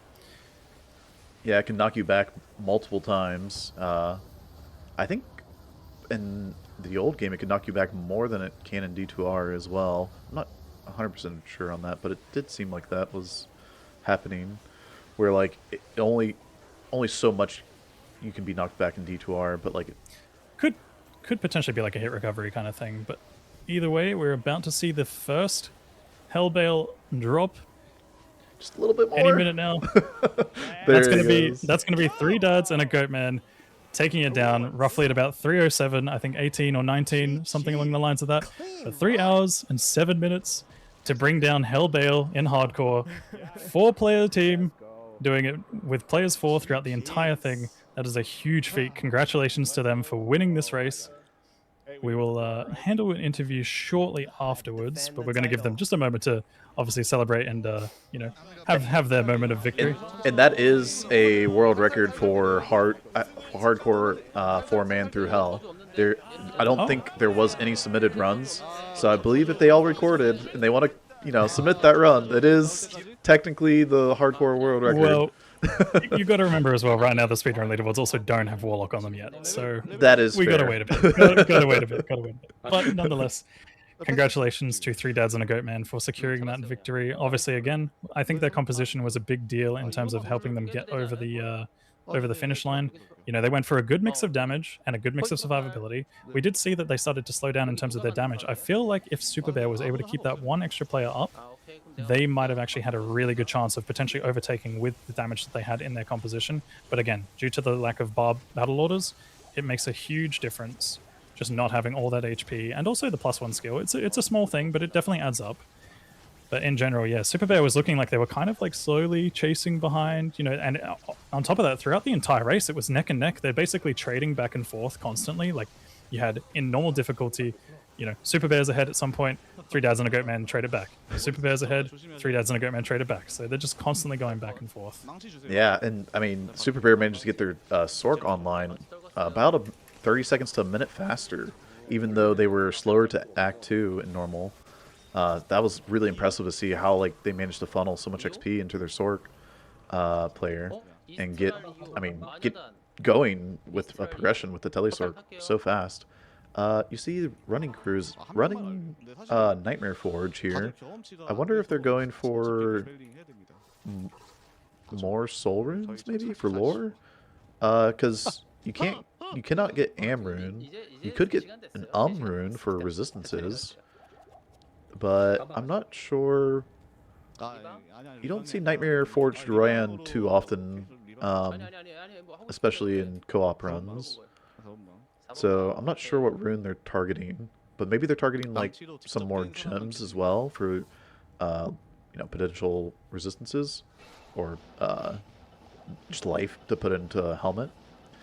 But yeah, they're literally farming forges.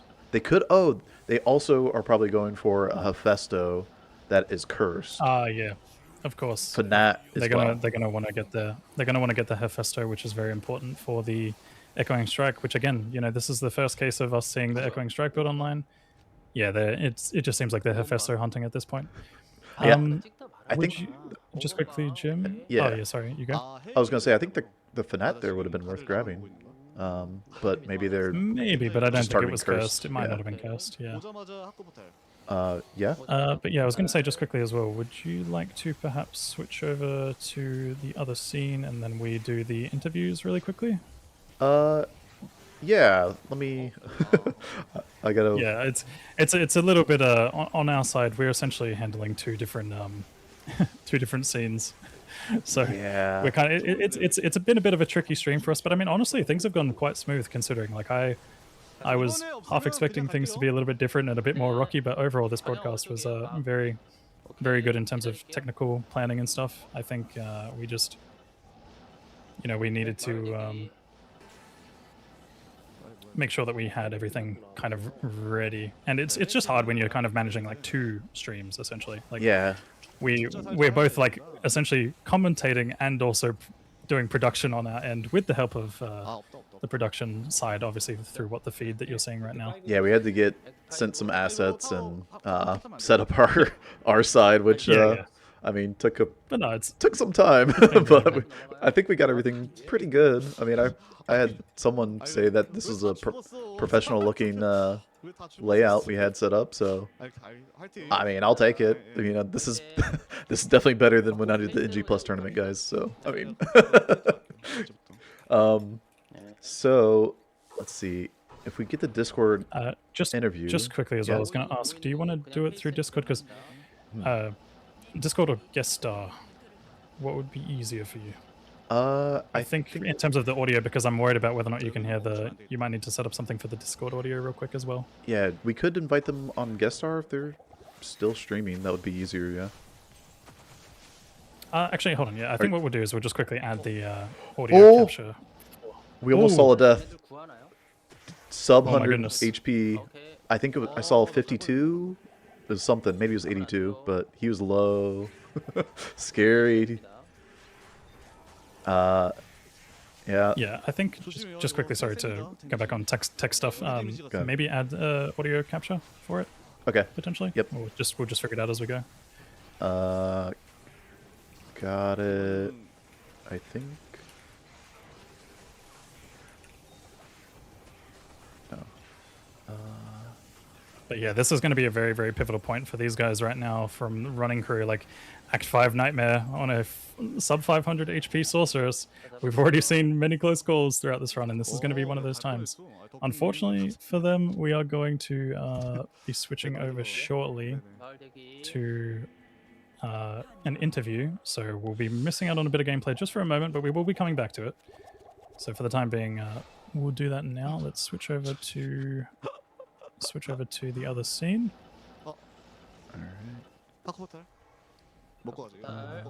Okay, and then I believe we just enter the Discord. We will probably have to mute each other on Discord just temporarily. Yeah. So just wait. right click the name and mute. Will we have a double audio coming through on Discord, though, for the stream?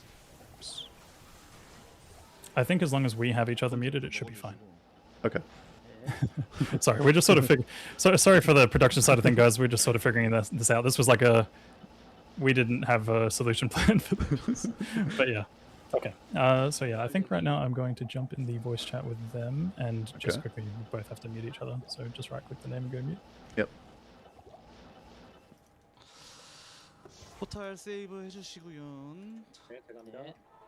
Hello, hello. Congratulations, guys. Hey, hey. Congratulations on your win. Again, we think so far your composition was kind of the one that we were sort of expecting to be the one that would take it away, given the fact that initially in our predictions, we sort of had Barbarian, Sorceress, obviously the Warlock is a mandatory class. We were expecting those three to be the standard ones, and we were kind of tossing up between whether or not you would see a Paladin, a Druid, or an Assassin. I was curious for you guys, did you opt for the Druid as a comfort pick more for Woot here, or do you feel like maybe we could have seen, do you feel like we might have potentially seen a Paladin or an Assassin? What do you guys want to talk about, like your composition strategy, and if there was anything that you would potentially change going forward, maybe to speed things up, or if you just wanted to make sure that you would sort of make it over the finish line, given the fact that it is a hardcore run after all?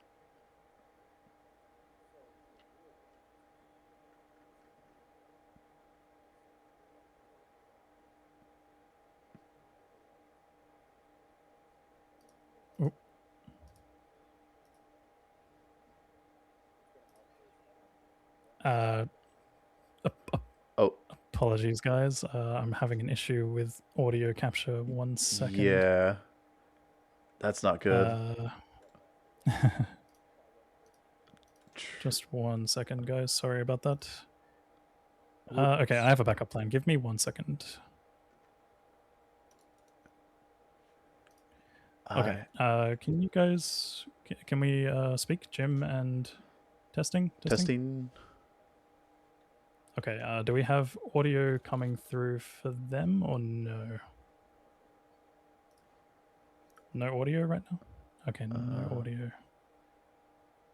Unfortunately, I'm just having a little bit too much issues, I think, here. I might not be able to handle the interviews. Let me see if there's a way to get around this. Just give me a moment, guys. Sorry.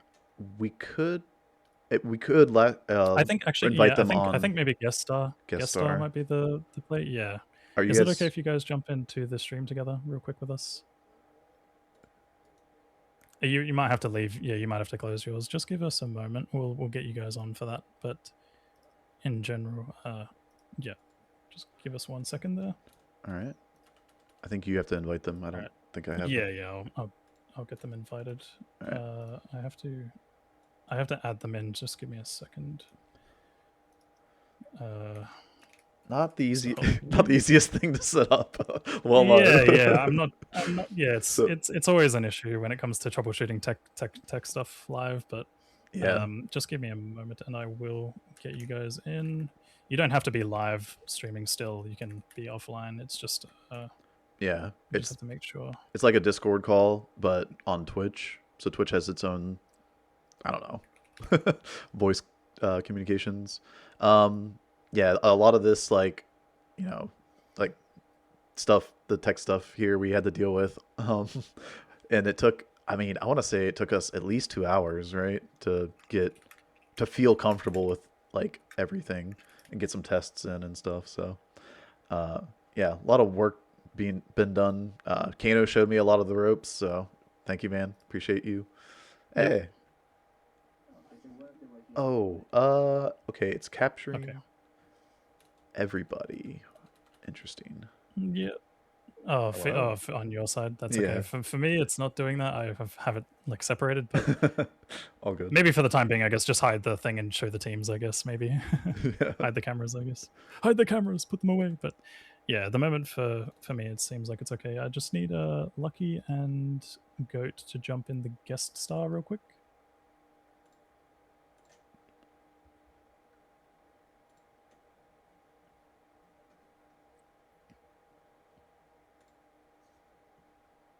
Yep.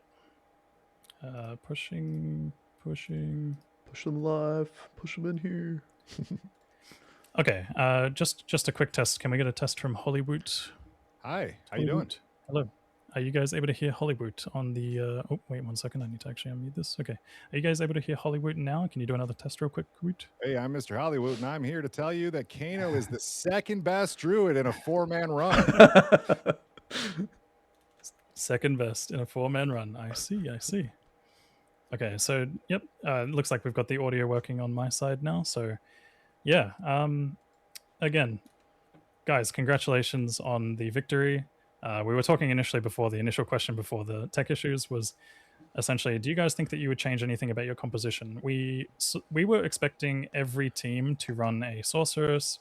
Obviously, the warlock is mandatory, and then the barbarian pretty much as the 3 staple, and then kind of, potentially trading it up between either an assassin, maybe a paladin, and then obviously, were you guys opting for the comfort pick with Woot on the druid kind of thing, or was there any other ideas that you might have had going forward with this one? Yeah, so Alright. I can take that one. You got it? I go for it. We were going for safety. We thought that a clean run is a winning run, and we have 2 spots that we really didn't get to choose: Sork and Warlock. Those are just a given. You can't have a run without them.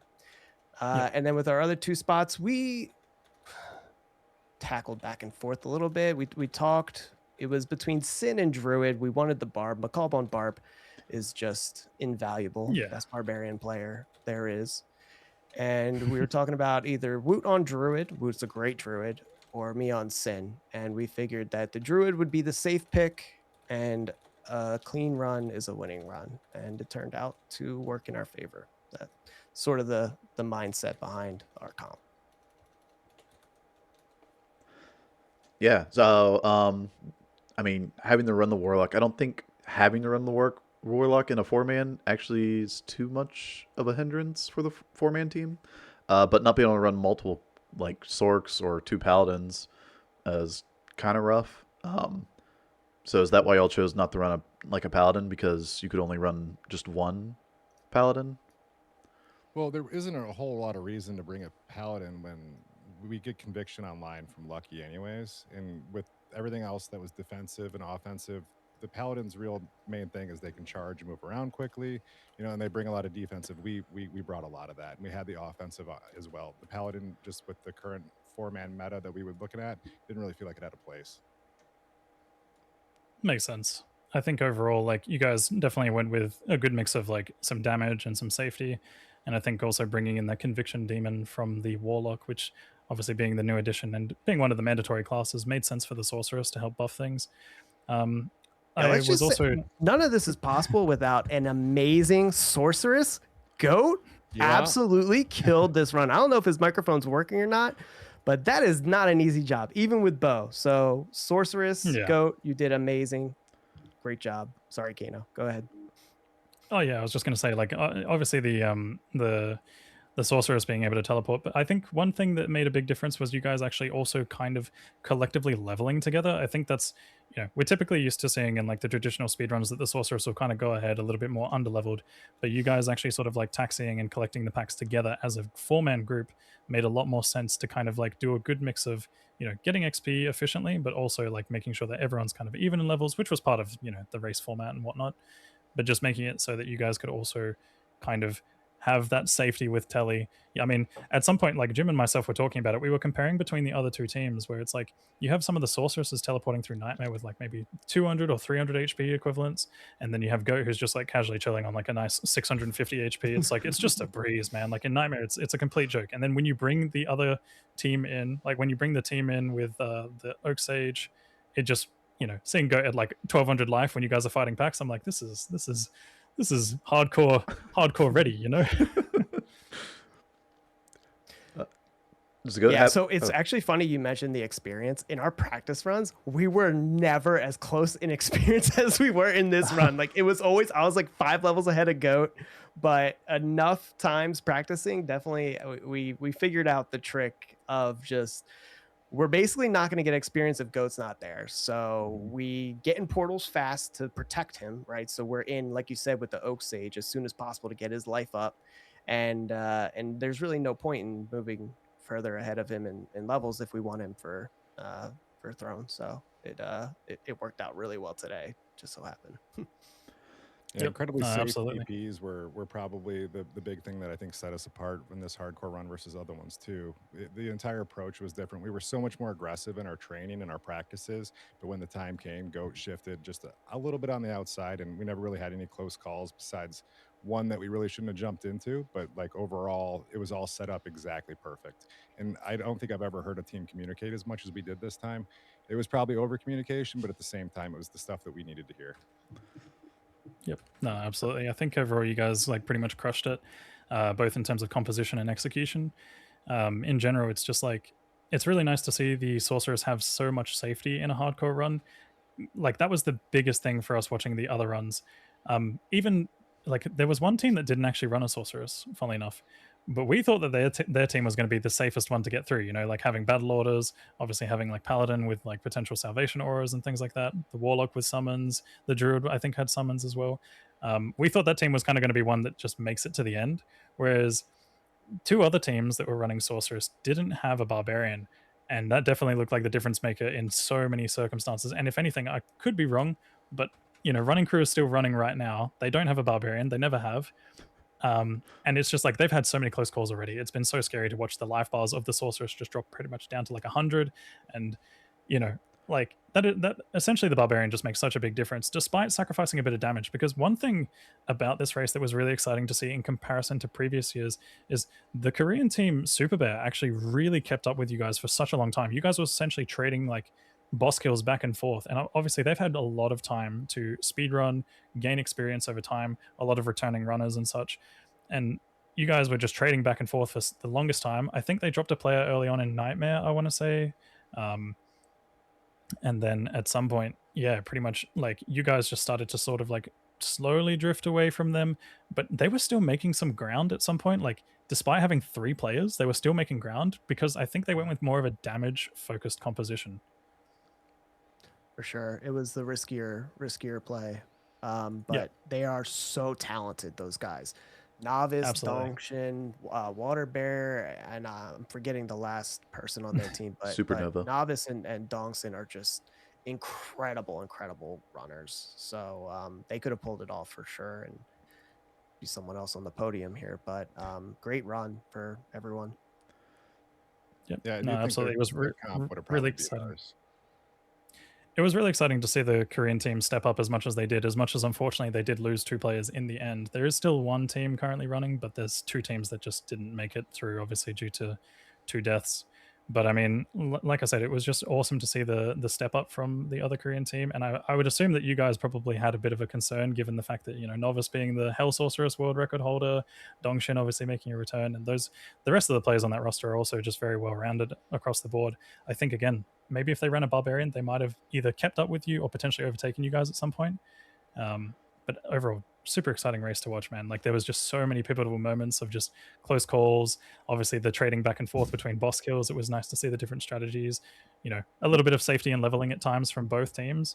But one of the impressive great things stuff in the early game, like because Barbarian lacks that extra damage, was seeing you guys actually keep the same pace, or actually, you know, set the pace for everybody by being the first Andario kill, and the Barbarian kept them up in levels. So shout out to McCall there. That's not an easy feat, I feel like, to accomplish. I saw a lot of gas pots being thrown around. So well played there. I mean, I think that that the druid does help in that early games. So I think the composition was perfect. Yeah, like there's no need for that paladin. There's no need for an assassin. The extra damage is not necessary, and yeah, y'all took it home. It was sick. McCall really helped keep things safe too a lot. He does so much. If you watch his replay, which everyone should, that is how a barb should be played. We definitely did see a couple of really like close moments with McCall there because, I mean, obviously he was doing his job well, but there was also some risky moments. I think it was more, I want to say it was either Hell Act 3 or maybe Nightmare Act 3, where it was like you're pulling ghost packs and you're stacking them all together in a certain way. And it was just like you're taking big HP chunks and you're like, I just remember like with Jim just hearing in the comms, McCall say, I almost died. Yeah,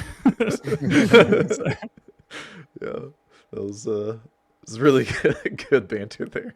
Yeah. I'm just congratulations, guys. I don't have any more questions. Y'all crushed it. So, do you have anything, Kano? I guess more so like, what did you guys think about the overall format of this race? Did you enjoy the hardcore aspect of it? Do you think that it definitely like made you guys think a little bit differently? Also, the players for spawning of bosses and such. Did you guys feel like it made you think very differently from your experience with just traditional hardcore runs that you would do in regular speedruns and such? Okay, why don't you take that one? When I asked everyone to play, I told them it was going to be a casual run because that's how it was posed to me. Then we found out it was hardcore. and yeah, I mean, it's still casual, cool. right? It's still casual, yeah. It's casual. It's just a fun race. The 4-man for me really makes you think because it's not been played into the ground. Coming up with a new comp, a new route. Specifically geared towards hardcore. There's not even a completed run on speedrun.com for the quad hardcore Hellbale. So it was fun to, kind of think out the routing, and everyone on the team played a big part of it. And it was McCall's idea actually to bring in the barbarian. Yep. No, I think overall that worked out well for you guys. Like we had a bit of a concern at some point during the race that there was like, the other team, Super Bear, as much as they lost their player, they had 3 damage dealers, which were still good. They had the Assassin up, they had the Paladin up, and they had the Sorceress up. And they were spec'd into Blizzard, Fist of the Heavens, and then also Lightning Traps. We were kind of thinking that maybe their strategy would potentially be to push forward and get to Hell Chaos Sanctuary, but unfortunately they did drop a player earlier on, I think throughout like the Tombs leveling or something along the lines of that. But yeah, in general, like them going for more damage definitely might have given them a slight edge in terms of like boss kills and stuff, but the amount of safety that you guys had, I think, also sped up your boss kills inherently as a result too. So in general, just having so much life from Oak Sage, Battle Orders, it felt like the difference maker in the long run. And you guys adapted well when it came to it being a hardcore race. Like you did what you needed to do. You still had a good chunk of damage, and bringing that Conviction Demon definitely helped out with the Sorceress buff as well. The only small little piece of criticism, which I'm not sure if it was just a bit of unluckiness, but you guys might have been short of a lower res wand or something like that. I don't feel like I saw much lower resistance going on. We found one. It was 200,000. Oh, yeah. But it was classic. we only Classic. have one Ellie dealer too, so it's only goat. Yeah. So we didn't really Makes force sense. The rest And of yeah, the I was gonna say, loot go that we had taking this gold run was just on another level. Like we saw an rune from Nightmare Forge, which wow. is just different. My druid, I don't think I've had many speed runs that we've done, even on 8-man, with how geared my druid is right now. Just completing that, there was a lot. Even early, we found the faster cast bell. We got an FCR ring right off Corpse Fire. So I mean, there was a lot of early stuff going to our Sork, which really, I think, put him apart. We did struggle to find some 2-socket armors for a while, but we had a couple stealths still waiting to be built. I got a 3 chaos amulet. This is going on my hardcore ladder. Yeah, Warlock. This is better gear than I have. We actually saw that at some point you were hovering it for quite some time, and we were just like, oh, okay, so all of a sudden Abyss is actually doing damage now. But my daggers to Abyss as well. Wow, you had +5. But yeah, in general, it was just really nice to see you know, obviously you having that +3 chaos skills, which helped the Abyss, because I feel like Abyss kind of without plus skills and the synergies, it sort of lacks a bit of that early game damage. And like Miasma Chains is really hard with summons and stuns, but in general, it was just like seeing you guys get some of the early game pieces. I think set you apart for a little bit, because Goat didn't even have a spirit. Like he's just going with like I guess 10 or 20 FCR wand or something like that. I know you guys had the early game FCR belt drop from the new set, 20 which was FCR cool to wand. see as well. Oh, 20 FCR wand. Okay, yep.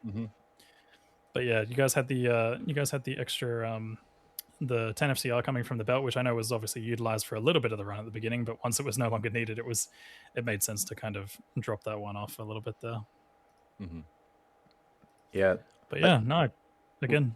Oh, you were gonna say, Jim? Oh, I was gonna say I saw Woot loot that belt, and I was like, I wonder if he's gonna, you know, just toss it because it looks like Arctic belt, you know, or is he gonna notice it and give it to Goat? Funny enough, we saw that in a couple of our practices, the same items. So it was as soon as it popped, immediately that's where my head went. I was happy, man. It was cool. I knew Goat would smile a little bit, and that's a hard thing to do. Yeah, it's tough to make Goat smile. So yeah. I know, right? Yeah, we could definitely hear the live stream definitely caught some of the Travancore frustration. What was happening there exactly? Was it just the fact that you saw so many monsters that made you frustrated, or He wanted us to stay at the waypoint, and I didn't want to, because we can't fight stuff inside that room, you know. So I ventured out. The guys followed me, and we didn't stick to the plan, but it all worked out. I was trying to draw one guy out so we can just get a flail easily. Oh, okay, yeah, that makes sense. Yeah, But so if they essentially join me, they'll draw aggro. Yeah, yeah, that makes sense. I mean, in general, that Travancore definitely did look a little bit scary, or in terms of how much stuff was there. So it might have been a hard pull regardless. But I mean, at the end of the day, despite the frustrations, you guys obviously came out on top, and congratulations once again. Congrats, guys. Thank you. Hey, thank But you. yeah. And thank you guys for hosting this. Truly, I know I've preached Yeah. both of you a million times, but to everybody else, I got to do it. You guys are awesome. You're really pillars of what we do here. You guys are the everyday crew. A lot of us washed up dads had to, you know, move on and move out, but you guys are here for the community. So thank you so much. And, you know, really, and thank you for the other teams that participated. Y'all are super handsome people. We love the competition. Let's do it again. Yeah. Thank you. No, it definitely would be awesome to see more events like this, and thank you again for the kind words, Woot. But I think that will conclude the interview segment for us. So thank you guys so much for joining. We will obviously catch you elsewhere. But congrats again, guys. Take it easy. See you guys. Peace. Thank you. All right, so are we time to switch back over, huh? Yeah, I think with some luck, we should be able to switch back over to the other feed. We can give that one a go. Hopefully everything is all working still as intended. Yeah, hopefully switching back doesn't screw up anything. Oop. Oh, okay, hold on, wait. Did your stream just drop for a second, or me? Oh, it's dropped. Yeah, for. I wonder if it's gonna come back. Okay, there we go. It's back. Yep. Okay, it's back. Might have just had a bit of a brief hiccup moment, but it does seem like they are progressing through what looks like Hell Act 1. So they are going to be going for, like, Running Crew is still in this race at the moment to try and secure second place. I mean, right now, I believe the way that this race works is that if they make it further, they still technically win because, you know, it's based on progress.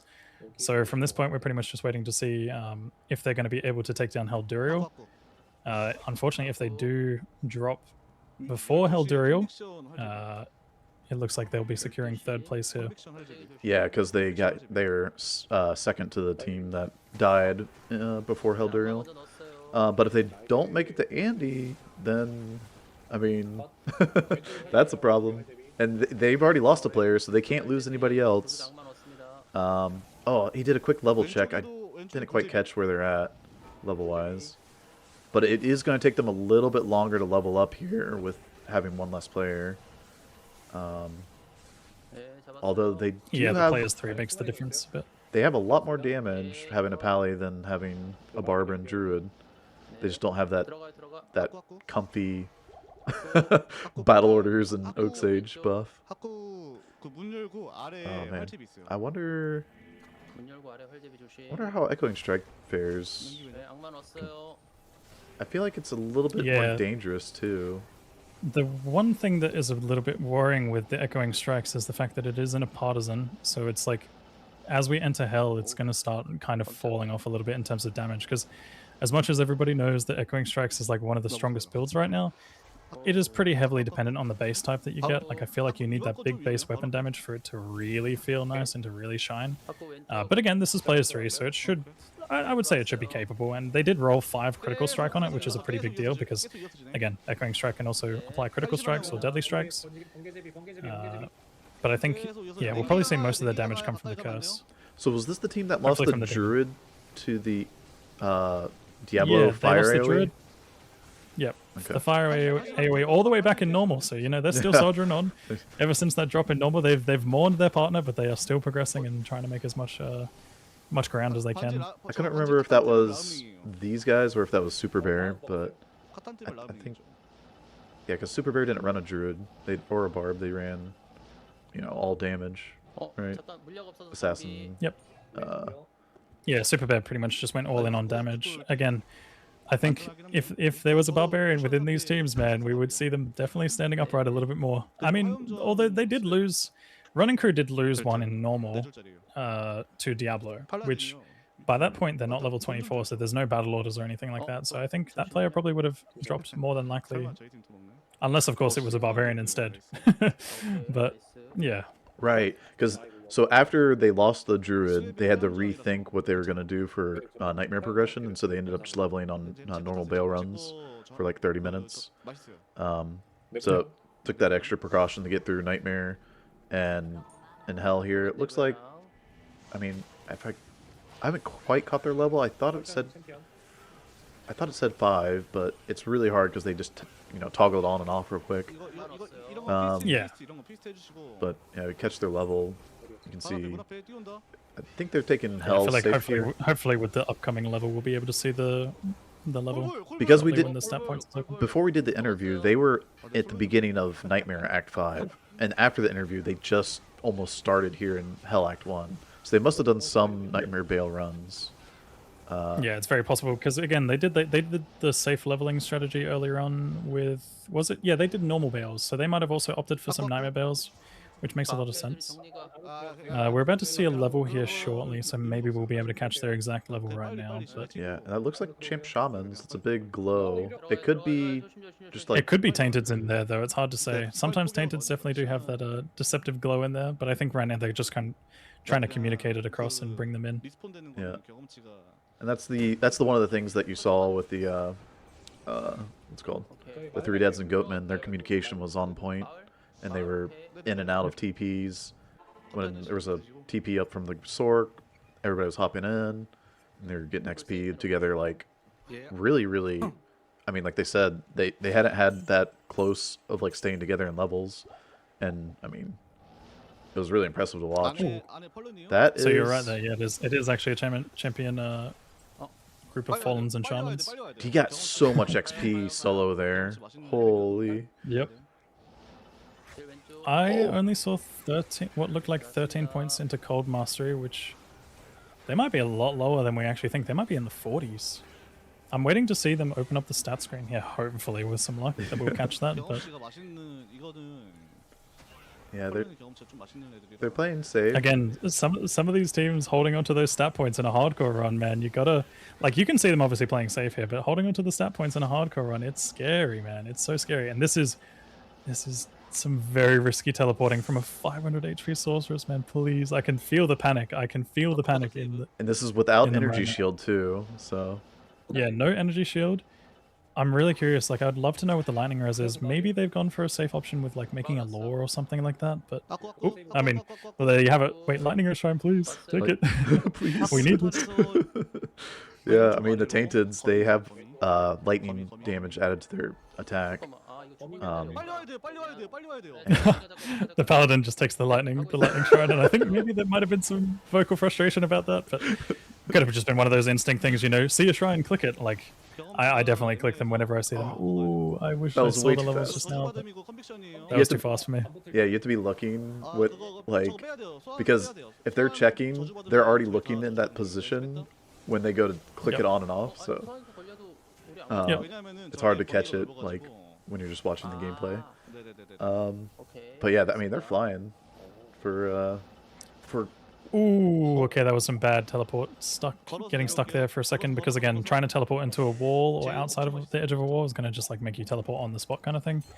Little scary, but not as bad as we're making it out to be. Like that was only 200 HP, but still, that could have been a lot worse. Again, really good though that they're getting these XP groups. Like this is tremendous experience for them right now. These champion shaman groups.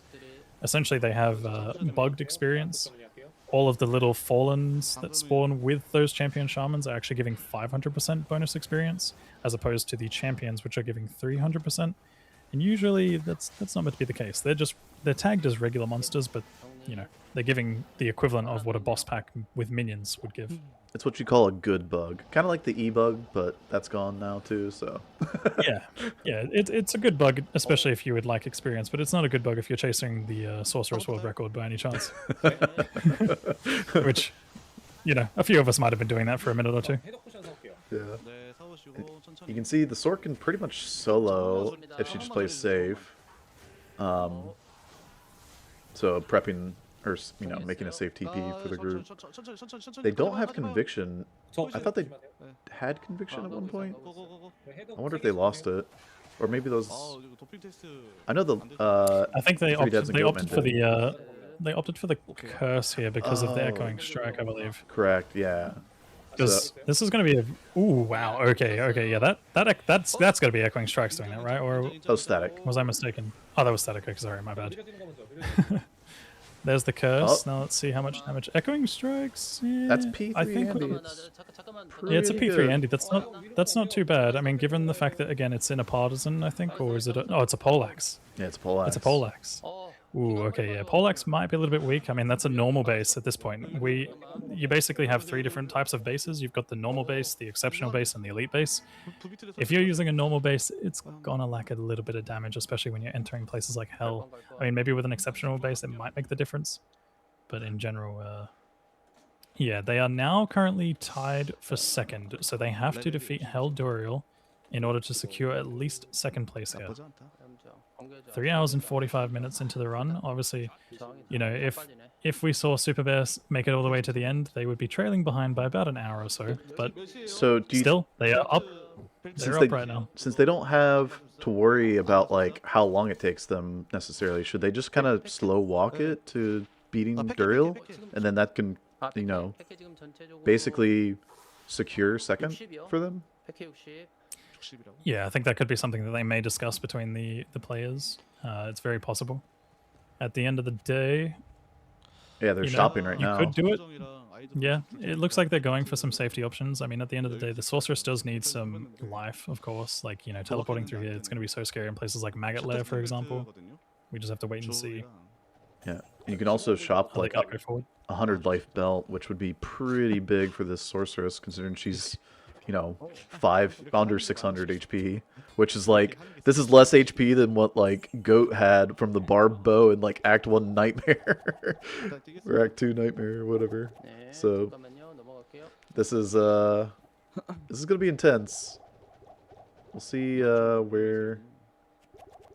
Oh, there you go. Yeah, definitely. They're playing it smart right now. So what they're doing, as you can see on the screen here, is they're purchasing antidotes and thawings. These potions give 50 to each of the respective resistance. So in this case, antidotes gives 50 poison resistance and also 10 max resistance. And then antidotes give 50 cold resistance.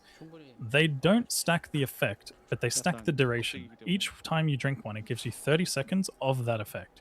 So you go 30 seconds, 60 seconds, 90 seconds, and so on. Now, what they're doing right now is they're just trying to stack that effect, basically to create a little bit of a safety element for them.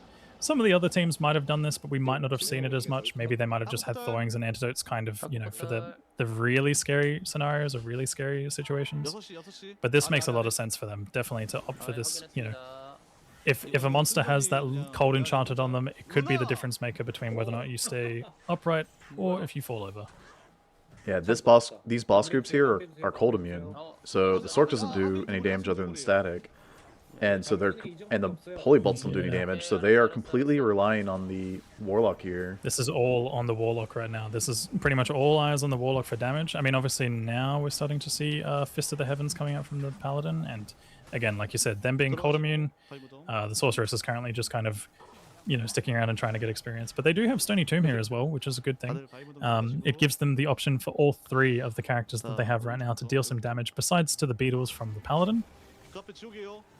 But in general, yeah, you can see that they're playing super safe, like just, utilizing the doorways, making sure that they don't go too far in, because this is a common thing, if you're in hardcore, this is probably the stereotypical thing to do if you're a standard hardcore player. You probably just take it really slow, try and have like individual monsters coming through the corridors and ooh. I heard something. Oh, amp damage? Oh, I think it could be amp damage or extra fast perhaps, maybe. I think in general there was just a bit of a shock factor, but man, those cold enchanted explosions, you got to watch out for them, because again, like we saw I think it was Novice that got he got dropped by double one of tap. those. And he had more life. Yeah, he double had, I think, 670 instead of the sub 600 here. So, but without knowing his cold res and without knowing Haku here's cold res, it's his strength. hard to tell. He drank the he dropped the the thawing. antidote potions. Yeah. Sorry, not the antidote potions, the thawing potions. So I think they've kind of played it very smart going into this place, because with potential for cold enchanted from both creeping feature, which is the super unique that spawns on the level 2, as well as just all these boss packs in general. There's a high chance. There's like a 1 in 13 chance or something like that, or like maybe 3 in 13 chance that they roll cold enchanted. So basically, they just want to play it completely safe. And we saw the biggest problem that Super Bear encountered, which was the poison damage. So having chugged those antidote potions is definitely going to help reduce some of the damage that they take. It's not going to completely keep them alive, because, at the end of the day, that poison is just ridiculous. It does so much damage. Yeah, I'm surprised they didn't hold on to just some antidotes just to get rid of any poison. It's good to hold on to at least 1, if not 2. Because you can also get what's called super poisoned, where the poison is a crit of poison on you. It lasts, I want to say, like more than twice as long, but does like twice the damage, and it'll drain your health pots. Like your health pots might not even out regen it, even though you might have max poison resist. So it's one of those things I think that players might overlook, especially when farming Hell Stony Tomb here. But I mean, with Salvation, they have a lot of resists, so that's something I think they have over the Super Bear team. The Super Bear team had, I think, they had like what, Assassin, Paladin, Sork, and Warlock. So they didn't have a Barber Druid. I forget who was the person that actually dropped from Super Bear early. They had it wasn't their assassin. No, because we were criticizing their it was the lightning Warlock, damage. right? I think it might have been the Warlock that dropped early. They lost the Warlock. They lost the Warlock and Nightmare Countess. Yep. And yeah, that's definitely a huge hit to both their damage and just also some extra survivability from the demon that they could have encountered. Yeah, I think they're level 52 here. I had gotten a check on their level earlier, and I saw a 51 in the party, but maybe the Sork is a level ahead, so they could be 52 or gotta 50. be really careful there. I'm seeing a lot of curse in the area. Oh, it's curse. It's curse on them, of course. Sorry, it's curse on the monsters. But nonetheless, that was still a bit of a chunk. Like that's all that takes is one beetle hit, and you're down about a third, if not a quarter, of your HP. Yeah, and then you just take a crit hit after that, and you're just dead. Like you think you're fine because you're above half health, and then super safe. Yeah. There's the poison. That's so much less tick damage. Remember we were seeing like 50 and 80? That's like 10, 15, 20. That essentially is the difference of chugging the antidote potions there, I believe. But they also have to make sure that they keep those up because, I mean, at the end of the day, they drink enough for maybe, 5 minutes of the duration? It might be expiring soon or now. But either way, they're managing it a little bit better than what Super Bear did. I think that, again, maybe if we saw people like Novice chug some thawing potions and antidote potions prior to, they might have had a better time in this area, which again is something to learn and grow from. Like you're always going to be able to do this kind of thing in future races if we do have events like this again. Yeah, I hope you do. overall, man, These are fun. Yeah, no, these have definitely been really, really fun to cast. Like I've been enjoying this experience a lot. Like it's nice to see. I feel like this would be a very different experience, obviously, if it was a softcore race. You know, like we'd probably actually see very close competition between a lot of these teams. But overall, it's just amazing to see like the progress that these teams have made, or the players that the progress that the players have made from 4 years ago. Like I remember, obviously, you know, the two speedrun teams were quite well ahead, whereas now like there's a Korean team that's keeping up very, very well, and even this team right now is doing a very, very solid job. Like I mean, being only just an hour behind, you know, the Super Bear team for like an hour and 10 minutes behind the Super Bear team for the Andario kill. In a hardcore race, that is like tremendous. Like it's an amazing feat. I think that's one thing that like maybe played into Three Dads and a Goatman's team was the experience of like race environment versus speedrun environment. Yep. And having that extra experience of like, you know, doing so many runs for so long, even though they haven't been around recently as much, they still have that experience of knowing what they should be doing, and what like precautions they should be taking. And yeah, I think these guys, I think this is a big learning experience for them too, and they will be that much better for it on the next race for sure. Because I mean, I think the Super Rare team, like, I'm pretty sure they could have overtaken Three Dads and a Goatman at one point. They absolutely had potential, man. Like if they were able to keep all 4 of their players alive, and you know, I think again it was just more of a safety issue. It's like the fact that the Sorceress does have to play a little bit more cautiously. Like it's going to be really tough to survive without the Barbarian, but overall, keeping all 4 of their players alive would have helped them with several different things. It would have helped them get a little tiny bit more experience along the way. It obviously would have helped a little bit with the damage. And like they were, you know, considering being 3 players down from early Nightmare, they're trailing behind first place by 10 minutes. Now don't get me wrong, 10 minutes might sound like a lot. That is quite a bridge to gap when we're talking about a speed run, and obviously the hell portion kind of speeds up a little bit, but it still doesn't change the fact that like, you know, they're down an entire player and they're still trailing behind by that much. If they had that extra player, that might have definitely been the difference maker if they were able to keep them. Yeah, and also it's hard to like judge based on like XP amounts when they lost that player, because they were farming Countess for the levels, whereas, you know, Three Dads and Goatman just went for progression, and they were kind of neck and neck at that point, or like going into that point. And so it would have been interesting, I guess, if they hadn't lost the Warlock, to see if getting the Spirit would have paid off, and whether that would have caught them back up, because having that extra hit recovery and, you know, mana, and Spirit actually gets overlooked. It has 22 vitality as well. Like it actually has a little bit of life to it as well. It's kind of wild how OP the weapon or the reward is. Spirit is such a difference maker, and again, like we said before, because the strategy that they went with Super Bear, like they were going for a few tower runs. You know, we might have seen something like them potentially factoring and maybe going for the Echoing Strikes, like we talked about. This team is currently running Echoing Strikes, which is, you know, brand new to see, and I think that might have been the setback as well for Three Dads and a Goatman. Like, there was times where Lucky probably could have been utilizing Miasma Chains plus Teleport a little bit more. He still did a very good job, obviously, against the bosses when it came to that kind of thing, and I think that's also something we heard them discuss in their commentary between each other. Yeah. But when it came to, like, you know, if they really, really wanted to utilize on speed, like trying to get ahead, they would have had to have played a little bit riskier with that teleporting of the Miasma Chains, as opposed to, you know, maybe like this team, for example, using Echoing Strikes. Maybe that might have been something that Super Bear was factoring in, given the Nightmare Countess runs. You know, they might have been hoping for like at least like perhaps a Partisan or something, or maybe, you know, going, like we said before, the early game Colossus Volge. It's like, it's hard to say if the early game Colossus Volge is, ooh, okay. The early game Colossus Volge might have been a risky play, because at the end of the day, it's like you've got 3 acts left, and by that point, is it really going to be the difference maker? Probably not.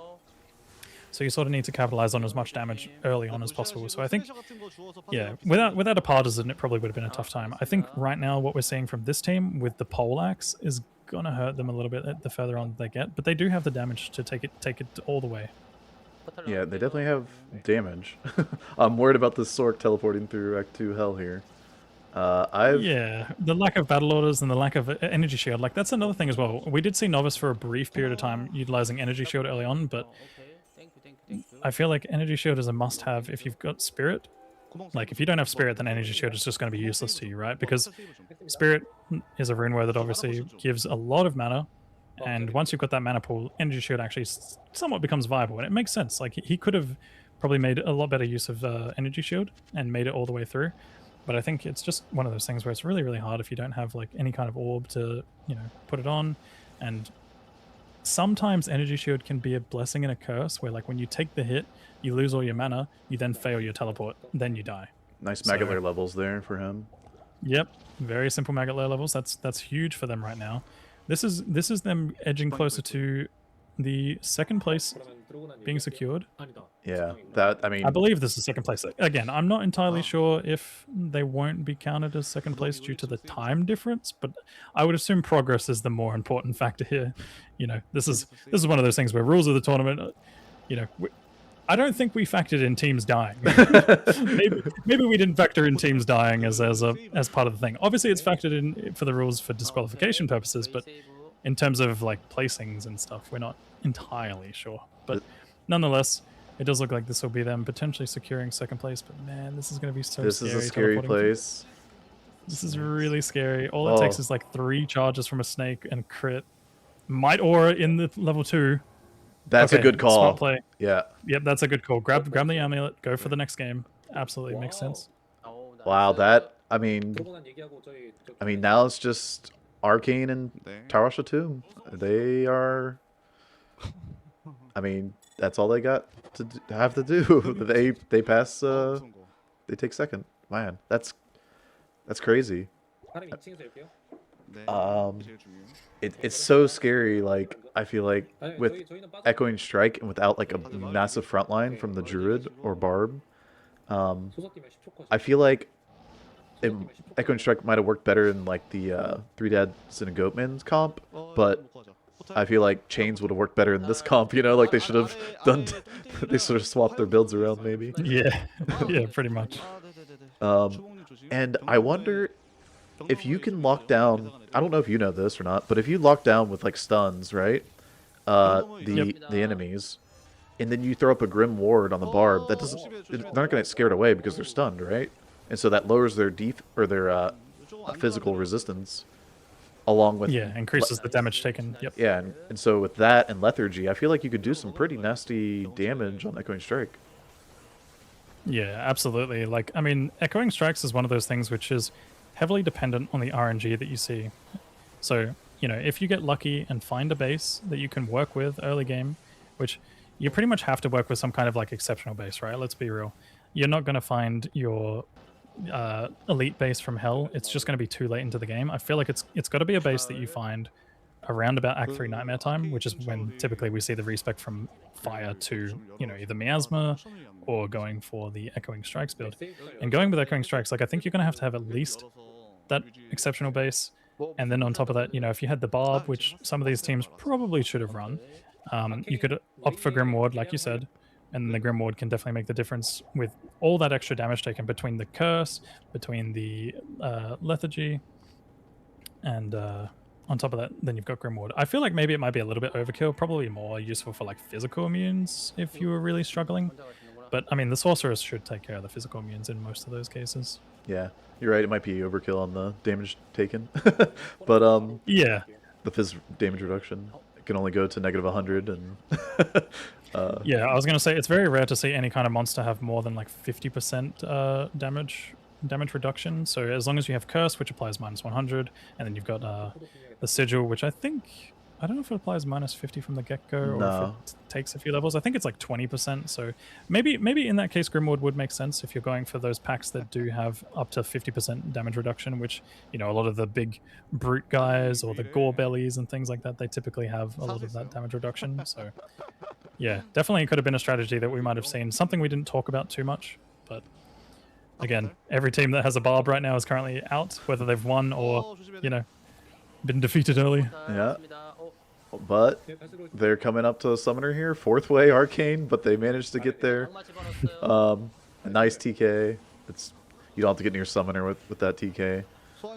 Sorry, TK, telekinesis. The book, and it puts the red portal actually not on the platform.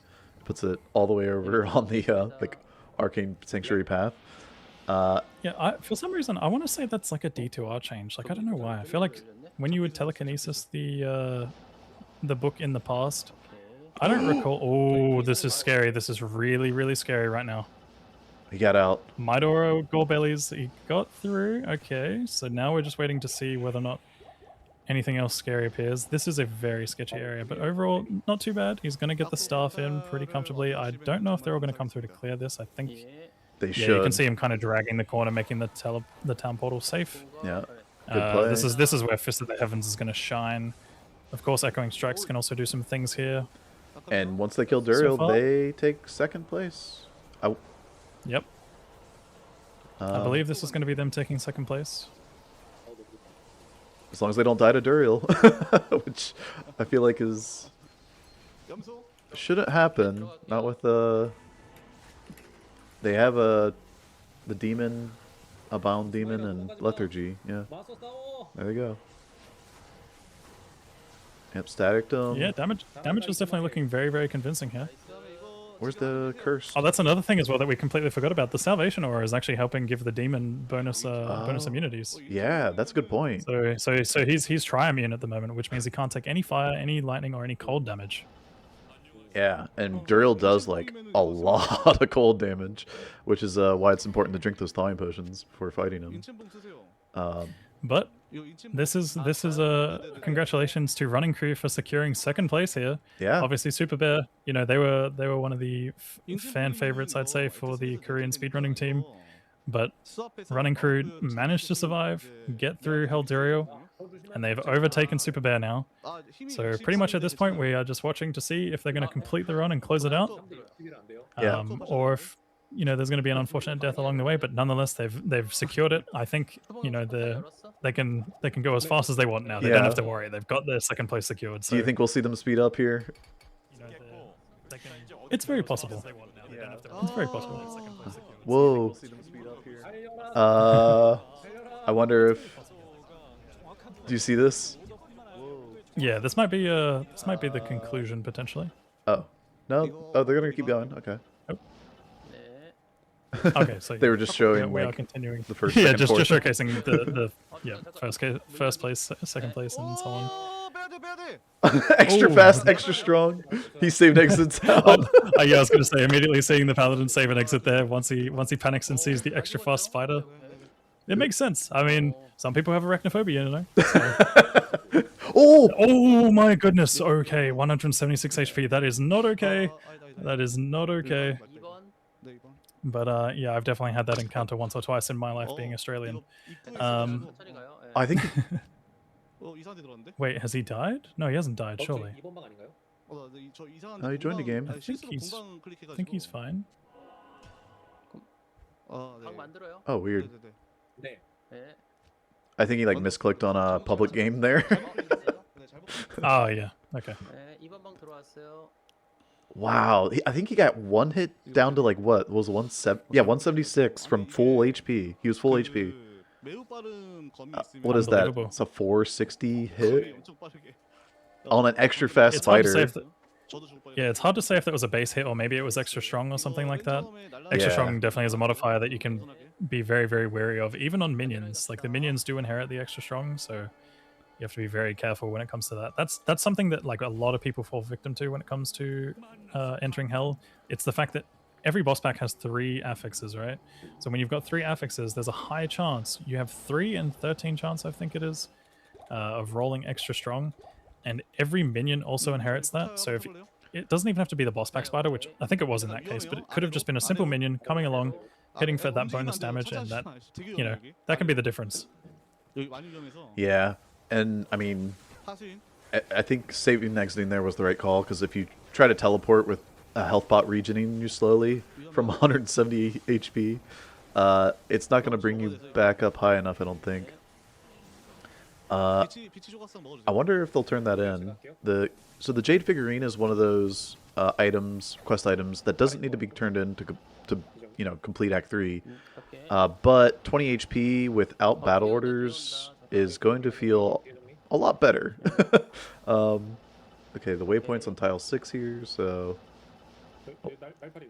Yeah, currently seeing this is Flare Jungle on... No, is this Marsh or Flare Jungle? Okay, so he's... I'm not sure what he's navigating backwards for. Oh, maybe just going for... They missed Spider Oh, Cavern. maybe saw a pack? Yeah, they don't have Oh, Spider yeah, they have Cavern. to redo Spider... Yeah, they've got to redo Spider Cavern, of course, yep. Because of the save and exit. And they have that Might Aura, like, right up above them, I think? Yeah. Okay, they Yeah, going for some experience here. Yep. So. Yeah, Fist of the Heavens is going to be really, really nice here. Like this, Flare Jungle and places like this are really, really good because obviously there's a lot of high density.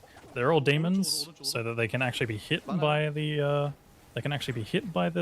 holy bolts that come from the Fist of the Heavens, and it's going to make Act 3 hopefully a bit of a breeze for them.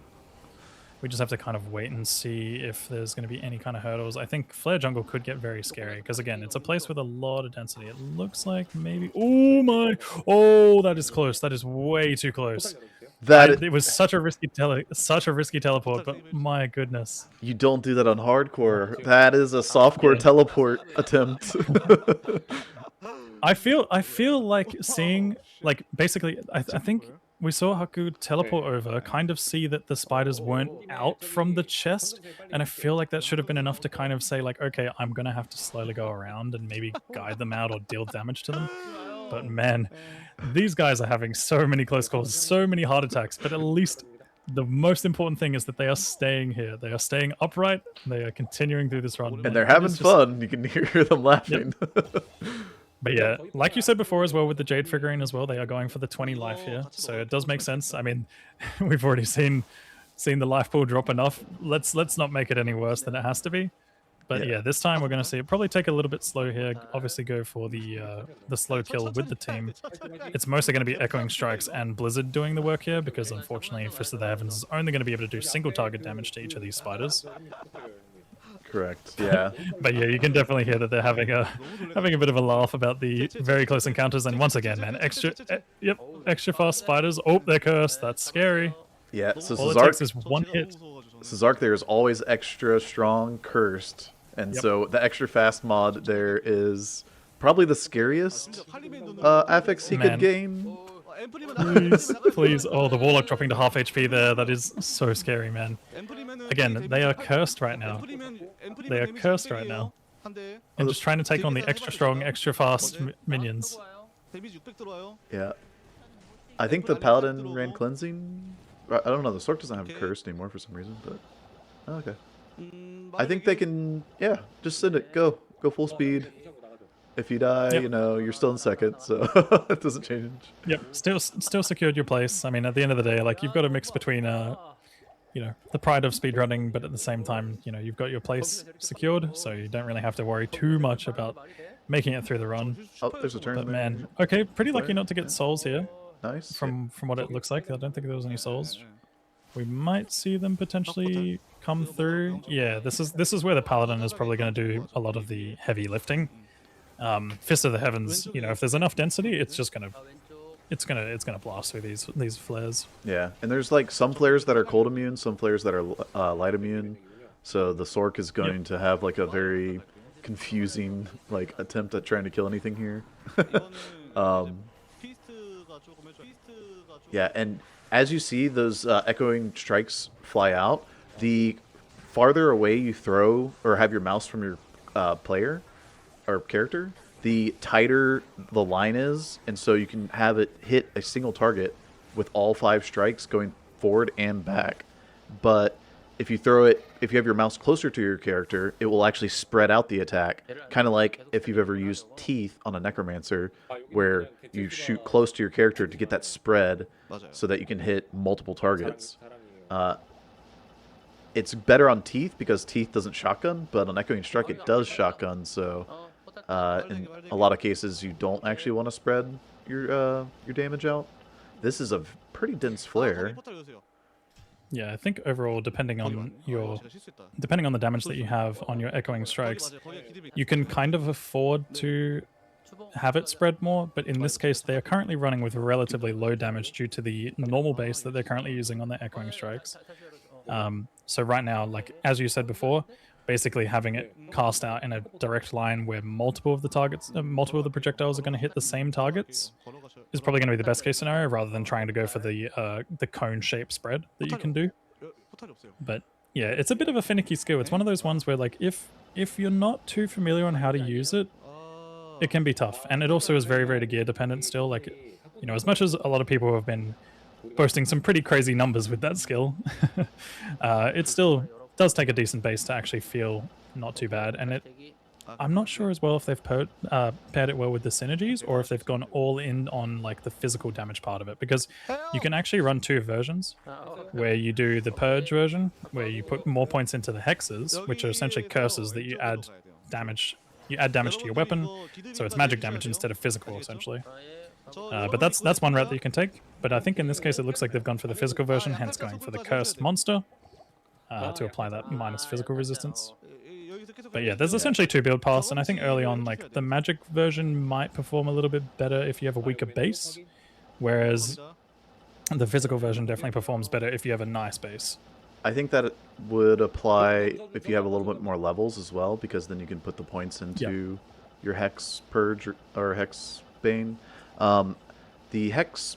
So what's interesting, actually, and I didn't know this until Macro did some testing, so shout out Macro Bio Boy, but the Hex Bane applies the magic damage to your Echoing Strike, but your Echoing Strike damage is divided amongst all of those echoes. So yeah, you have 5 echoes coming out, but it also divides them on the way back. So like it's doing 1/10 of what it says on your stat sheet, which is what the Bane is adding damage to up to. So your Hex Bane is actually being divided by 10, whereas Purge, when you throw it out, it applies the curse to the enemy on the first hit, but then you have 3 explosions of magic damage in an AoE, and then the 5th hit will reapply another Purge, basically, and then coming back, you have 3 explosions, apply curse, 1 explosion.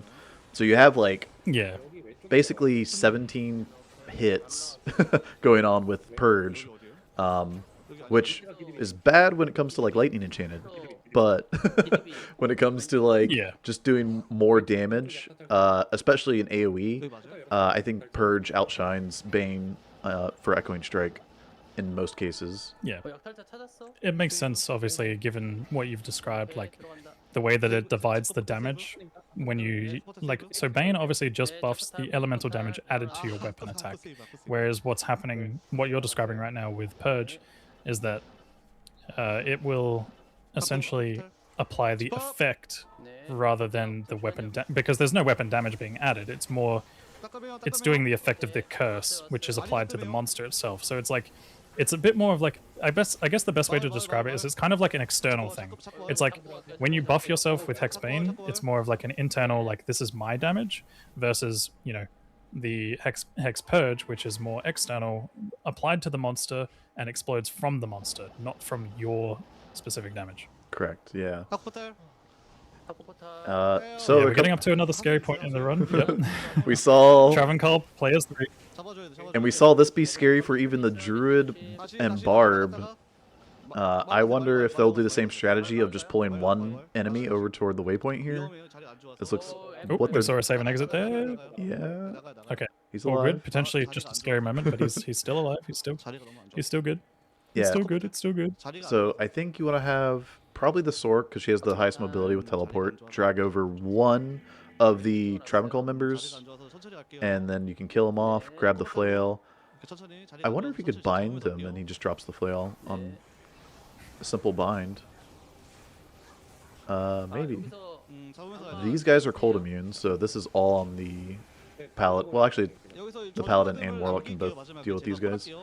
But yeah, the Sork Blizzard does nothing here. So she's just, as you can see, walking around back and forth. Yeah. The Sorceress is kind of just like making sure that, you know, doesn't get hit by projectiles. Kind of just like there for moral support again.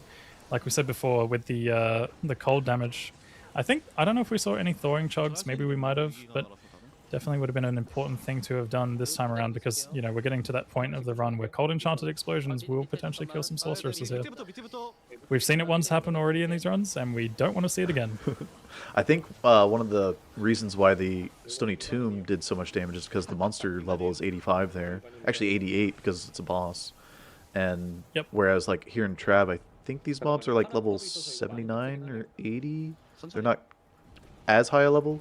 So the cold explosions aren't quite as much, but it's tough for me because I feel like I've like looked at the Travancore number before, and I want to say that it's like between 78 and 81, but it might even be higher than that. I think it honestly could be 82 or 83, but maybe I'm thinking of like Durin's level 3 or something like that. Like, but either way, nonetheless, like they are level 85 area is always going to top Travancore, so. The Cold Enchanted Explosion is not something to completely worry about here in comparison to the Stony Tomb one that we saw Novice obviously drop to. But in this case, yeah, they have gone for the safe strategy of just trying to slowly pull out that one. Obviously, the Blizzard is helping keep them very well crowd controlled here. Getting that Echoing Strikes, actually, like we were talking about before, trying to get as many of those hits back and forth. Rather than spreading out the damage and missing some. Ooh, they're pulling. Slowly but surely we're seeing... Yep. Okay, Fanaticism is a little scary here. They do have that demon as well to upfront tank. I wonder if they grab the Fanaticism Aura. If he's cursed Fanat, that would be a pretty massive boost. That actually might be Ismail. He might be going... No, he's not going for it by the looks of things. I don't know if that's Ismail or if that's Jelab, but... either way, the Fanaticism demon does drop. So maybe we have to wait and see what they have. It doesn't look like there's any other kind of aura. I think that one might be Ismail there, which is the one that is always guaranteed cursed. Yeah. And often I have a lot of people come into chat and say, hey, if you need a cursed demon, just go grab Ismail. But I'm like, I don't want him. So, yeah, he's not... But yeah, if you ever need a cursed demon, that's always going to be one of the easiest ones to obtain. And like you can see here, they have obtained it for the higher level curse. Yeah.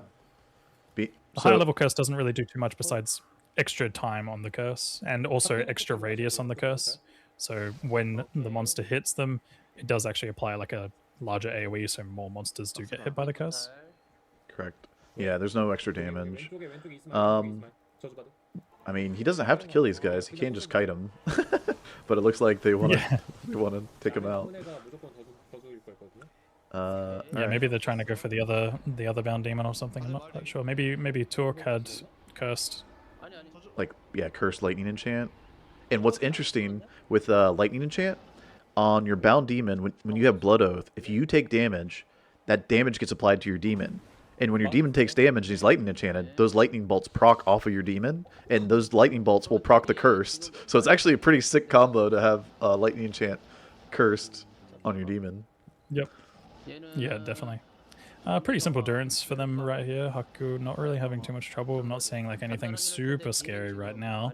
Does secure the waypoint. Actually going for the save and exit here, surprisingly. I'm not quite sure why. Maybe they're just trying to hope for that real quick sharp turn exit. You obviously can get pretty lucky with the extra, you know, the tile being right around the corner kind of thing.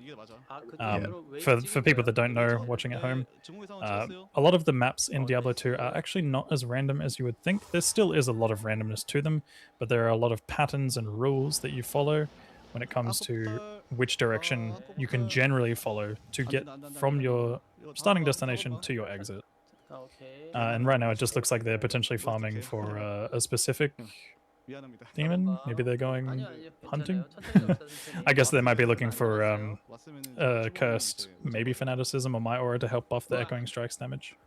Yeah, or they could be looking for cursed conviction so that the static damage True. Yep. is more effective. Could be a cursed conviction combo. I'm seeing a might here. They might be considering it. No pun intended. They might. They might be considering it. But it is also going to be a little bit scary to get this one out and potentially... it looks like that one might actually be on Turok, which is probably not what they want since he's usually cold enchanted and doesn't always have curse. Oh my goodness, the snake. Wow, The snake doing 300 damage there. That is incredible. I don't think I've ever seen the snake do so much damage because he doesn't usually get like the aura. Yeah, it's very rare to see them. I mean, obviously you can see the might aura ticks around them. It's actually a good way to see whether or not there's snakes if you're ever doing some kind of like full clear challenge run, which I have to do at some point. But yeah, hopefully with some luck, maybe there's some Might Aura around just to make it easier for me. When it comes to a full clear, do you have to find like those frogs that are in the water, pull them out? And... Yep, you've got to find the frogs. You've got to find the frogs. You've got to find the snakes. You've got to find everything. Oh man, that it's like Den of Evil, but you know, for the entire game, it's pretty rough. Yep, no, Den of Evil on hard mode. I mean, Den of Evil's already hard enough. Let's be honest. There's always that one demon that gets away, but yeah, pretty much. It's always a zombie does look for me. like they're going for. Yeah, there's always that one zombie hiding in the walls. But we do see them. Is it Might Aura? I think he might actually be Might Aura. Yeah, it's looking like they're trying to get him, maybe. Or maybe they're just clearing him. I'm not sure. Yeah. Ooh. Okay, they've got him. Yep. Okay, so that's the one that they wanted. I think they wanted. I mean, this is two really good things. From what I can tell, I mean, again, can't read Korean, but I'm just assuming based on the mods. I think they've got Lightning Enchanted, Might Aura, and Curse. And Curse obviously is like very important for Echoing Strikes. You need that Curse in order to apply the resistance reduction. Lightning Enchanted actually helps, as you were saying before, Lightning Enchanted helps proc the Curse a lot easier, because if you take damage with Blood Oath, or obviously if your demon takes damage, a Lightning Bolt probably is bound to hit some kind of demon within the area, or monster within the area. And then the Might Aura actually also helps buff Echoing Strike's damage ever so slightly as well. That was a quick Durance telly, by the way. I guess he already had Waypoint, maybe? And so... Yeah, he did. He had the Waypoint, so he would have just gone from Durance too. But I think in general, that just felt like a very quick telly, like he might have got pretty lucky with maps. But here we go. So we're going to be seeing Hell Mephisto come down. And wow, that damage is that is looking quite nice. That's not static anymore. Like yeah, that is not static. That's actually Echoing Strikes kicking in here. So I think it's a combination of multiple things. They're starting to get more levels.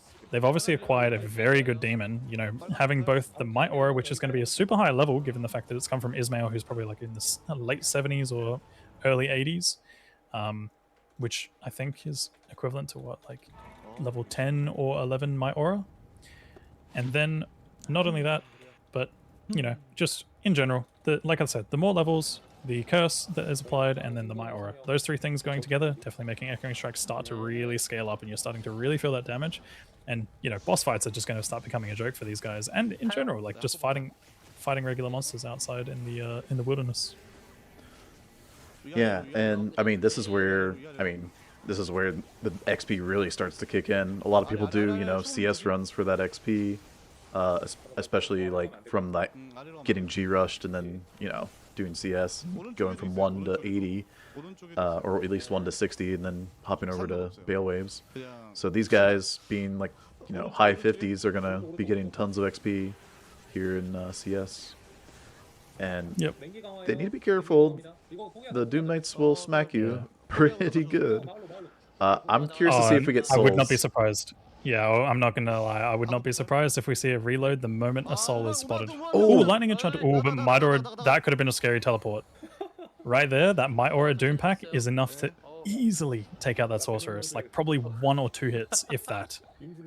I want to say those Doom Knights, man, they can chunk so hard. But we're gonna have to see here. We do have 1 good mob type, 2 good mob types. There's 3 mob types that can spawn in these areas right now. But there's a pool, I think, of 4 or more. I forget the exact pool. I think it's like maybe 5. Actually, I think it's 5. Oh, here, yeah. Yeah, in Plains of Despair, I think you've got a pool of maybe 5 or 6. I forget, honestly. It's one of those things that kind of just is muscle memory to me. If I see a soul, I panic. But in general, there's 3 mob types that will spawn here, and currently it doesn't look like they've got souls, so they're kind of relaxing at the moment. Souls is like the big, you know, if you see a soul in a hardcore run, you're more than likely going to quit. We kind of saw that instance happen when Goat got the Worldstone 2 waypoint, and just as soon as he got past those souls and saw it, he was just like, yep, I'm out. Yeah, and that, I mean, that's the way to do it. I mean, it's kind of lucky that he found the waypoint instantly there. That was... Yeah, I mean, pretty much right after that Deadly Soul pack, which, again, I still want to go back and watch the replay and see if that was Conviction, because I swear I saw some green underneath. It was either 1 or 2 things. It was either a green soul or a green Conviction or underneath it, and either 1, you probably don't want to see. You don't want to see either, no. Yeah. He is taking his time to tally through here. Have we seen a 3rd mob type? Oh, Doom Knights. Okay, yeah. Yeah, so we've got Doom Knights, Flesh Spawners, and the Morphines. He has located Israel. Ooh, this is, yeah, okay, decent mob types here again. Yeah, the only thing that would really be scary, I'd say, is probably the Abyss Knights. Honestly, there are times where those guys can just chunk. Like these guys here, this is going to be a little scary if they don't actually dodge these projectiles, but, you know, they're taking their sweet time with it and just making sure that they don't cause any problems. Yeah, and the Blizzard here is going to wreck these Stormcasters. They're not quite Yep. Stormcasters yet until CS, but yeah. I forget what they're called here. There's something. If- Stranglers or something like that. yeah, yeah. And if you ask Goat, he calls these spiders. So. Oh yeah, even worse, even worse. But yeah. So it seems like they're actually getting some decent levels here. Obviously, we did see another level kick in, and they're being very quick about their stat points. It's good to see now. Like this is one of the things that we commented on earlier when it came to these runners, especially the Korean runners. It seemed like they were saving their stat points for such a long time. Yeah. Again, holding on to stat points right now, but you know that's besides the point. But with that said, you know, holding on to these stat points can be the difference maker. You definitely do want to make sure that in a hardcore run, you're putting them in as quickly as possible. And I know, trust me, as like someone who's speedrun for as long as I have, I am guilty of it. I have had so many hardcore runs, no, not hardcore runs, sorry, but 8-man runs where I'm playing the Druid and I just completely forget. Like I want to say I'm sitting on like 50 points and I just never stat them. But this is also in softcore, so it's not as big of a deal. But yeah, overall pretty relaxing river, nothing too threatening. Kind of thinking about potentially reloading. Maybe they were thinking about going for Hephaestus, but I think overall they're pretty convinced with their current Cursed Demon. They're probably going to keep it as is. Yeah, it's a pretty solid Cursed Demon. The one issue I have with the Travancore member is that because he's more of a caster-based enemy, he doesn't quite just go straight up and tank stuff. He will kite around and run back and... What? Bit of excitement, maybe. Yeah. Bit of excitement going on. I don't know. Maybe there was either a big drop or they're just excited that they're, you know, they're making it through. Yeah, yeah. But Happy to be in CS. yeah, what you were talking about before with the summon here, like, yeah, the council member is obviously more of a caster. Doesn't typically go up and attack and apply that curse as easily as we'd like them. But again, this is another thing where having that lightning enchanted is very beneficial to them. So the curse is more than likely going to be applied through that lightning enchanted. Not a bad trade-off overall. Like I would say that they're probably pretty convinced right now. You can see the curse is not being applied right now unless he goes up and actually goes for the swing. But you know, they're just taking their time. They want to make sure that they get through. I would honestly say, like, you know, getting through Hell Chaos Sanctuary in a hardcore speedrun race is, you know, 2 teams haven't been able to do that. So this is going to be another one to do that. Yeah. And By the looks of things. I mean, they are clearing it all out. Do you have a Fist of Heavens Pally on a P3 game? Fist of Heavens Pally is very, very good in CS.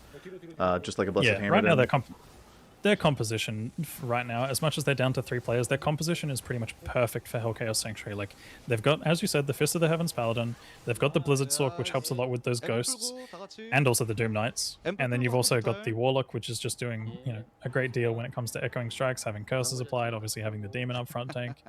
They're doing really well. Like this is a tremendous fight back from them getting through. As much as we're at the 4-hour and 30-minute mark, you know, they're doing really, really well. And I bet they've had their teammate, you know, cheering them along on the way. Yeah. Since yeah, normal I mean, Diablo. That could be one of those things. I wonder if they have actually stuck around and kind of just like hung out in the voice chat or whatever, but you know, it's been a long time since they've mourned the teammate. I think, like we said, it was like what, back in normal Diablo. So going from normal Diablo down a player, that is quite the comeback story. One thing about having somebody coaching you in the like backseat, if you're able to like kind of just listen to what they're saying and like, you know, execute on that, you don't have to do much thinking. You just have to execute, and so it kind of takes that pressure off of you as a team. But some people don't like being backseated, so it's I guess it's a what's the word, preference. Yeah. Okay, they Okay, so need to this set up. is- Yeah. Yeah, they're really the worst part right now. I was gonna say there's a rare. Oh, okay. I was gonna say there's a really, really rare spawn where Desace can actually spawn on that like sigil pop, and if you're not aware of it, that could have been the Sorcerer's Dead there. It's very rare. I want to say it's like 0.01% kind of rare, if not even more. Yeah, it feels But like it's a one one of in those things that can 1,000. happen. Yeah, it's like a 1 in 1,000 kind of run. But when it happens, man, it is the scariest thing. And I'm not sure if they're aware of that. If they aren't aware of it, they definitely would want to become aware of it by the next time they do this race. Yeah. So I think you can tell where it's kind of spawning with the little yellow glow orbs. yeah, you get the little glow orbs, but even then, that's still not enough time But to react, man. That's like, I want to say that's less than a second. Yeah, it gives you like a, and it's not exactly where they spawn either. It gives you, they can kind of spawn like in an area around that. Yeah, I mean, this is the last seal boss they're coming up to. This should be the easiest one, I think, because Yeah, I the think first for their composition overall, it should be quite a breeze. Like, I would be very, very shocked. Again, they do have to play it kind of safe, but it's going to be one of those ones where pretty much Infector almost always spawns in the safe spot. Like, I don't think I've seen Infector spawn in a bad spot unless the entire seal is packed with lots of monsters. So, in this case, we're kind of just waiting. Right now, they're clearing everything, which is also another smart idea, obviously, if you want to play it extra safe and make sure that you get past, make it over the finish line, right? So, this is the smart thing to do here. I think what they're going to do is probably have the other two players. Oh, this is risky from them, actually. This is a risky call. If they get stuck here, I mean, they've got the town portal as a backup plan, but if they get stuck here, this could be very scary. If they get swarmed or surrounded, I mean, I think they've got enough damage to make sure that they clear. Obviously, the blizzard's really good because you want targets moving. Big targets and moving targets are the two key things that you need. Also, monsters stacked up when it comes to blizzard's damage. But right now, you can see it's pretty much a breeze. Like, they've walked down, they've walked into the blizzard. They've also got the sigil down. They They've get the got the safe monster spawn. up front tanking. Yeah. They get the safe spawn. Not going for the Diablo kill here. Obviously, I mean, at the end of the day, they kind of want to go for bonus experience, I'd say. The level 58, so they're going for that one extra run to make sure that they secure the level 60 required for Ancients in Hell. I don't agree with that play because you do have to re-kill one of the most dangerous bosses in the game to Sace. Yeah. Whereas I think they had their opportunity. I think they had a really good opportunity there. If they encounter something like a cold immune infector, or obviously, like you said, a very, very scary Desace sigil. Yeah, I feel like, as you said, they definitely should have taken that opportunity there to beat Diablo while they had the chance. It might be a misplay here because, again, they might have to reload, potentially lose a tiny little bit of time. But in general, there's not too much, I think, that can really bring their composition down. They've got a lot of good things. Like, they can basically tackle anything. Like, between Fist of the Heavens doing magic damage, there's nothing magic immune here. And you've got Blizzard, which will pretty much take care of like almost everything as long as there's no cold immunes. Between the sigil bosses, that is, or the seal bosses, and then obviously Echoing Strike's doing physical damage, and just with the curse, it's a no-brainer. Like, I don't think they're going to have any kind of issues actually getting through something, but it's just a case of whether or not something might become more scary as a result. Yeah, and I mean, you saw like they were kind of scrambling around, but they have, like you said, such a good comp that like even with the scrambling around, they were able to just kind of clear out space and have a safe spot here in Chaos Sanctuary. This is essentially the thing that we kind of wanted to see from Super Bear. Rather than going for Stony Tomb, coming all the way to Chaos Sanctuary might have been the play for them.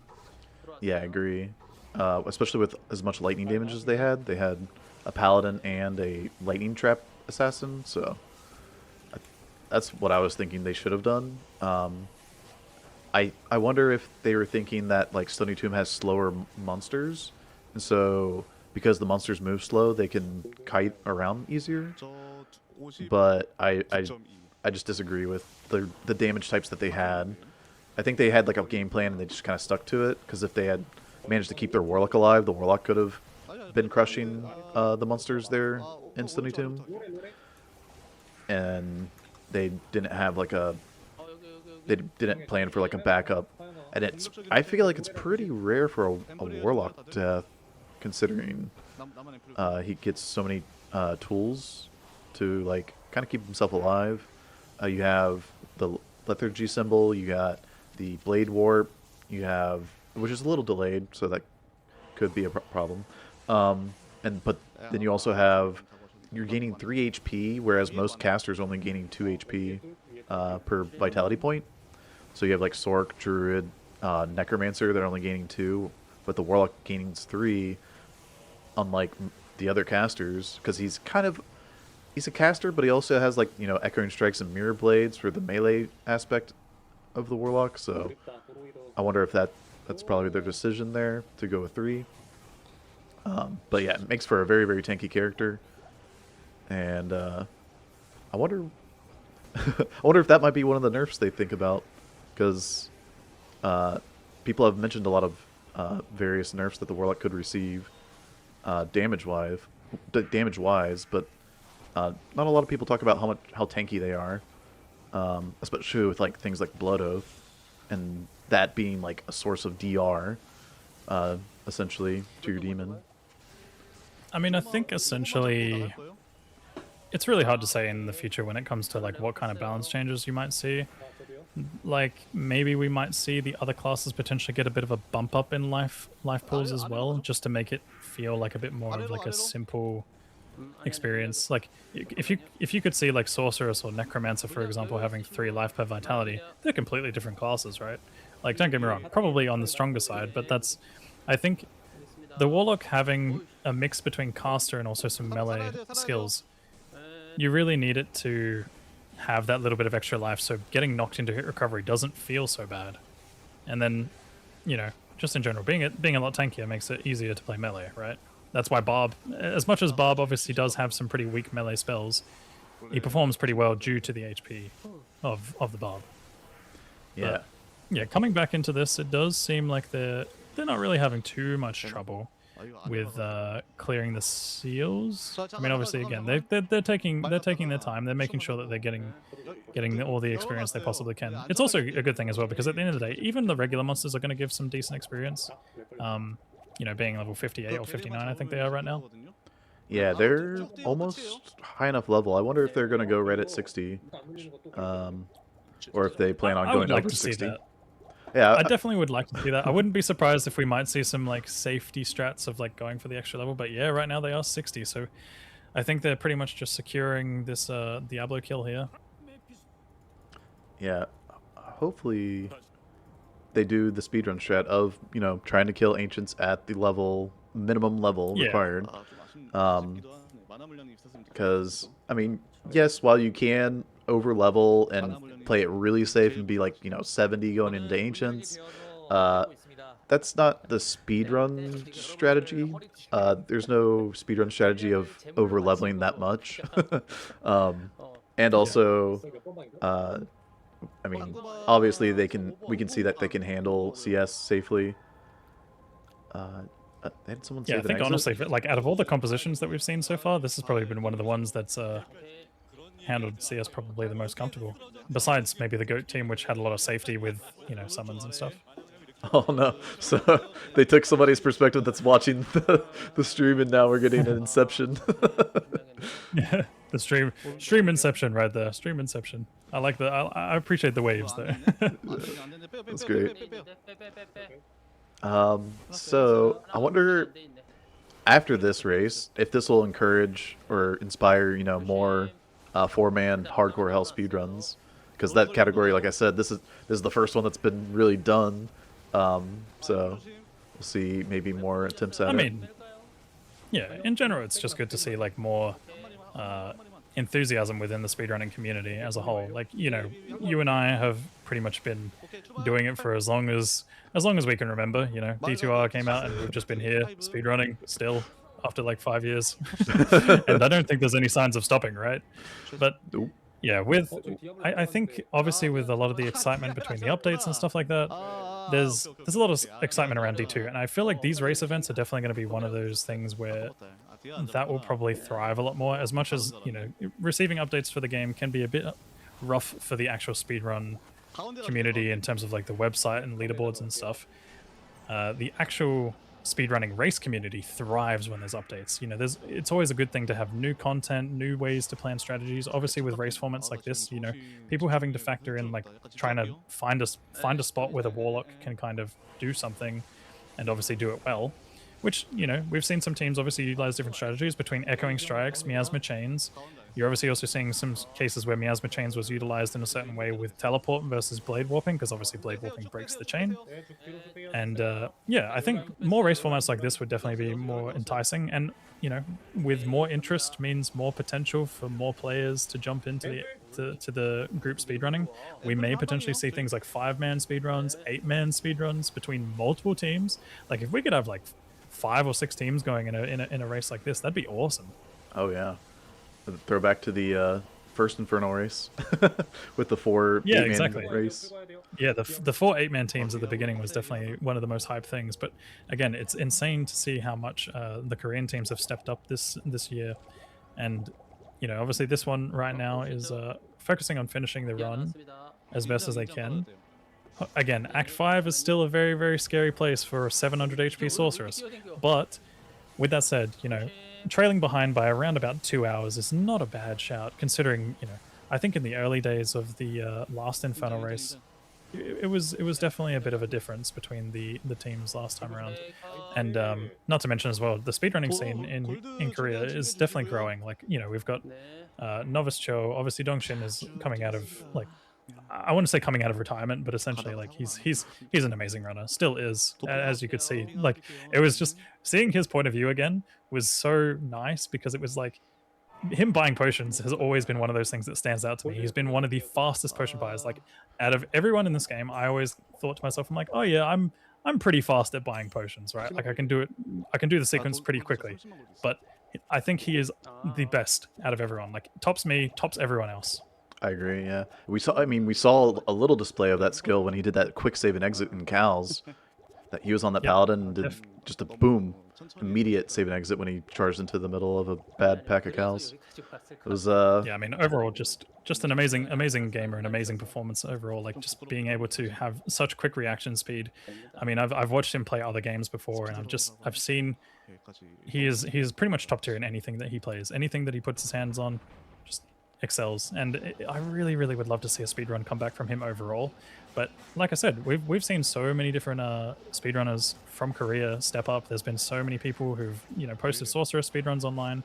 It definitely would be nice to see them branch out a little bit more and try out the other classes, or you know, try out the group speedruns a little bit more. Again, we're seeing a really solid performance from these guys today, and I think in general, more interest is always going to be exciting. I think, you know, there's been a lot of people globally who are excited to see races like this. So if we end up having more of this kind of stuff happening in the future, there's always going to be a lot of hype around it, a lot of interest around it. And I think overall it's just great for the speedrunning scene and the Diablo community as a whole. Yeah. And I mean, if we get more, you know, interest in it, then there's, you know, the Germans that are pretty big on doing their group speedruns. So, I mean, if anybody watched this ladder, they were the, you know, #1 team to finish ladder. And then Llama barely eked out a 99 push over the second runner, SGA. So, which 99 runs aren't typically speedrun related, but, you know, it does have a... I mean, you're still going to have a fast team at the beginning, you know. Like, obviously, in our run, we were doing a bit of a meme run, but, you know, you've still got to have a quick start in order to have a good 99 experience. And I think, obviously, that was one of those things which really set SGA ahead. And, yeah, I mean, globally, we've got a lot of interest from all different, you know, all over the world. So it's going to be interesting to see, like, what kinds of things we can expect in the future in terms of speedrunning races and whatnot. But it does look like they're kind of trying to make sure that this entrance is safe. Oh, that might be why. Oh, that's a scary pack. Okay, it makes sense to clear that. I would not take the chance there, but nonetheless, okay. It's going to be hard for us here. This is going to be the time where I really wish I could read Korean. Maybe one day I will learn just for casts like this, but. We're not really going to be able to tell what modifiers they roll unless we visually see them. So certain things like Spectral Hit, Cursed, we won't be able to see Cursed unless it's applied. And if they take a Cursed Ancients fight, oh no, that is going to be so scary. I mean, right now they're currently cursed, so they should definitely go back. Yeah, get rid of that. Yeah. I think that's kind of a no-brainer. It looks like that's what they're opting for here. But in general, I think, yeah, we're going to have to wait and see what kind of mods they roll for. I'm going to assume that they're going to do a lot of attempts, like making sure that they get the safest ancients possible, probably similar to what the Three Dads and a Goat Man went with. I ended up seeing at least like 2 or 3 spectral hits, and I feel like out of everything that they can roll, spectral hits probably the most relaxing for ancients. Obviously, mana burn's not the best if you're doing magic damage, which is not great. The only thing that I'm really worried about with this composition right now is the fact that the Paladin is only going to be able to do damage to 1 ancient at a time, and typically Fist of the Heavens is a very, very low single target damage. It's only lightning damage that it applies. You're so used to seeing the magic damage that spreads from the Holy Bolt being the big factor, but the lightning damage is quite low, especially without like extra synergies and stuff. So as you can see here, yeah, I don't think they're going to want any kind of extra fast. I don't think they're going to want any kind of Talic extra fast is pretty much, oh my goodness, gosh, are they taking please. it? No, I was going to say, please don't take that. Okay. Oh, fanaticism's an instant no-no. We're gonna see a lot of resets here. Yeah, this is probably we're probably going to see anywhere between 10 to 50 resets potentially. I don't know if they can take. Okay, so they've got a dual immunity. I've seen there. There's a cold and lightning immune, which means the echoing strikes is really going to have to take advantage of that. He's doing the smart strat by pulling them apart. I think Maddock is thrown into the wall. Oh no. Oh yeah, so okay, right now they've got the demon tank. Oh, the Talic there, the Talic whirlwinding. It's got to be paying attention to it. It's good use of. I think he's got death. No, he hasn't got death mark. Oh no, he's got death mark on left click. Okay, that's actually quite smart now that I think about it. Yeah, that's a great death idea. Mark on left click is like a really easy reposition of the demon. I like that. But damn, 2 ancients down. Yep, 2 ancients down. Oh. So Maddock is not focusing the demon. No, he is. Maybe. Yeah, and pretty much from this point they're kind of just standing around and watching while the Echoing Strikes Warlock does all the work here, because that is the only person who can currently do damage to Mordok. Yep, but they did take out the other 2 scary ancients. Maddock being lightning enchanted. I mean, this is. I mean, unless there's some bug with the lightning procs. Okay. I was a little bit worried about that cold enchanted explosion. Not a big deal, because at the end of the day, when you level, like, you're usually fine. But if someone has like really bad negative cold res, it could be a tough time for them. Did you notice when he hovered? He hovered over his demon tree there. The Blood Oath. He has it leveled up to level 10, so he actually has quite a few points into survivability there on the Warlock. But did you say that was 10 points into Blood Oath? Was it? Yeah. So he doesn't have plus 9 skill points. He might have like plus 1 or 2, but yeah, he's. Excuse me. He's invested quite a bit into Blood Oath there. All right, we are at the final stretch. This is one of the scariest parts. Let's go! We're getting the let's go chance. Here we go. Let's go. It's the final stretch. Oh, there's a tile that he's missed at the top there, unfortunately. Yeah. So there is a split at the beginning, and I believe that honestly might actually be the exit. Yeah. I hate to say it. I think that's the exit. It's either going to be up or down. It's going to be one. Okay, so it's down, but either way, he's caught the split. Good job from Haku there. Do we get souls? Is there souls? We've got. Snakes are scary. Snakes are just as scary. I heard some kind of aura back there. That sounded like Holy Shock, maybe? Yeah. Holy Shock. Okay, so we've got a waypoint here. That's good. There's no souls here. So we can check Throne. See if there's any souls in Throne. Or dolls. So they're on level 3 right now. Okay, it looks like pretty relaxing mob types. I mean, there's still potential for something scary, but yeah, overall that's a very relaxing moment. Ooh, Doom Knights, not so great. Moon Lords are a bit scary. Oh, fanaticism in the room. Okay, it looks like they're kind of relaxing though. They're definitely capable of getting this one. That was not Korean. I don't blame the reaction, but at the same time, definitely caught us a little bit off guard.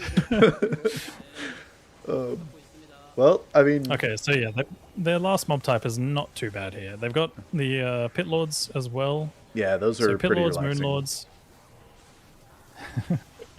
Pit Lords, Moon Lords, and then you've also got the Doom Knights. The only thing that's going to be a bit of a concern for this comp right now is the fact that Wave 2 can respawn some of the undead.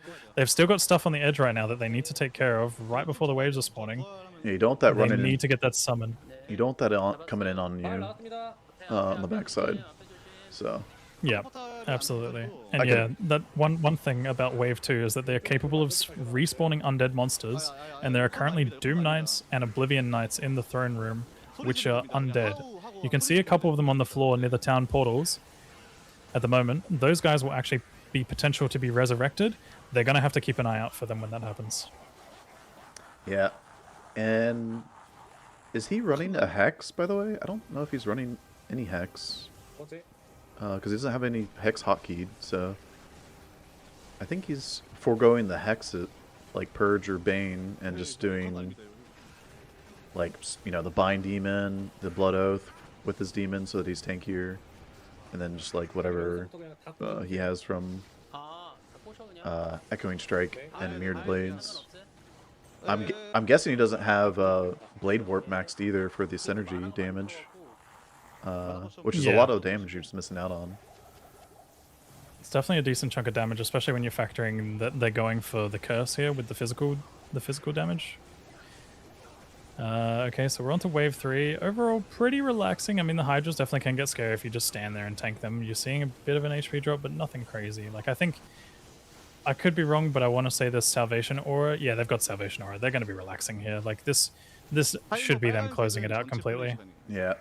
Well played. The only thing that's going to be really scary is Bale. Bale is still potential. Like, all it takes is a crit hit from Bale and a Tentacle to be the difference maker. But I think overall, this one looks like they might have it in the bag. Again, the lack of Barbio and the lack of Oak Sage from Druid was still very scary. I would not put it past them to die to Hell Bale. Because, you know, as much as the Sigil should lock him down, I just don't want to see someone die to Hoarfrost. Oh man, it's like the Cold Nova is going to be the scariest thing to see someone fall over to. Oh, they're getting rid of Amp before wave 5, but that means they're not prepped Makes for wave sense. 5. Oh, they're all going in together. Good call. Going in together makes sense. Bale's and left. Bale Okay. triggers the laugh again. I think it's because the town portals are too far back at the moment. Yeah, so really safe So there. he's actually Yeah. If you actually, as a note for people watching, especially if you're familiar with Diablo 2, if you had a town portal too close to Bale, he'll actually spawn the wave. So he'd throw the wave in and you wouldn't even have to worry about the laughing. But they got kind of, I mean, I don't want to say they got lucky, but essentially it might have been something that was planned. But either way, they didn't spawn the wave. Bale triggered his laugh again, which is what happens between each of the waves. And we were just pretty much waiting to see whether or not that wave was spawned based on town portal locations. We weren't 100% sure, but here we go. This is going to be them. He lost What's his up? Might Curse Demon for a Lister or a random demon. Maybe the Lister might have curse, but either way, the Sigil is going to be. Oh, here we go. This is the Hoarfrost being scary. Tentacles are also potentially scary. I mean, at the end of the day, it's a P3 spawn Bale. Tentacles can hit pretty hard if crit damage applies. And Bale has that extra But damage. damn. Okay, he's falling really fast here. They've got some really solid stuff going on. Again, without that curse, the Echoing Strikes is going to suffer a little tiny bit. Yeah. But I think Holy Bolt, between Holy Bolt damage, Blizzard, nice. They're closing it out. They're closing it out. Yeah, Lethargy, the Demon Tank. Yeah, I think. Yeah, they've got this. They've got this in the bag. Absolutely. A solid comeback from Running Crew. I mean, obviously, as much as they were behind in terms of time, they have managed to pull it back by actually surviving with 3 players. And like, that's- that is very impressive. And they're gonna sub 5, so they'll be under an hour marker. So that's cool too. It's not like They've just secured- over.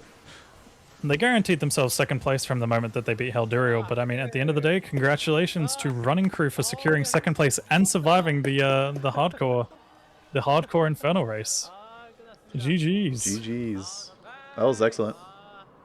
Very nice. Very nice. They clearly know a little bit of English, but hopefully they know a little bit more words. I was gonna say, yeah. Definitely a good display of some English that we heard throughout there. We understood a few things, but yeah, that is so that's Running Crew securing second place again. Obviously, we had 3 dads and a goat man coming in first, and then Super. I lost the name of it. Super Bear getting third place, and the other team.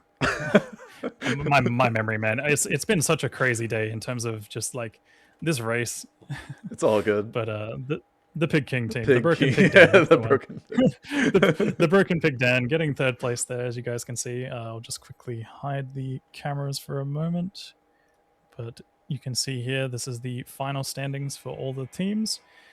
We do have obviously some very close times between both Three Dads and a Goat Man and Super Bear in the normal difficulty. There's a point in time where they're kind of trading back and forth between being ahead and being behind, but pretty much as we saw obviously from Nightmare Act 1, once Super Bear lost that player, times definitely started to become a little bit wider in terms of the gap. Running Crew obviously falling a little bit behind in terms of some of the times, but still making it all the way through to the end. Huge congratulations. Very, very solid display of skill today. Yeah, and I mean, without a barbarian too, that's a very, very scary push all the way through to hell there on hardcore. I know, as I've played quite a few Telesork roles, or quite a few times on Telesork, and had my issues with teleporting on low HP. I guess we can put our webcams back up. Yep, cameras can go back on. And I mean, yeah, get the celebrate. Whoa, that's a crazy red portal teleport from Tyrael. Wait, what? Okay, that's confusing. Seeing him put the red portal all the way down there, that's a rare sight. But he's making it safe for you guys because he's gonna smash the world stone. So you got to back away. Yeah. But nah, big respect as well to Running Crew. Again, surviving without the Battle Orders, surviving without the Oak Sage. Huge performance from them. Like, amazing stuff. Very, very good. Like, a solid display of skill from all the teams, whether you fell early or whether you made it all the way through to the end. Huge display of skill. And, like, it was just very exciting to see a lot of people come out of retirement and actually, perform well in the speedrun.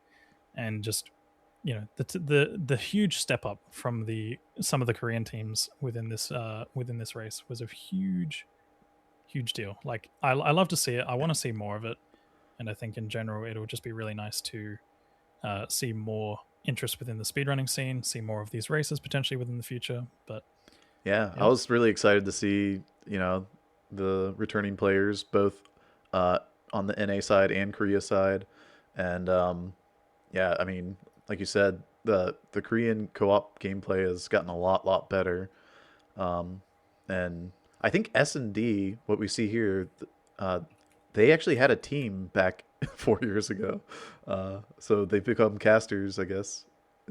They're like, oh, I think in general S&D is like the big ones that they host. They host these events, obviously, and I think in general they do the casting. I'm not sure if they actually had a team. Maybe they did. They might have had a team representing and also hosting the event. But again, yeah, that is awesome to see. But I think what we'll do for the time being, Jim, is we'll switch over to the chatting scenes. Yeah, because we're a little bit underdressed for this one. Definitely don't want to be too outshone by the Korean casters there. They definitely look a lot better dressed than we do, that's for sure, with us in our black t-shirts and whatnot. But yeah, I mean, what a race, man. What an absolute race. It was amazing to see the two teams at the beginning, obviously trading back and forth between placements until, unfortunately, we saw Super Bear have that player drop. And then, not to mention as well, the other two teams kind of also having their own little battle for placements. And Running Crew, huge props to them for making it all the way. Yeah, and seriously. Again, at the same time as well, huge props to Three Dads and a Goat Man for taking that one away. Eventually, it was also Three Dads and Two Goat Man, but that's besides the point. Yeah, and thanks for having me, join you, Kana. That was a really enjoyable cast. Yeah, I mean, it was a blast, obviously, being able to cast this with you, and also thank you for the opportunity between both S&D, the Infernal Race organizers, Blizzard as well. Yeah. It was awesome. It was a super awesome opportunity to have this race going on, and definitely would love to see more in the future. I don't know if you have any other final closing thoughts in regards to the race, if there's anything that you wanted to say or mention, but just thanks to the players for joining and participating. You guys put on a great show, and I think everybody really enjoyed that. I know I did. Hopefully we can see more in the future. Yeah, no, again, like you said as well, thank you as well to the players who did participate in today's tournament. You made it very, very entertaining for us as casters, the people watching on Twitch as well. And yeah, I definitely hope to see more of these races, man. It was a blast casting with you, Jim. Same. But yeah, I think from this point, this is where we will conclude the broadcast. So we'll switch over to the scenes and just make sure that we, mute. Yeah, thank you guys so much for watching. I hope Thank you you, guys everybody. enjoyed today's Infernal Race, and we will see you all next time. Farewell. Peace.